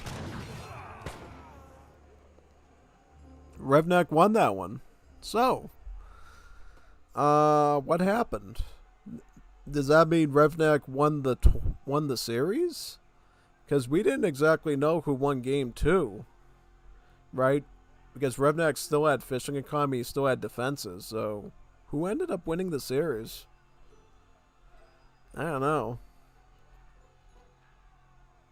Because we don't have a game number 5. If we did, we would have like an indication. So I don't know who won the series, honestly. Was it Revnak or was it Kaiserklein? That would point to technically Revnak being the winner, right? Because why would they stop at game 4 if Revnak is the victor? You know what I'm saying? Oh yeah, no. I don't even know who's moving on in that round, to be honest. So yeah, real interesting to me. But anyways, we're gonna go on to the next series. We got Voltun or Voltus, whatever his name is, against King of Osmane, and then we're gonna look at Knisi versus Ungers. Let's see if this is the right one or we have to flip it around. Okay, so this is the wrong one. Alright, so Voltus versus King of Osmane. GG. Yeah, alright, let's go back to this.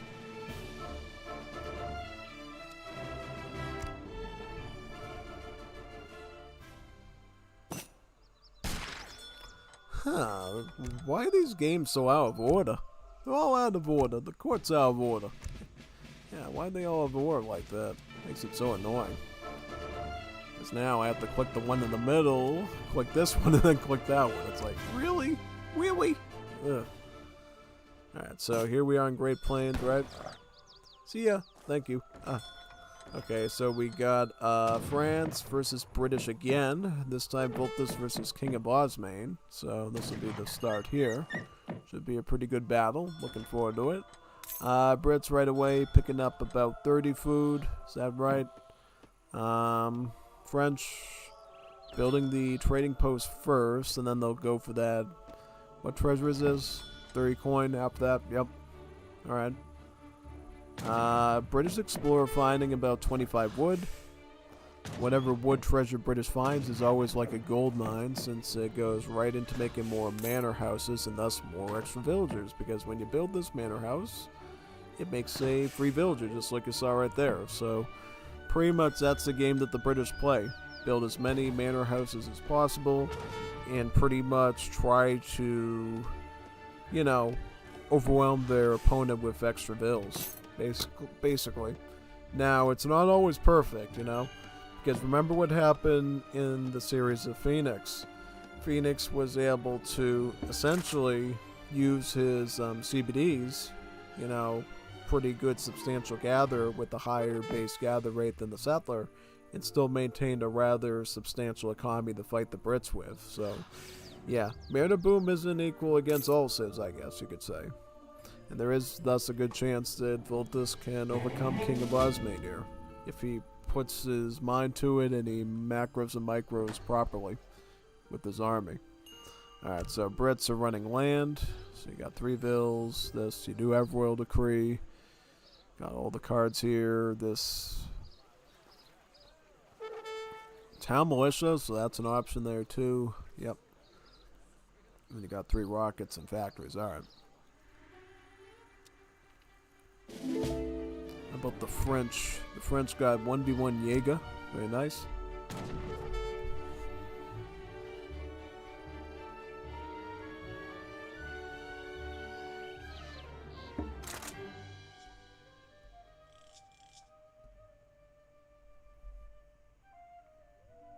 Oui. Prêt. Magna a baguette mama? What's that? Mama likes baguettes. Hopefully she does. It's a wonderful bread. Can make a good sandwich with it. Absolutely. I've had baguette subs before from I think my university used to make baguette sandwiches. Some place I knew used to make subs with baguettes. They're always pretty tasty. Yeah. Okay, so 210 XP. That goes to the French. Very nice. Yeah, because now, basically, French are going to be able to double up on their age 2 shipments pretty much once they hit age 2. Could optionally go for Eco Theory now, but looks like he's just going to go for the crates instead. I think that's pretty good. You know, should work out quite well. Look at how the Brit is basically trying to eliminate his Explorer. Oh, and he does. Wow. That's why he went through all that trouble to attack him. He, like, took him out there. Volta's getting the market down right now. We're going to research hunting dogs, as well as placer mines right after that. The mining tech, very good. You want to get those market techs right away as France because your villages have a high base gather rate, so those market techs amplify even better on them. It's basically why you always see the French going for a market around this stage in the build order. Brits going up with Governor. Hello, Governor. 200 coin and a tower. Basically, it's the best politician option you can get is the Brits because that outpost can either be used defensively or offensively. And then the coin goes right into musketeer production, which, you know, as Brits is really your main purpose. Start out musketeer, and if you have to pivot into longbow or hussar, that's something you figure out later. Well, you would never pivot into hussar typically as Brits. You would usually supplement them to your hussars like your muskets. You would go muskets first and then send hussar a bit later. That's usually how you do Brits properly. So yeah, now the only thing you might replace muskets with is longbowmen typically. Or longbow pikemen, which we do see sometimes. France opening up with hussars, it looks like. They've already shipped their 4 CBDs and they're going for the 700 wood right now. Comes the hussars right here.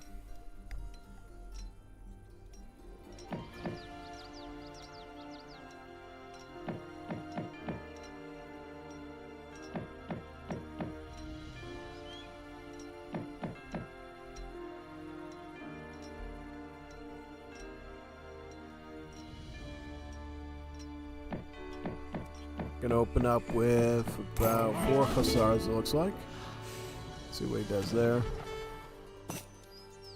Alright, hussars are going to back up because now he's under that outpost there and doesn't want to take any extra damage.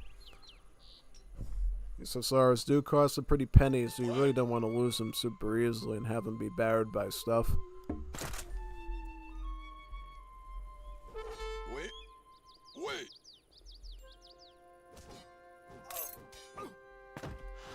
I am sorry, Grieve. I may not steer her.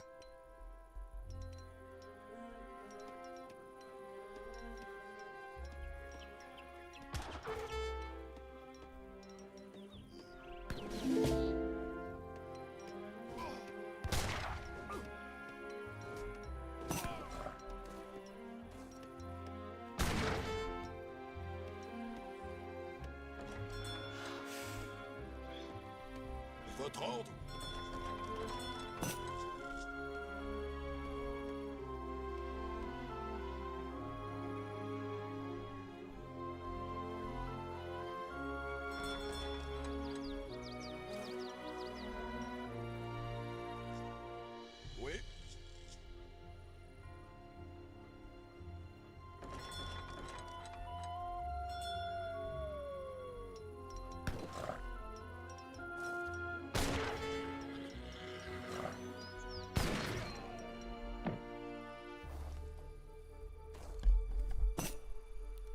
The exiled prince coming in. Very good.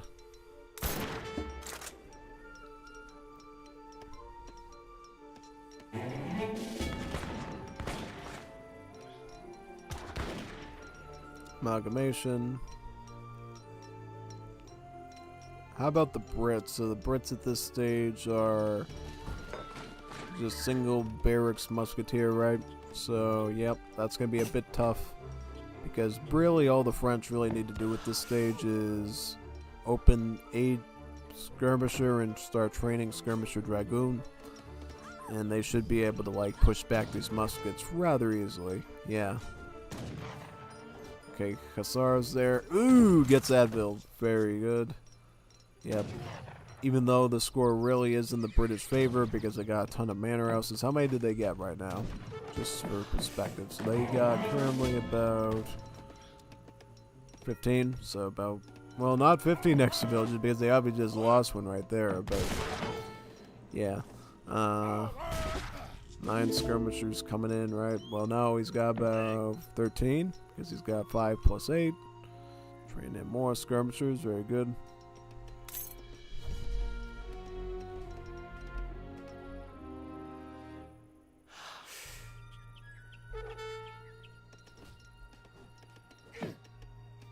Oui. Je suis blessé. Je ne peux pas bouger.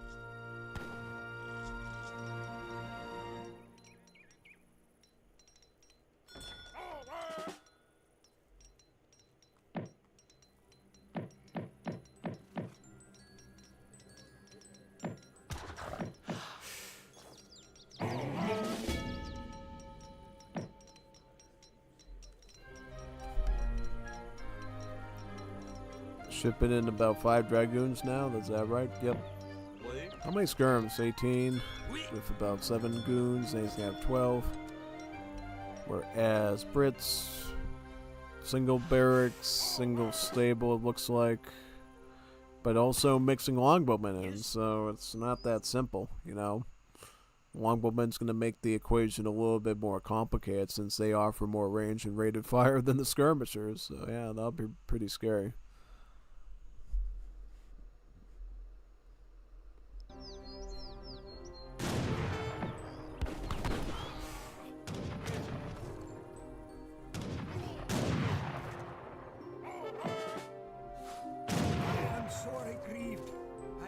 Steerer.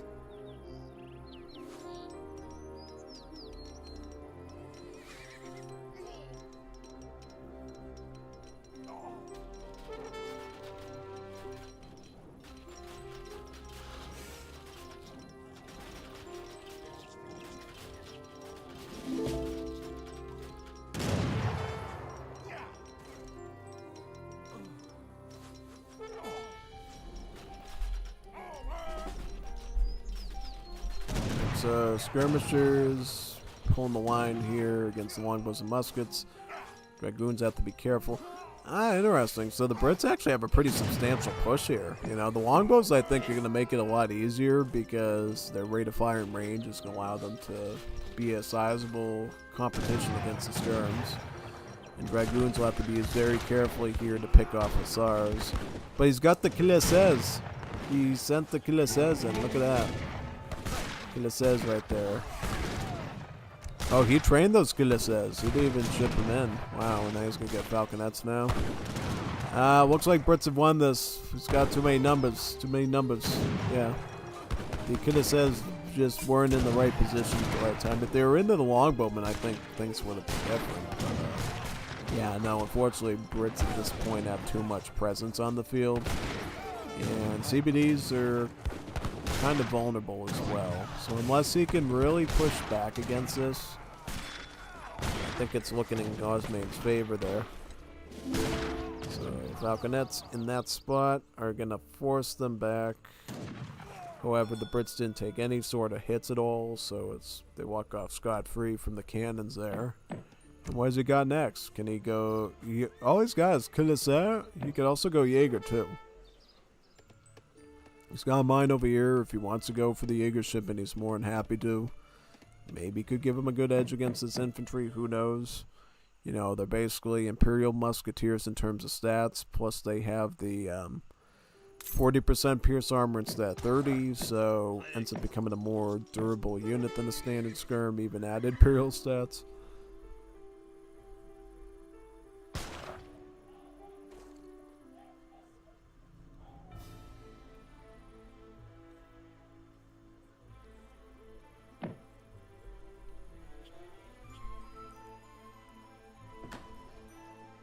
Alright, so another CBD coming out. How's his Vil numbers, by the way? It's 27 CBDs. So pretty substantial economy there. Is the Brits. Brits are on about how many Vils? 50. So they do maintain that Vil advantage still. Very important.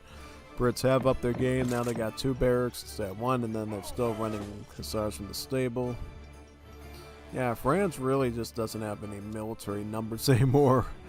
Yeah, they did go mining for the 10 Jaegers though, so that's what they ended up doing there. And then they're going to be adding in some more dragoons, it looks like. CBDs are going to try to move back into this sort of direction here so they can get some more food for their military. Maintain the CBD queue. I am sorry, Grieve. I may not steer.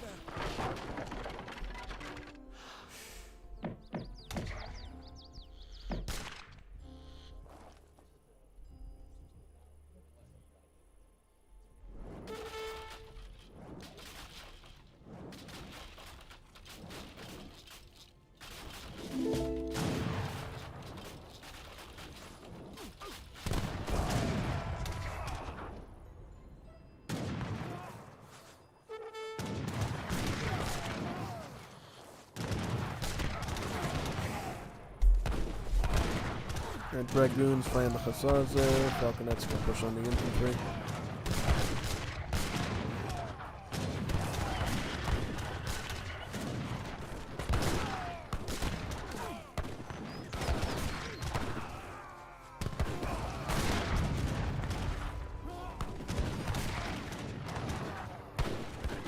Oh wow. Whew. Yeah, once the falconets are down, it's kind of tough to hold the position there. Yeah. You could get Cuirassiers in, but he's out of resources now, right? Yep. Completely famished. So that looks like it's over. GG. Yep. Good match, though. Good match. This shows you when Brits do end up rising to the occasion against the French, though. So, yeah. Even though he was an age behind, he was just able to maintain good numbers, good micro, and just beat out the more sophisticated units of the French here, honestly. So that was a pretty good demonstration, I think. Let's go into the next one now. See which one we're at. Game number 2, right? Load, load, load.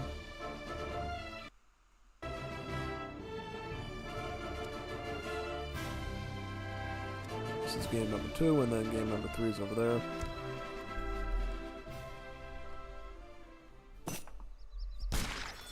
Okay, this time we got a French mirror. So French versus French. Excuse my French, but we got the French. Yep, and since King Zosmate had to change his civ from winning with the Brits last time, now we can go French himself. So we got a French playing the French. The frogs playing the frogs, and the snails playing the snails. Yep, exactly.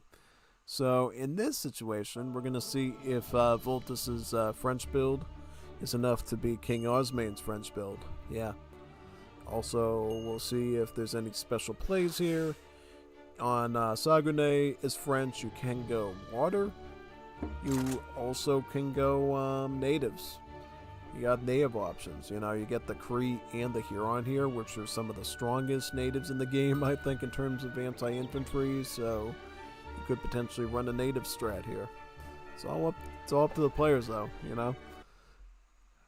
So far, the French in this segment of the tournament have all been pretty normal standard French. You know, we haven't seen any native builds yet. No Ancien Regime Royal Musketeer stuff. So I wonder if that's even runnable at this stage of the tournament. Who knows?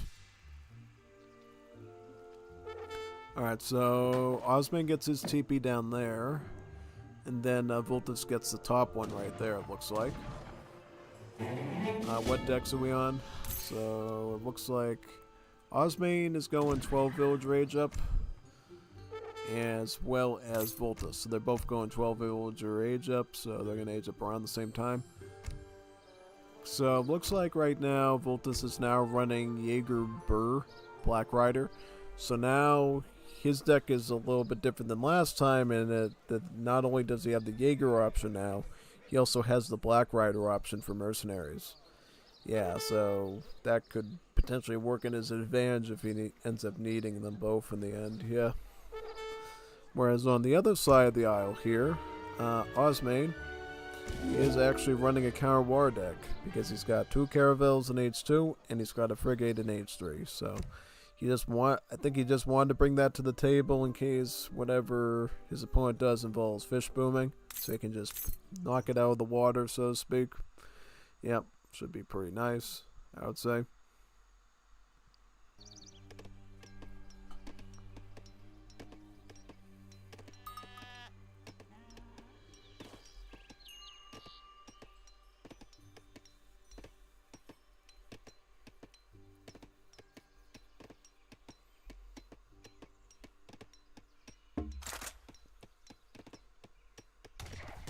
Great.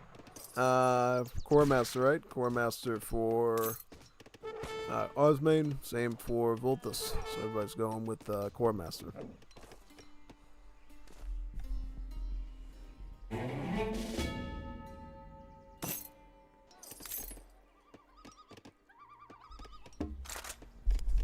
Hunting Dogs coming out for Voltus, and how about for Osmane?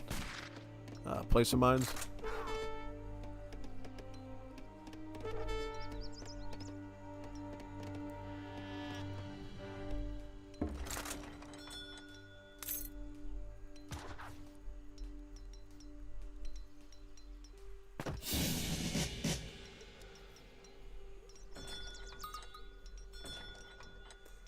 Four CBDs already out for Osmane. How about Voltus? Oh, he's still aging up, so technically Osmane's got a bit of a faster initiative in terms of his shipment and age up timing. Which tells me Osmane out of the gate is already looking a bit faster here in terms of his loadout. Looks like Voltus getting steel traps now. Osmane's already has them queued up at this point, so yeah. Ooh, Voltus hasn't even begun his shipping yet. Is that right? What's going on over here? Okay, native scouts are fighting. What about the Explorer? Explorer's gonna pick up 100 food. Okay, that's one way to catch up, I guess. Yeah, because you know you're gonna need that food for the Musketeer setup, yep. So that's quite good.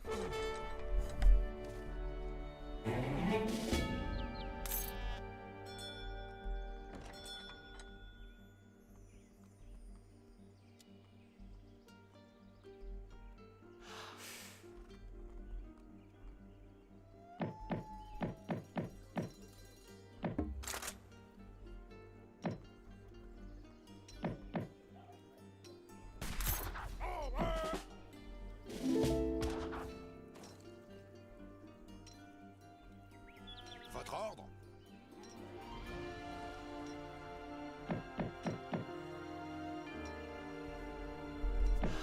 Alright, Voltus getting a 700 wood now. Looks like, again, Osmane a bit ahead of the game there in terms of his timing.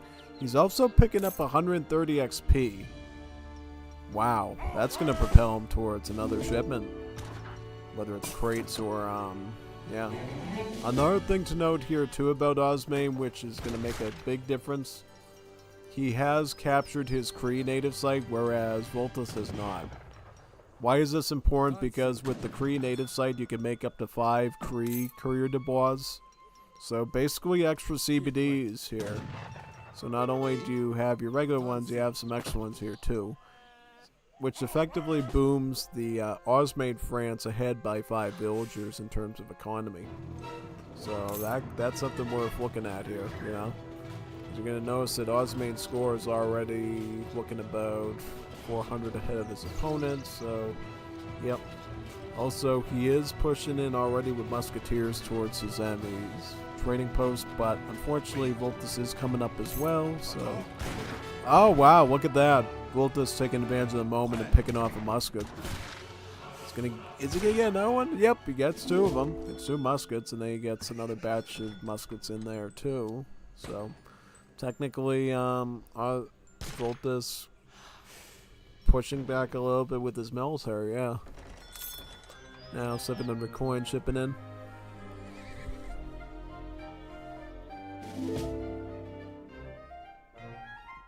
Prêt.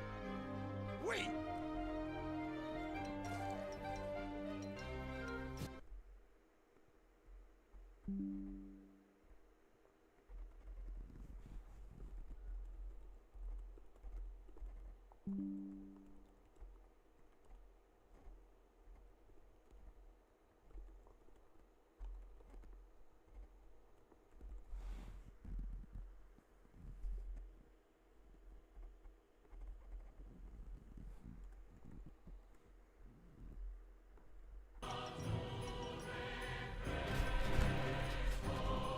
And muskets are gonna start sieging at the TP now.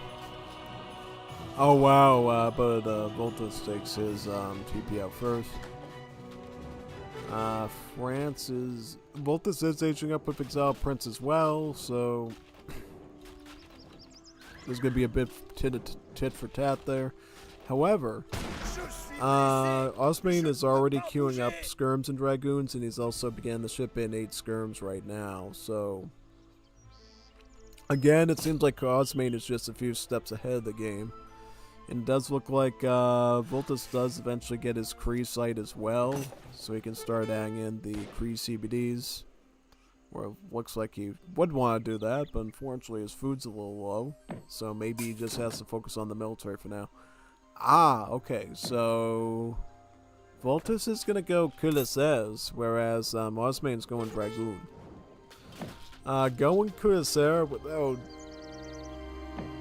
scoping the enemy out can be very risky. Because here's the problem. King Osmane clearly has range anti-cav now. Whereas Voltus is burning through tons of food and gold to do the splash cav. And if he can't connect with enough stuff early on, Dragoons will just eat up his Cuirassiers and it'll be just a fatal GG there. Yeah.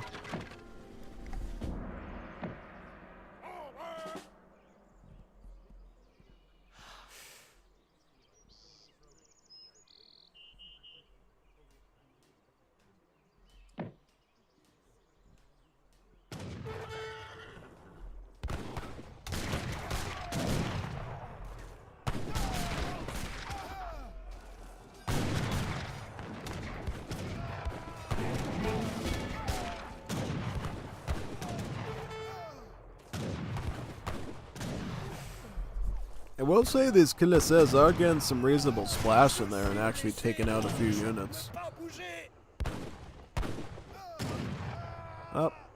Actually barred the Dragoons a bit. I mean, I think he almost took out like a few of them, but okay.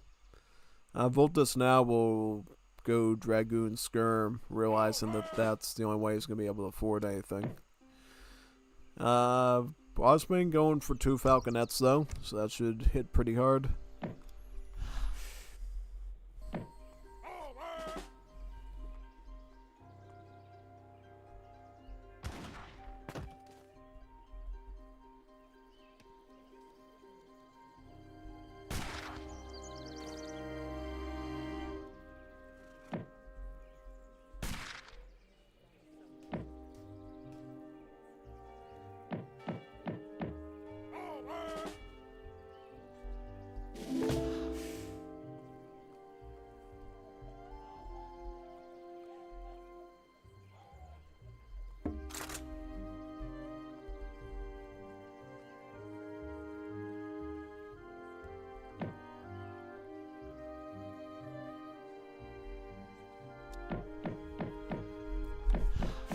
More Dragoons coming in by Voltus.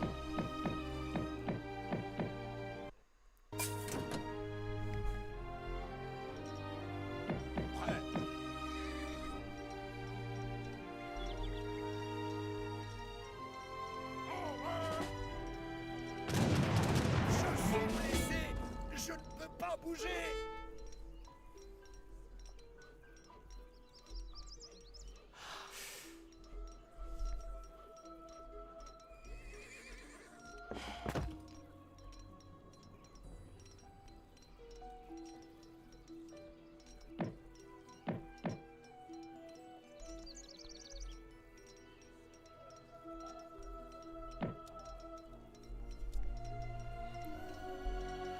Here comes the Jaeger shipment in here. 10 Jaegers.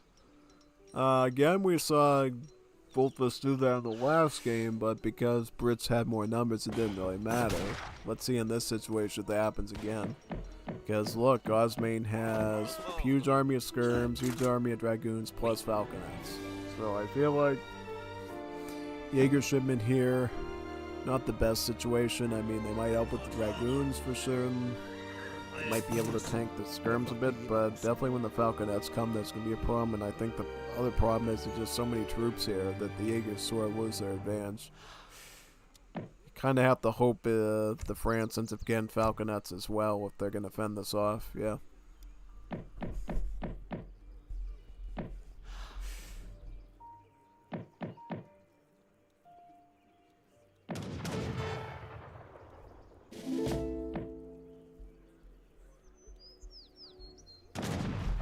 Also doing some Killisser as well, so Killisser Jaeger might do something to shake it up, but let's see.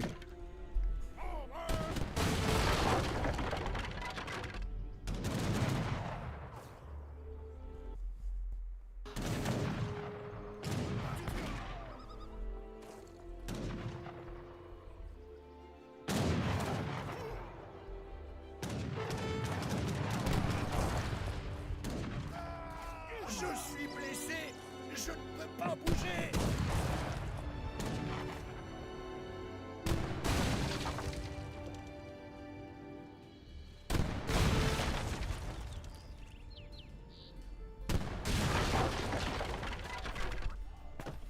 And so dragoons trying to smother the falconets there and protect them as well as the skirms, while the falconets gradually siege out his base. But it does look like Voltus is going to get his falconets of his own there. Should be quite good. But sadly, I think he did want to get some more Killisers, though. He won't be able to now.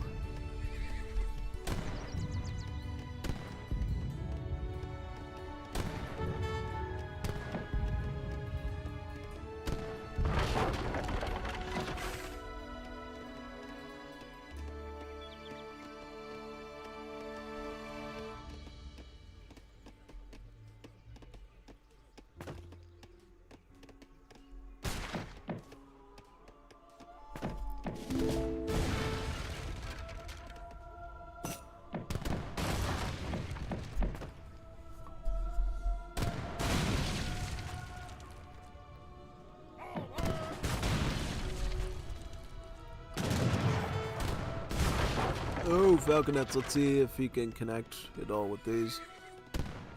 Falconets get one shot. But watch out for the drag. Oh, micro. Ah! Got forced into direct confrontation and ended up leaving one falconet for his opponent. Not good. Yeah, that puts Osmane in a much better position. It looks like he will take the win now. Yeah. The dragoons will effectively counteract what Peter says and fence him off. Yep, GG. Alright, now we'll look at game number 3 now. Yep.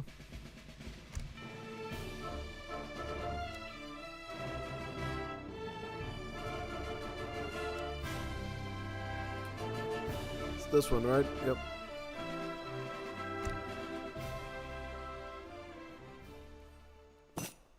Right, here we are on Mongolia for game number 3. We got Voltus as India and King of Osmane as Ethiopia. So this is the first African civ we've seen all night now.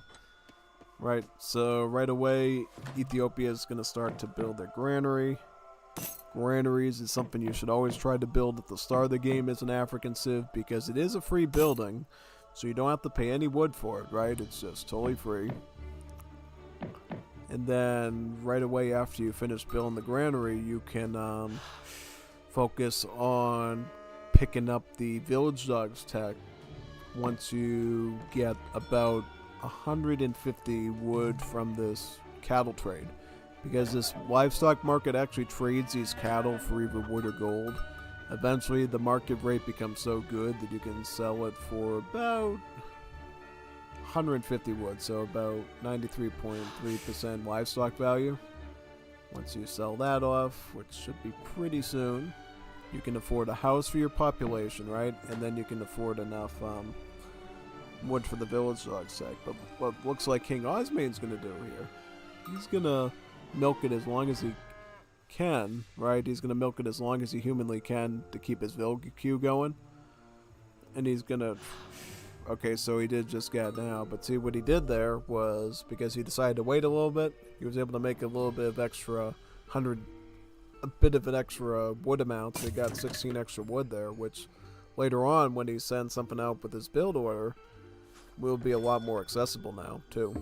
But also, keep in mind, on this map, you got the yaks all over the map, so you can actually add those onto the livestock market as well, and then be able to sell those too. So you can be a little bit greedy here with Ethiopia when it comes to selling off your herdables, because you get a bajillion of them on the map that you can add right onto your livestock market, right? Oh, big time. So what's happening here? India's gonna get a 70 wood treasure. Also, let's figure out. Okay, so they're gonna go for the 14 to 15 village rage up, it looks like.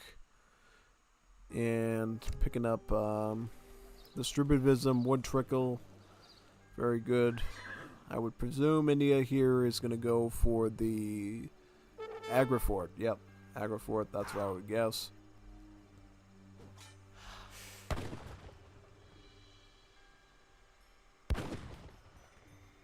Alright, so elephants have to retreat now, back in this direction.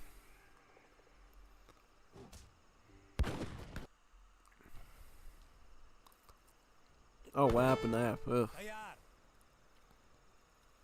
Now, the question is, how does the fort be positioned? Is it going to be mid-map, or is it going to be defensive? I often find on Mongolia it's better to place a defensive agrifort.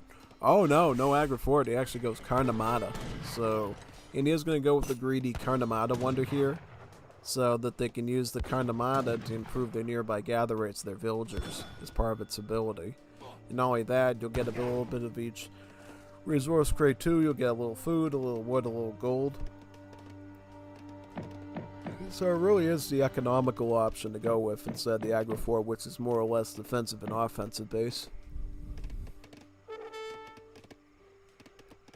What is Ethiopia agent up with? Oh, the Habesha. Okay, going up with Habesha there for some of their improvements, it looks like. Should be quite good.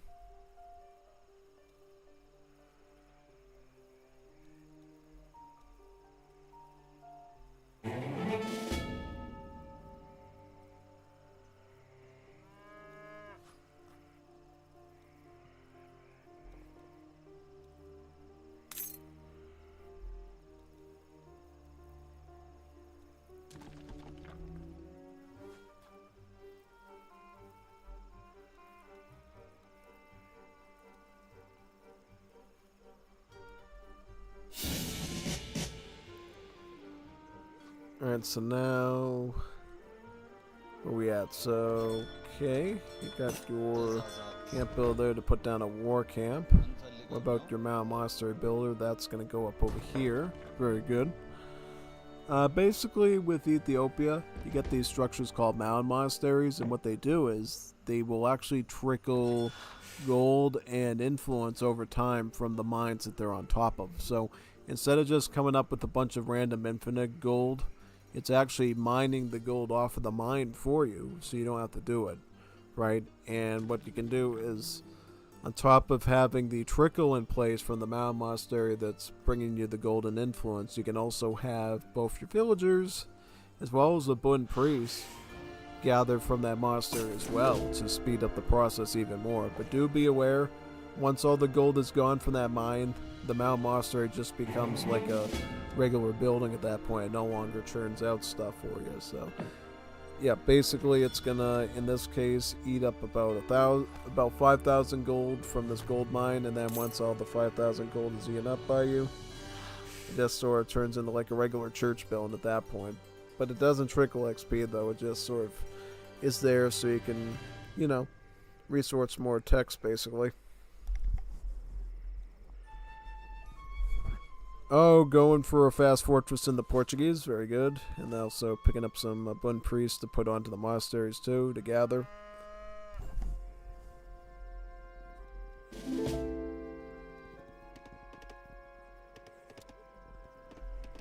Whereas India is going Gurkha and Zambarak. Gurkha is Zambarak? That's a little bit odd. It's kind of unorthodox, you know. Typically in Age 2 you would go Gurkha Sepoy, not Zambarak. Because Zambaraks are not that tough. I mean, they're like a one-pop dragoon, so they're kind of like Reuters in a way. Yeah, you would rarely ever want to make those this early in the game, typically. Nah. Sepoy is a little bit more reliable, since Sepoy is, you know, it's going to have more siege, because this only has 8 siege. Sepoys have more siege. They do more damage and range against all things, you know, a bit more flexible. Zambarak's only good in mass is like counters to like lots of cavalry and Kaitam and stuff, so I don't know if Zambarak is really the play here.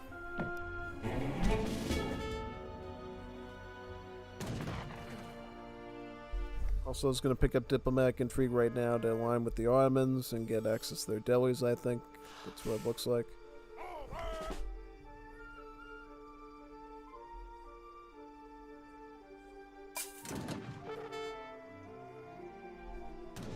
I really just don't know about this Zambarak comp here. Okay, so Ethiopia does age up. They got another mountain monastery now, and they're also setting up their free arsenal there from the age up. Also, it's going to be shipping in Naftanias, right? About 7 Naftanias, and they're also going to start queuing up Naftanias from their war camp, which they got with the war camp builder. So going with a pretty good mass of skirms. Also has some Gascanias here. Here's the Gascanias, the spear throwers. They're basically statistically musketeers, but of course instead of firing a musket, they throw spears at you. They're a little bit better with their range output because they do about 24 range damage, a bit more than the musket. Also 13 range, so they can outrange muskets slightly too.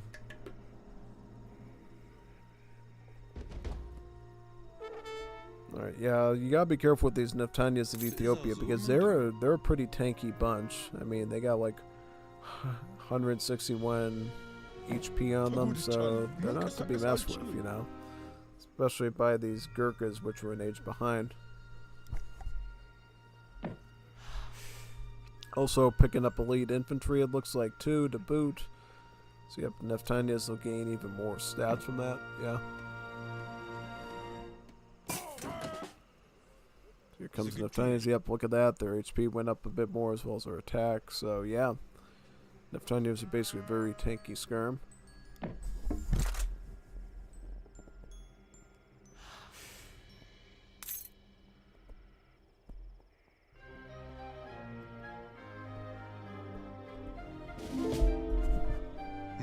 How many skirms? We got 14 Naftanias and about 10 Gascanias there. 3 more Naftanias coming in. Also about 8 conquistadors as well from the home city. So a bit of dragoon presence. I think in this situation they should be able to beat out the age behind Indians. So right now all he's got is like a big mass of Sawars and delis, and it's like, yeah, just put the Gascanias and the conks into place and you should be able to fend that off. I would say in most cases. Also, Ethiopia's gonna train in more Gascanias now to add in more anti-cav.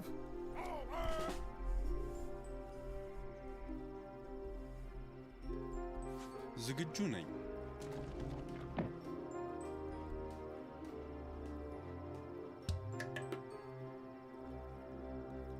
ምንድን ነው የፈለጉት ንጉሥ ሆይ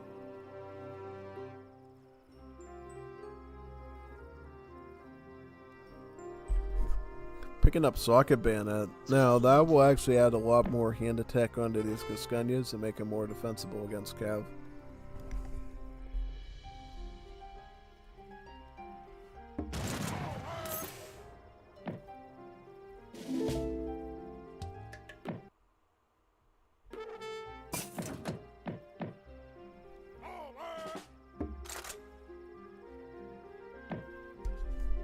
Also going to pick up Infantry Breastplate, it looks like.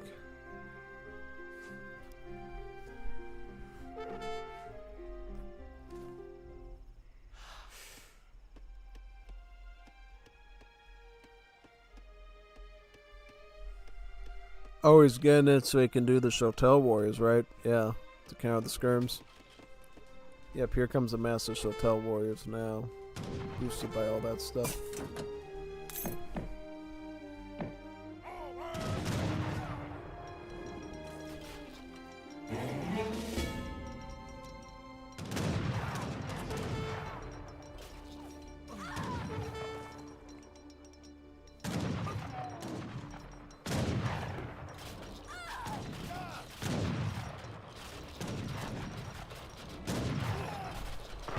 Good presence there by the Neptunians to keep Ray in the Bills. Constantly grinding down India's base.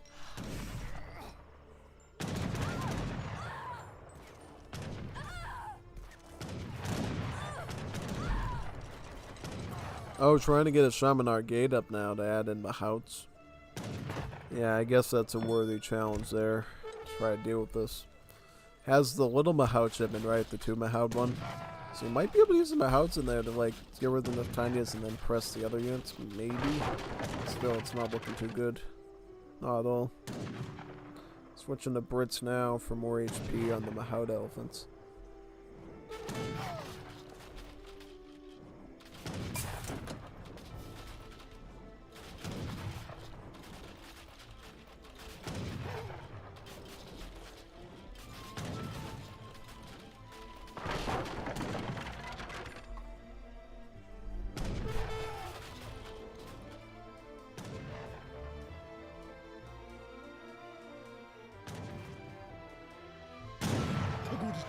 መንቀሳቀስ አልችልም።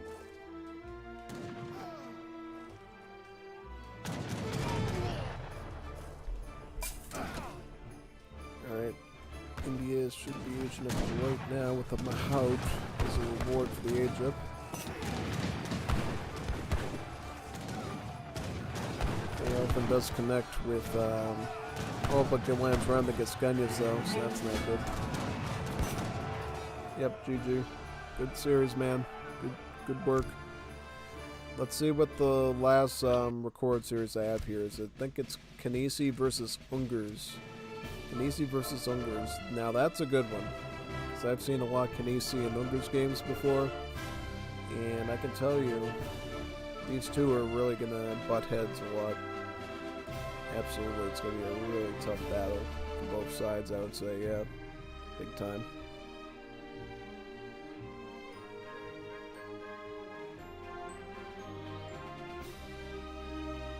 See where we're at on this one. Hopefully this is game number 1. I don't have to flip through the R ones. Nope, it's not. Hey, at least we know we're going to get to see Malta later. I like that. I love watching Malta gameplay. So where we at on this one?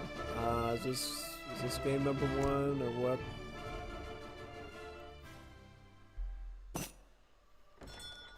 That's not. Lovely game logic there with everything.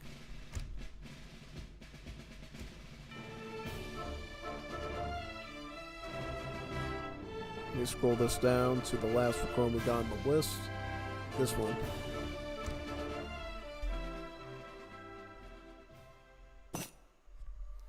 Alright, so here we are on Great Plains. We got Ungers as India.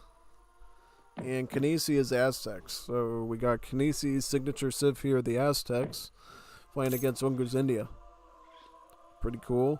Kanisi already got a 30 coin shipment, 30 coin treasure there. Ungers got his 30 XP treasure. Also a 25 wood one. Alright, so right away, Aztecs are going to build a market, and then you're going to build a community plaza. Market for the hunting dogs. Community plaza to plop your warrior priest down and start generating 1 XP point per second with the XP dance trickle. So, looks like he's already got all that set up. Kinesi also picks up a 25 wood treasure too. Ungers gets about 30 food from a chokeberry tree. Yep. So this should be quite good.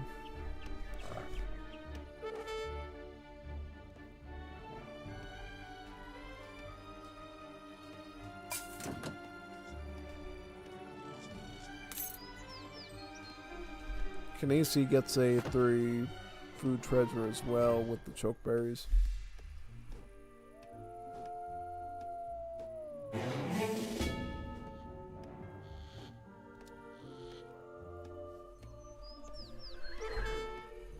Let's check the decks out. 1v1 Fast Fortress FF. So we should expect a Fast Fortress of some kind from Kinesi, right? Yep. Whereas Ungies is going with 1v1. You have your wood trickle here, and then you have all your pretty standard H2 and 3 cards.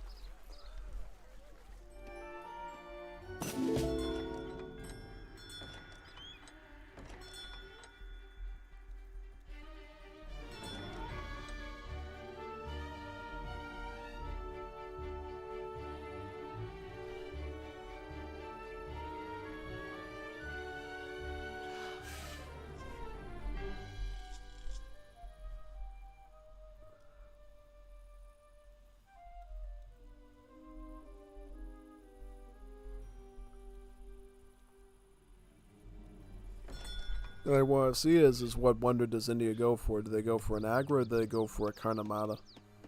Yeah. Okay, so they're going to go for sort of a quasi-defensive offensive aggro for their wonder. Should work pretty good. Particularly as a diversion against the Aztec units, which can quickly overwhelm India if they're not careful.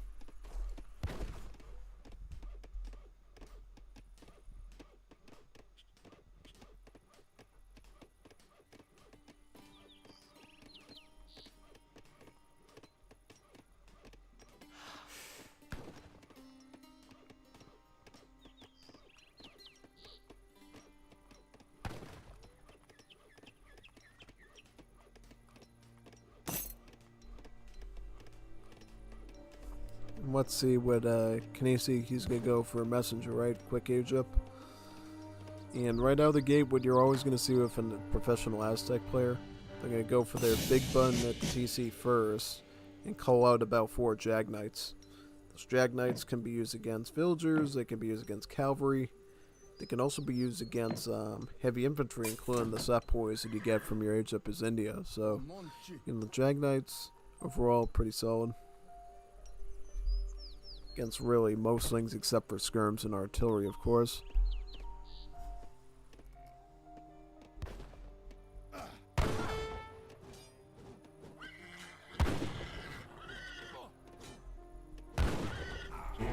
Going for the 210 XP treasure there, not bad.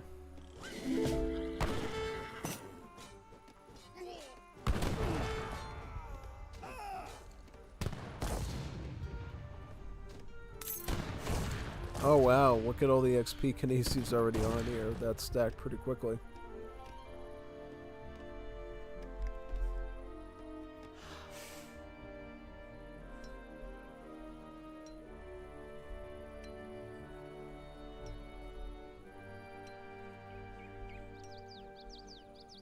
Tomanzi.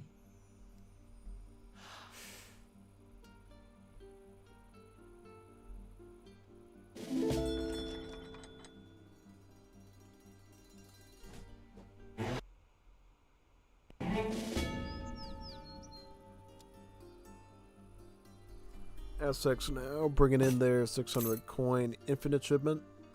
For Aztecs, they have the wonderful advantage of their coin crates being infinitely shippable, so they can send them again and again and again, so they may as well do that here.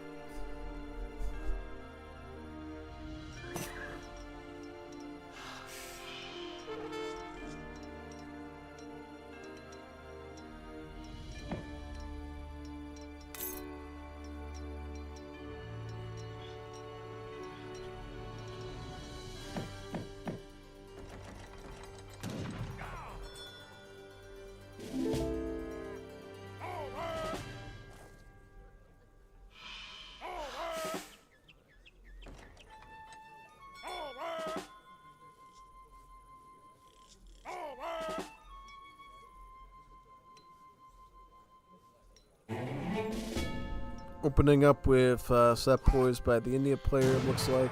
However, again, Jag Knights will have their multipliers against their set poise since they have the infantry, which means Jag Knights overall we're going to do approximately,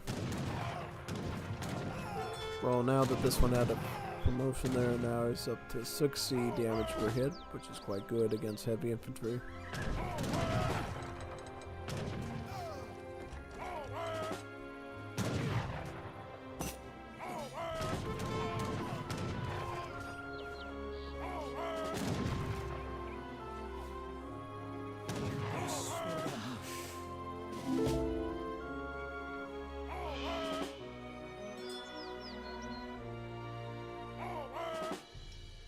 Also, let's check on the warrior priest too for Aztecs. Like, how many is he on at the moment? Just 6. Is that right? Yep. Also, time to get a war hut down too for Aztecs, I would say. Yeah. Whereas India's been stacking up for a little bit at this point. Adding in some set poise. Also going for the Ottoman settler tech at the consulate, giving you about 4 or so free bills.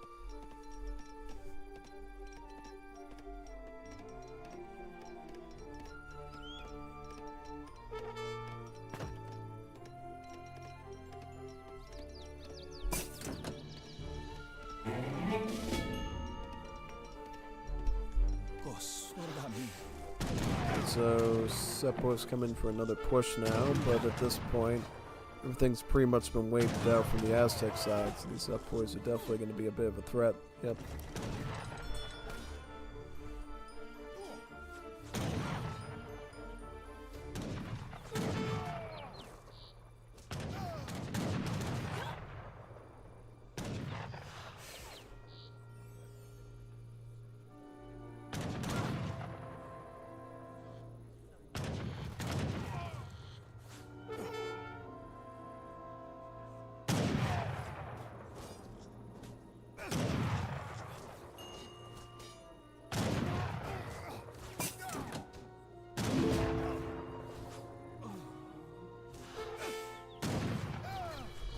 Going on here, Seppo's trying to push in again, but being stopped by the emergency units of the Aztecs.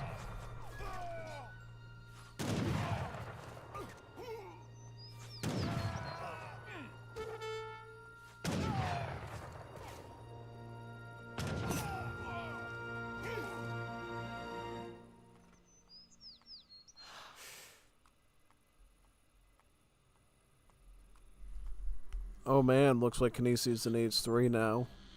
Probably gonna see a ton of Jag Knights there, right? Yep. Absolutely. But it looks like what Kinesi does right away, he takes advantage of his Elder Age up and takes the 2 Noble Hut Travlov forward based onto the map, so they can push in pretty deep there. Yeah.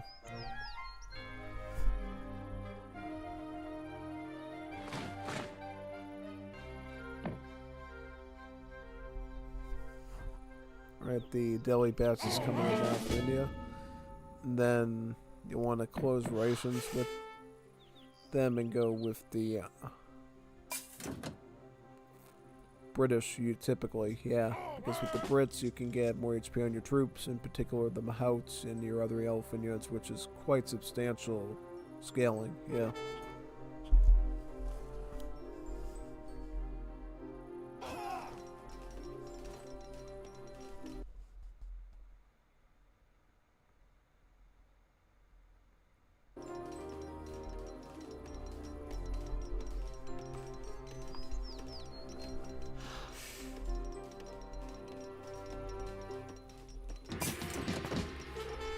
Ooh, Kinesi's already got his Arrow Knights out. That's quite solid. Very good. Also, you got your elite Coyote runners there to scare off the Mahout a bit.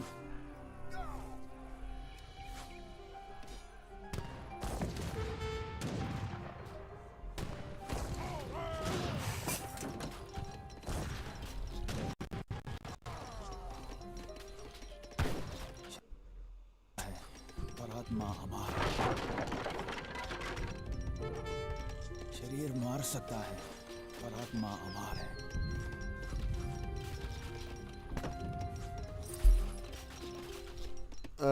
Again, veteran on the sepoys right now, looks like. Yep. Very good.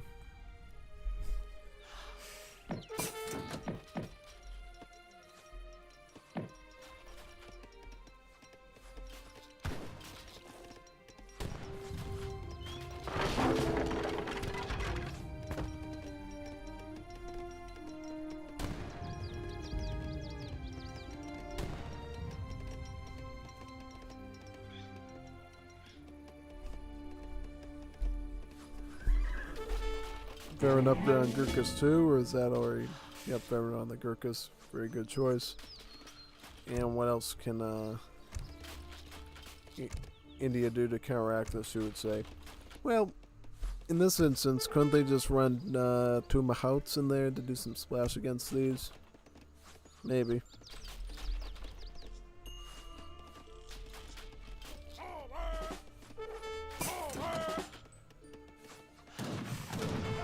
Okay, so the Mahout's gonna lead the way. I see some Gurks and sepoys there. Push with them. Yep. Very nice.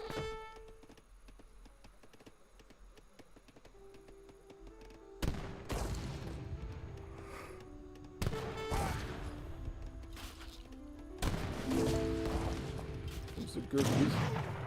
Very good.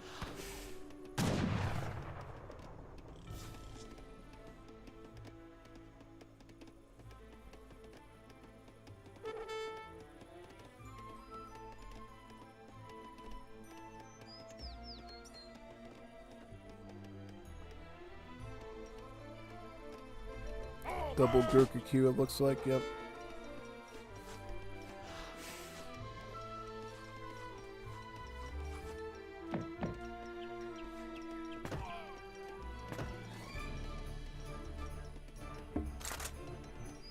And then more Gurks looks like too, yep.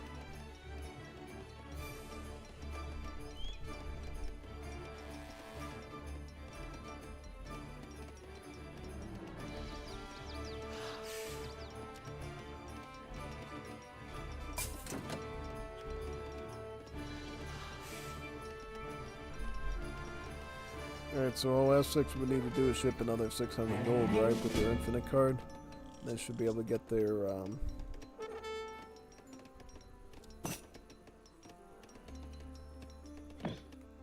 Oh no, he's got the 900 gold. I didn't even notice that before, so that'll be even better here. Is he going for Zype Totek? Yep, Temple of Zype Totek. Gives the Kaya runners more attack and more armor, which is great.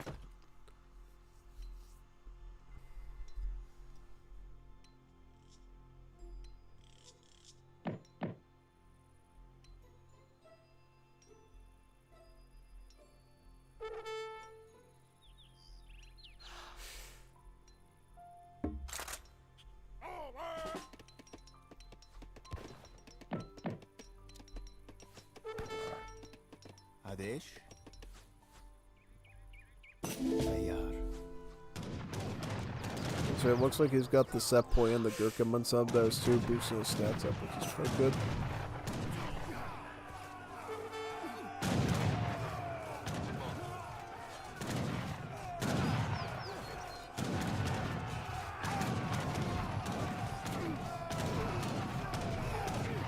You just wait for all that stuff, right? Yep.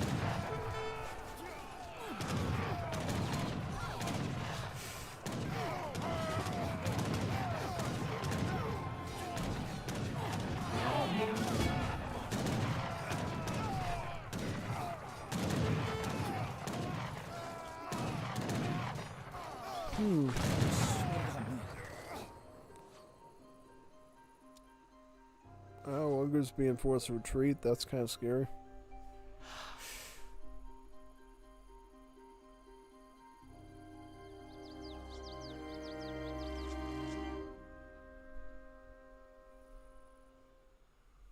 Here comes the 400 export musketeer batch now. It's had a bit more anti-cabin as well as the Mahout shipment.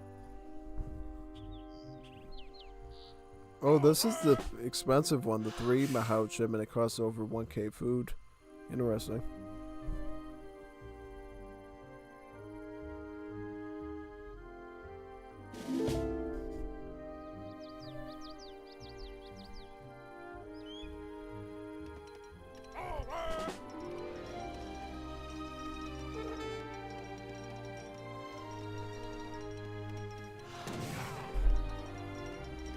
Trying to see if these cliffhangars can infiltrate anywhere right now.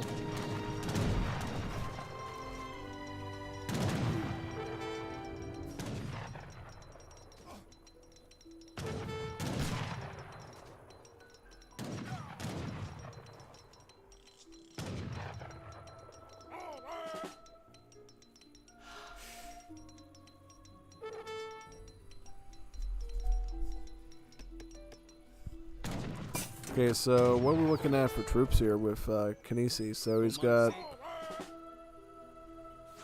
a couple Arrow Knights, KA Runners, and Anton Slingers. Very cool.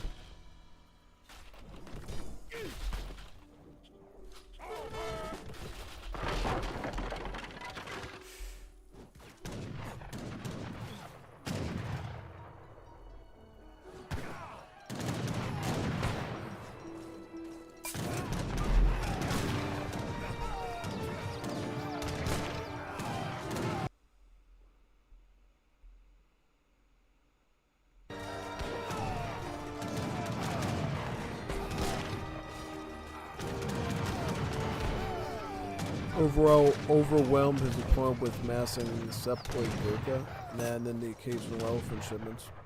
The elephants in the room, so to speak. Yeah, that was pretty good. Pretty nice. I'm gonna grab a little bit of something to consume, and then we can continue with the next one.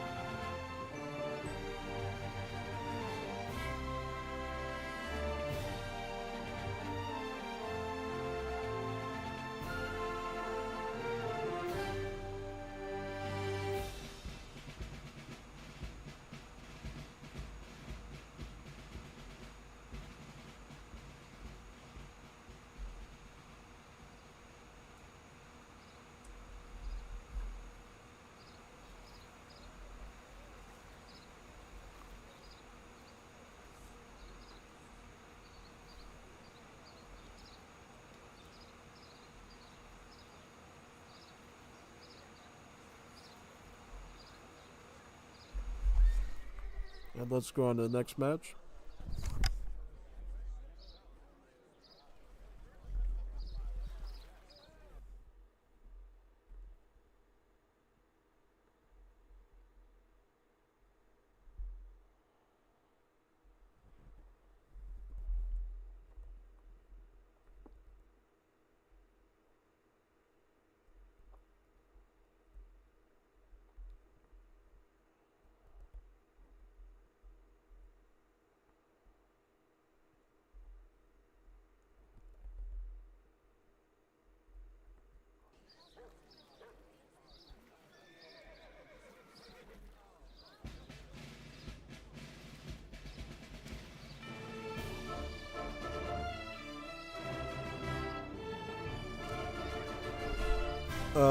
It would be this one now, right? Or the other one? I don't remember. No, this one. This would be the recording to do. Very nice.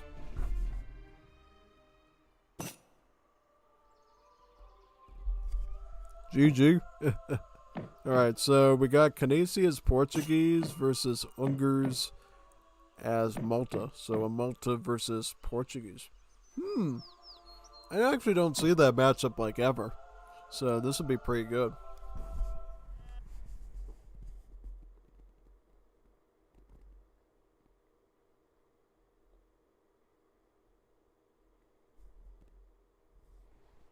Sim.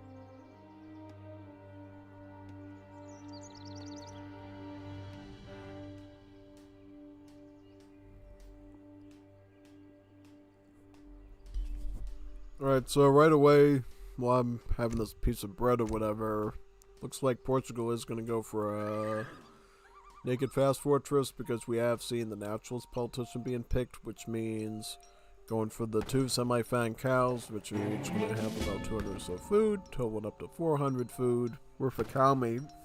Then you get 2 extra bills, and that combined effectively gives you enough food for the age 3 age up. And then you just have to ship in the 700 coin, which he's doing right now. See, before he even eats those cows, he's already up to 700 and such food. So combined, both of those cows he's going to eat should get him the age up pretty quickly. Looks like he's going to eat that one first. Or is he going to put some bills on the other one too, or just that one?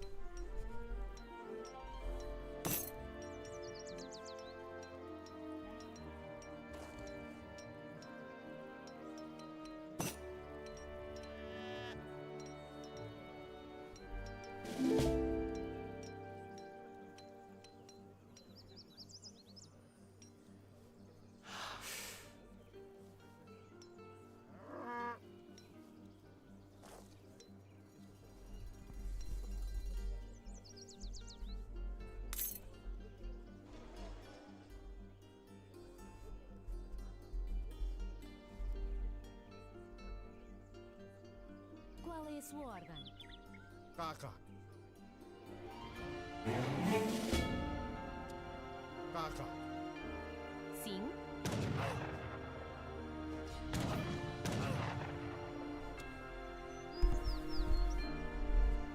Going up with the going up with the Ethiopian Queen, that can be a solid option. Basically, going up with the Ethiopian Queen will give you about 5 veteran upgraded Shotel warriors, so good against skirms. Particularly since the Malta is going pike and shot, which is typically the play for Maltese, by the way. You'll go a combination of like pikes and crossbows, pretty much, yeah. Looks like Germany is all. Malta also picked up their German ton card, allowing them to access the settler wagons.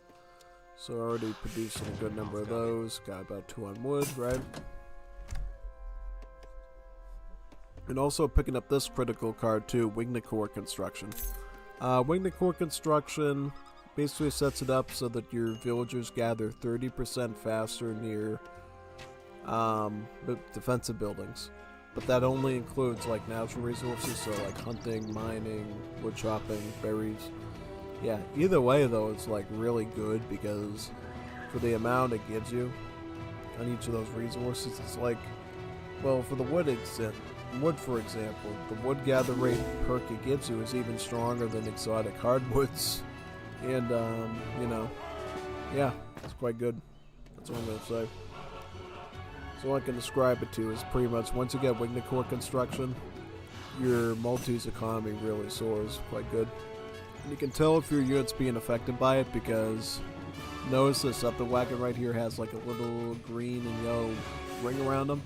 That means that indeed the Scepter wagon is being affected by the ability.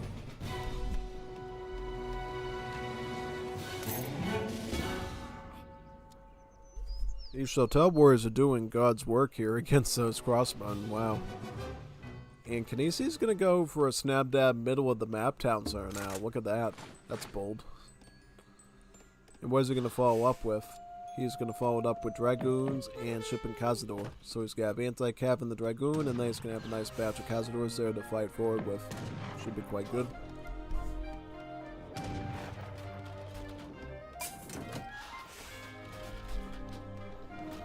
Look at all the pikes are. Look at how good Ungers is pushing them with pike and shot. He's literally forcing his Dragoons into a fighting frenzy.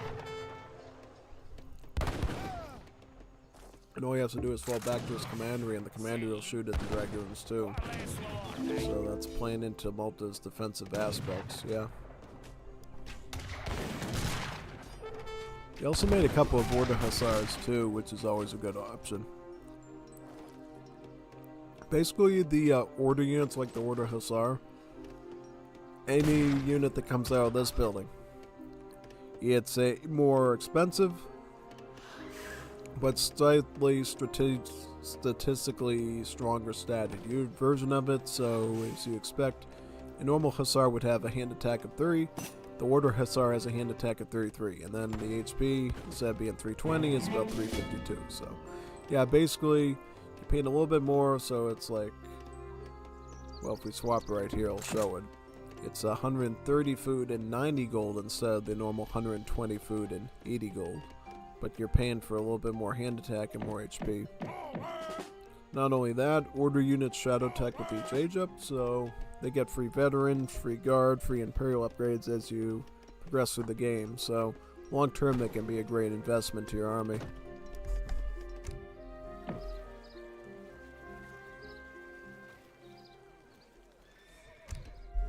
One thing I'll say I like about Unger's deck, he actually uses a lot of tongue cards. So he's got the British tongue for longbows, he's got the Spanish one for lancers, and even has the French one with culisses. So, yeah, no, I think Unger's makes good use of the tongue cards, honestly, compared to a lot of people who just includes the German tongue and maybe the Spanish. Yeah.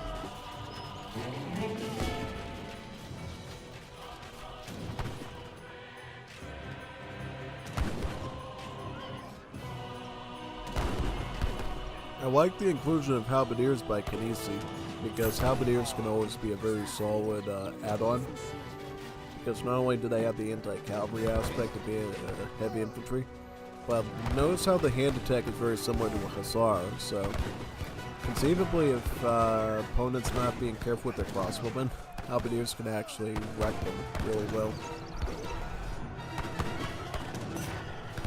GG. Yeah, definitely Unger's played the long game by just massing, and tons of crossbows, getting tons of pikes, and then adding in some Order Hussars. Yeah, because that's the thing, like, the Order Hussars are slightly statistically better than the H2 variants, so, that alone should tell you that, Portugal was going to have a hard time there once the Unger's mass got really out of hand, yeah. So now we're just going to go to the last game in the middle here, and we should be done with the stream.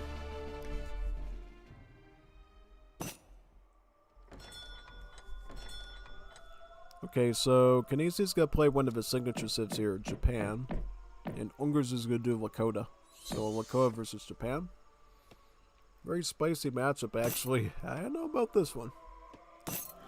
This is one you don't see a whole lot of. I don't recall ever playing this one before, no. Lakota versus Japan. It would be kind of funny if Unger's pulled the same thing that Cuter Boy as well as Phoenix did, and basically took over the whole trade route in the north of the map and just rained down with the war on. That would be pretty exciting, actually. Yeah, no, I'd be pretty shell-shocked if we saw that here again. But yeah, we'll be on the lookout. We'll be on the lookout for it. Should be quite nice. Absolutely. Unequivocally.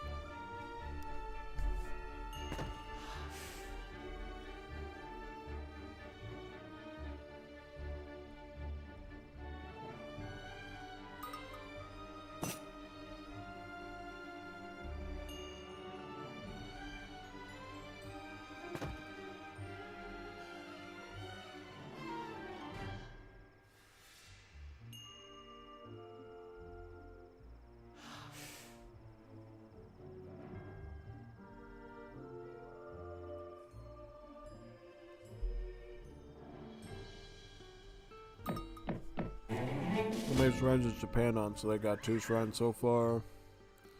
Going for Mountain Warrior first? Really? Really? I think we saw somebody do that during the group stage and it was like super gamblish. Basically what this card is, it's an upgrade to your explorers. Improves them by 50%. But it also improves their bounty from treasure collection. So they get... I'm trying to think of how much treasure collection bounty improves it by. I think it's by about 100% maybe. Yeah, it's quite good. So let's see if it ends up coming in handy at all. Because see, I think Kanisi really wants this one so he can get 150 wood, but he has to get rid of the war chief first. Yeah.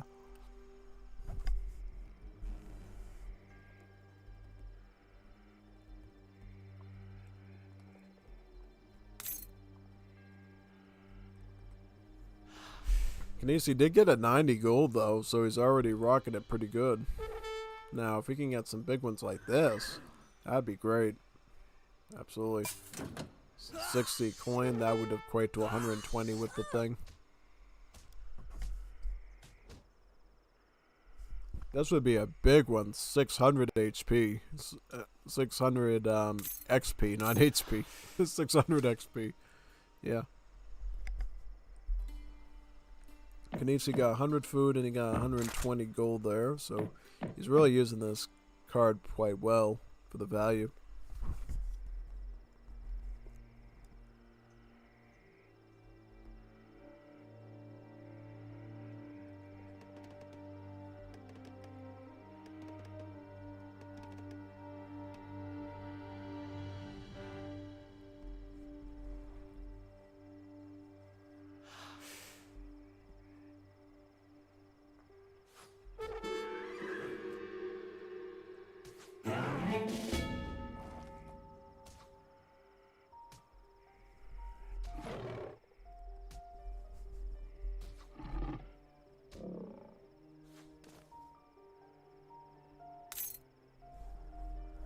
So Kanisi did get his 150 wood after all, man. Wow. So what does he do now? Is he just gonna... I think he's just gonna go right into 5 shrine card once he hits H2, honestly. It's typically the best thing to do once you hit H2 as a Japanese, because the shrine wagons have a few advantages over wood. Basically the shrine wagons can be split up to build on their own spots. So you don't need to have like 5 villagers stop gathering and start building, saving you a ton of villager seconds. Also, the shrine wagons will construct the shrines faster, thus getting you that economic advantage a lot quicker than waiting for the Vil and the explorers to do it, basically. He gets 150 gold. Wow, he's rocking these huge treasures. Is there any other ones that we really want to see here him get? Well, this one would get him 230 wood. That would get him a ton of shrines, actually.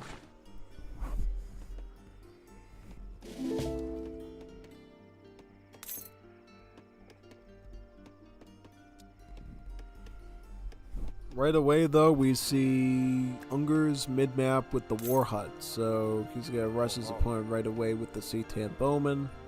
He's also pointing out some war clubs, and then he's shipping in about 4 axe riders. So he's not wasting any time here at all. He's going for a direct push. So let's see if he can pull something off here. Yeah.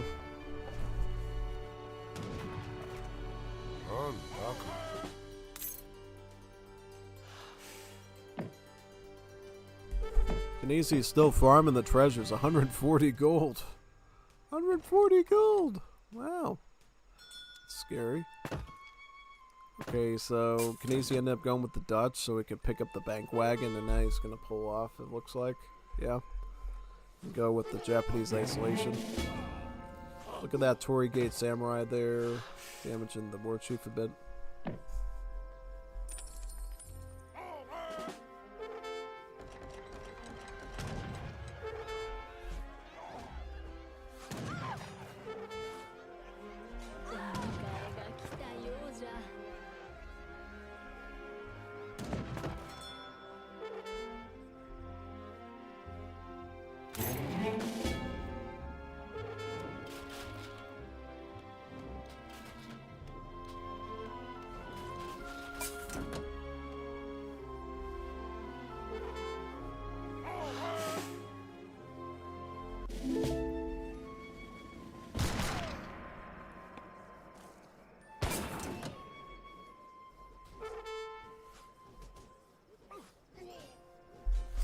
There's a Daimyo fighting the Axe Rider. Oh, wow. Look at that Axe Rider just took his Daimyo out. That is a huge blunder.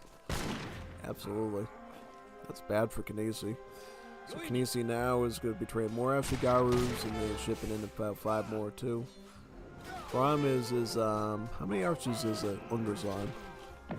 It's on about 14 plus war clubs, and he's got the full trade route again. Wow. Seems like going the full trade route is Lakoa is a popular build here. Seems like everyone's done it the whole night. Now it's going to bring in about 700 gold. Not a lot of unit shipments though, I will say that. Only Axe Rider and Bowman. No Takawa soldiers, no war club. That's kind of strange. Not even 3 Axe Riders.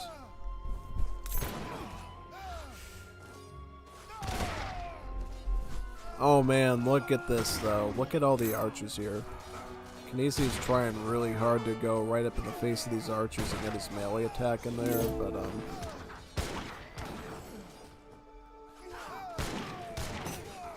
completely cooked.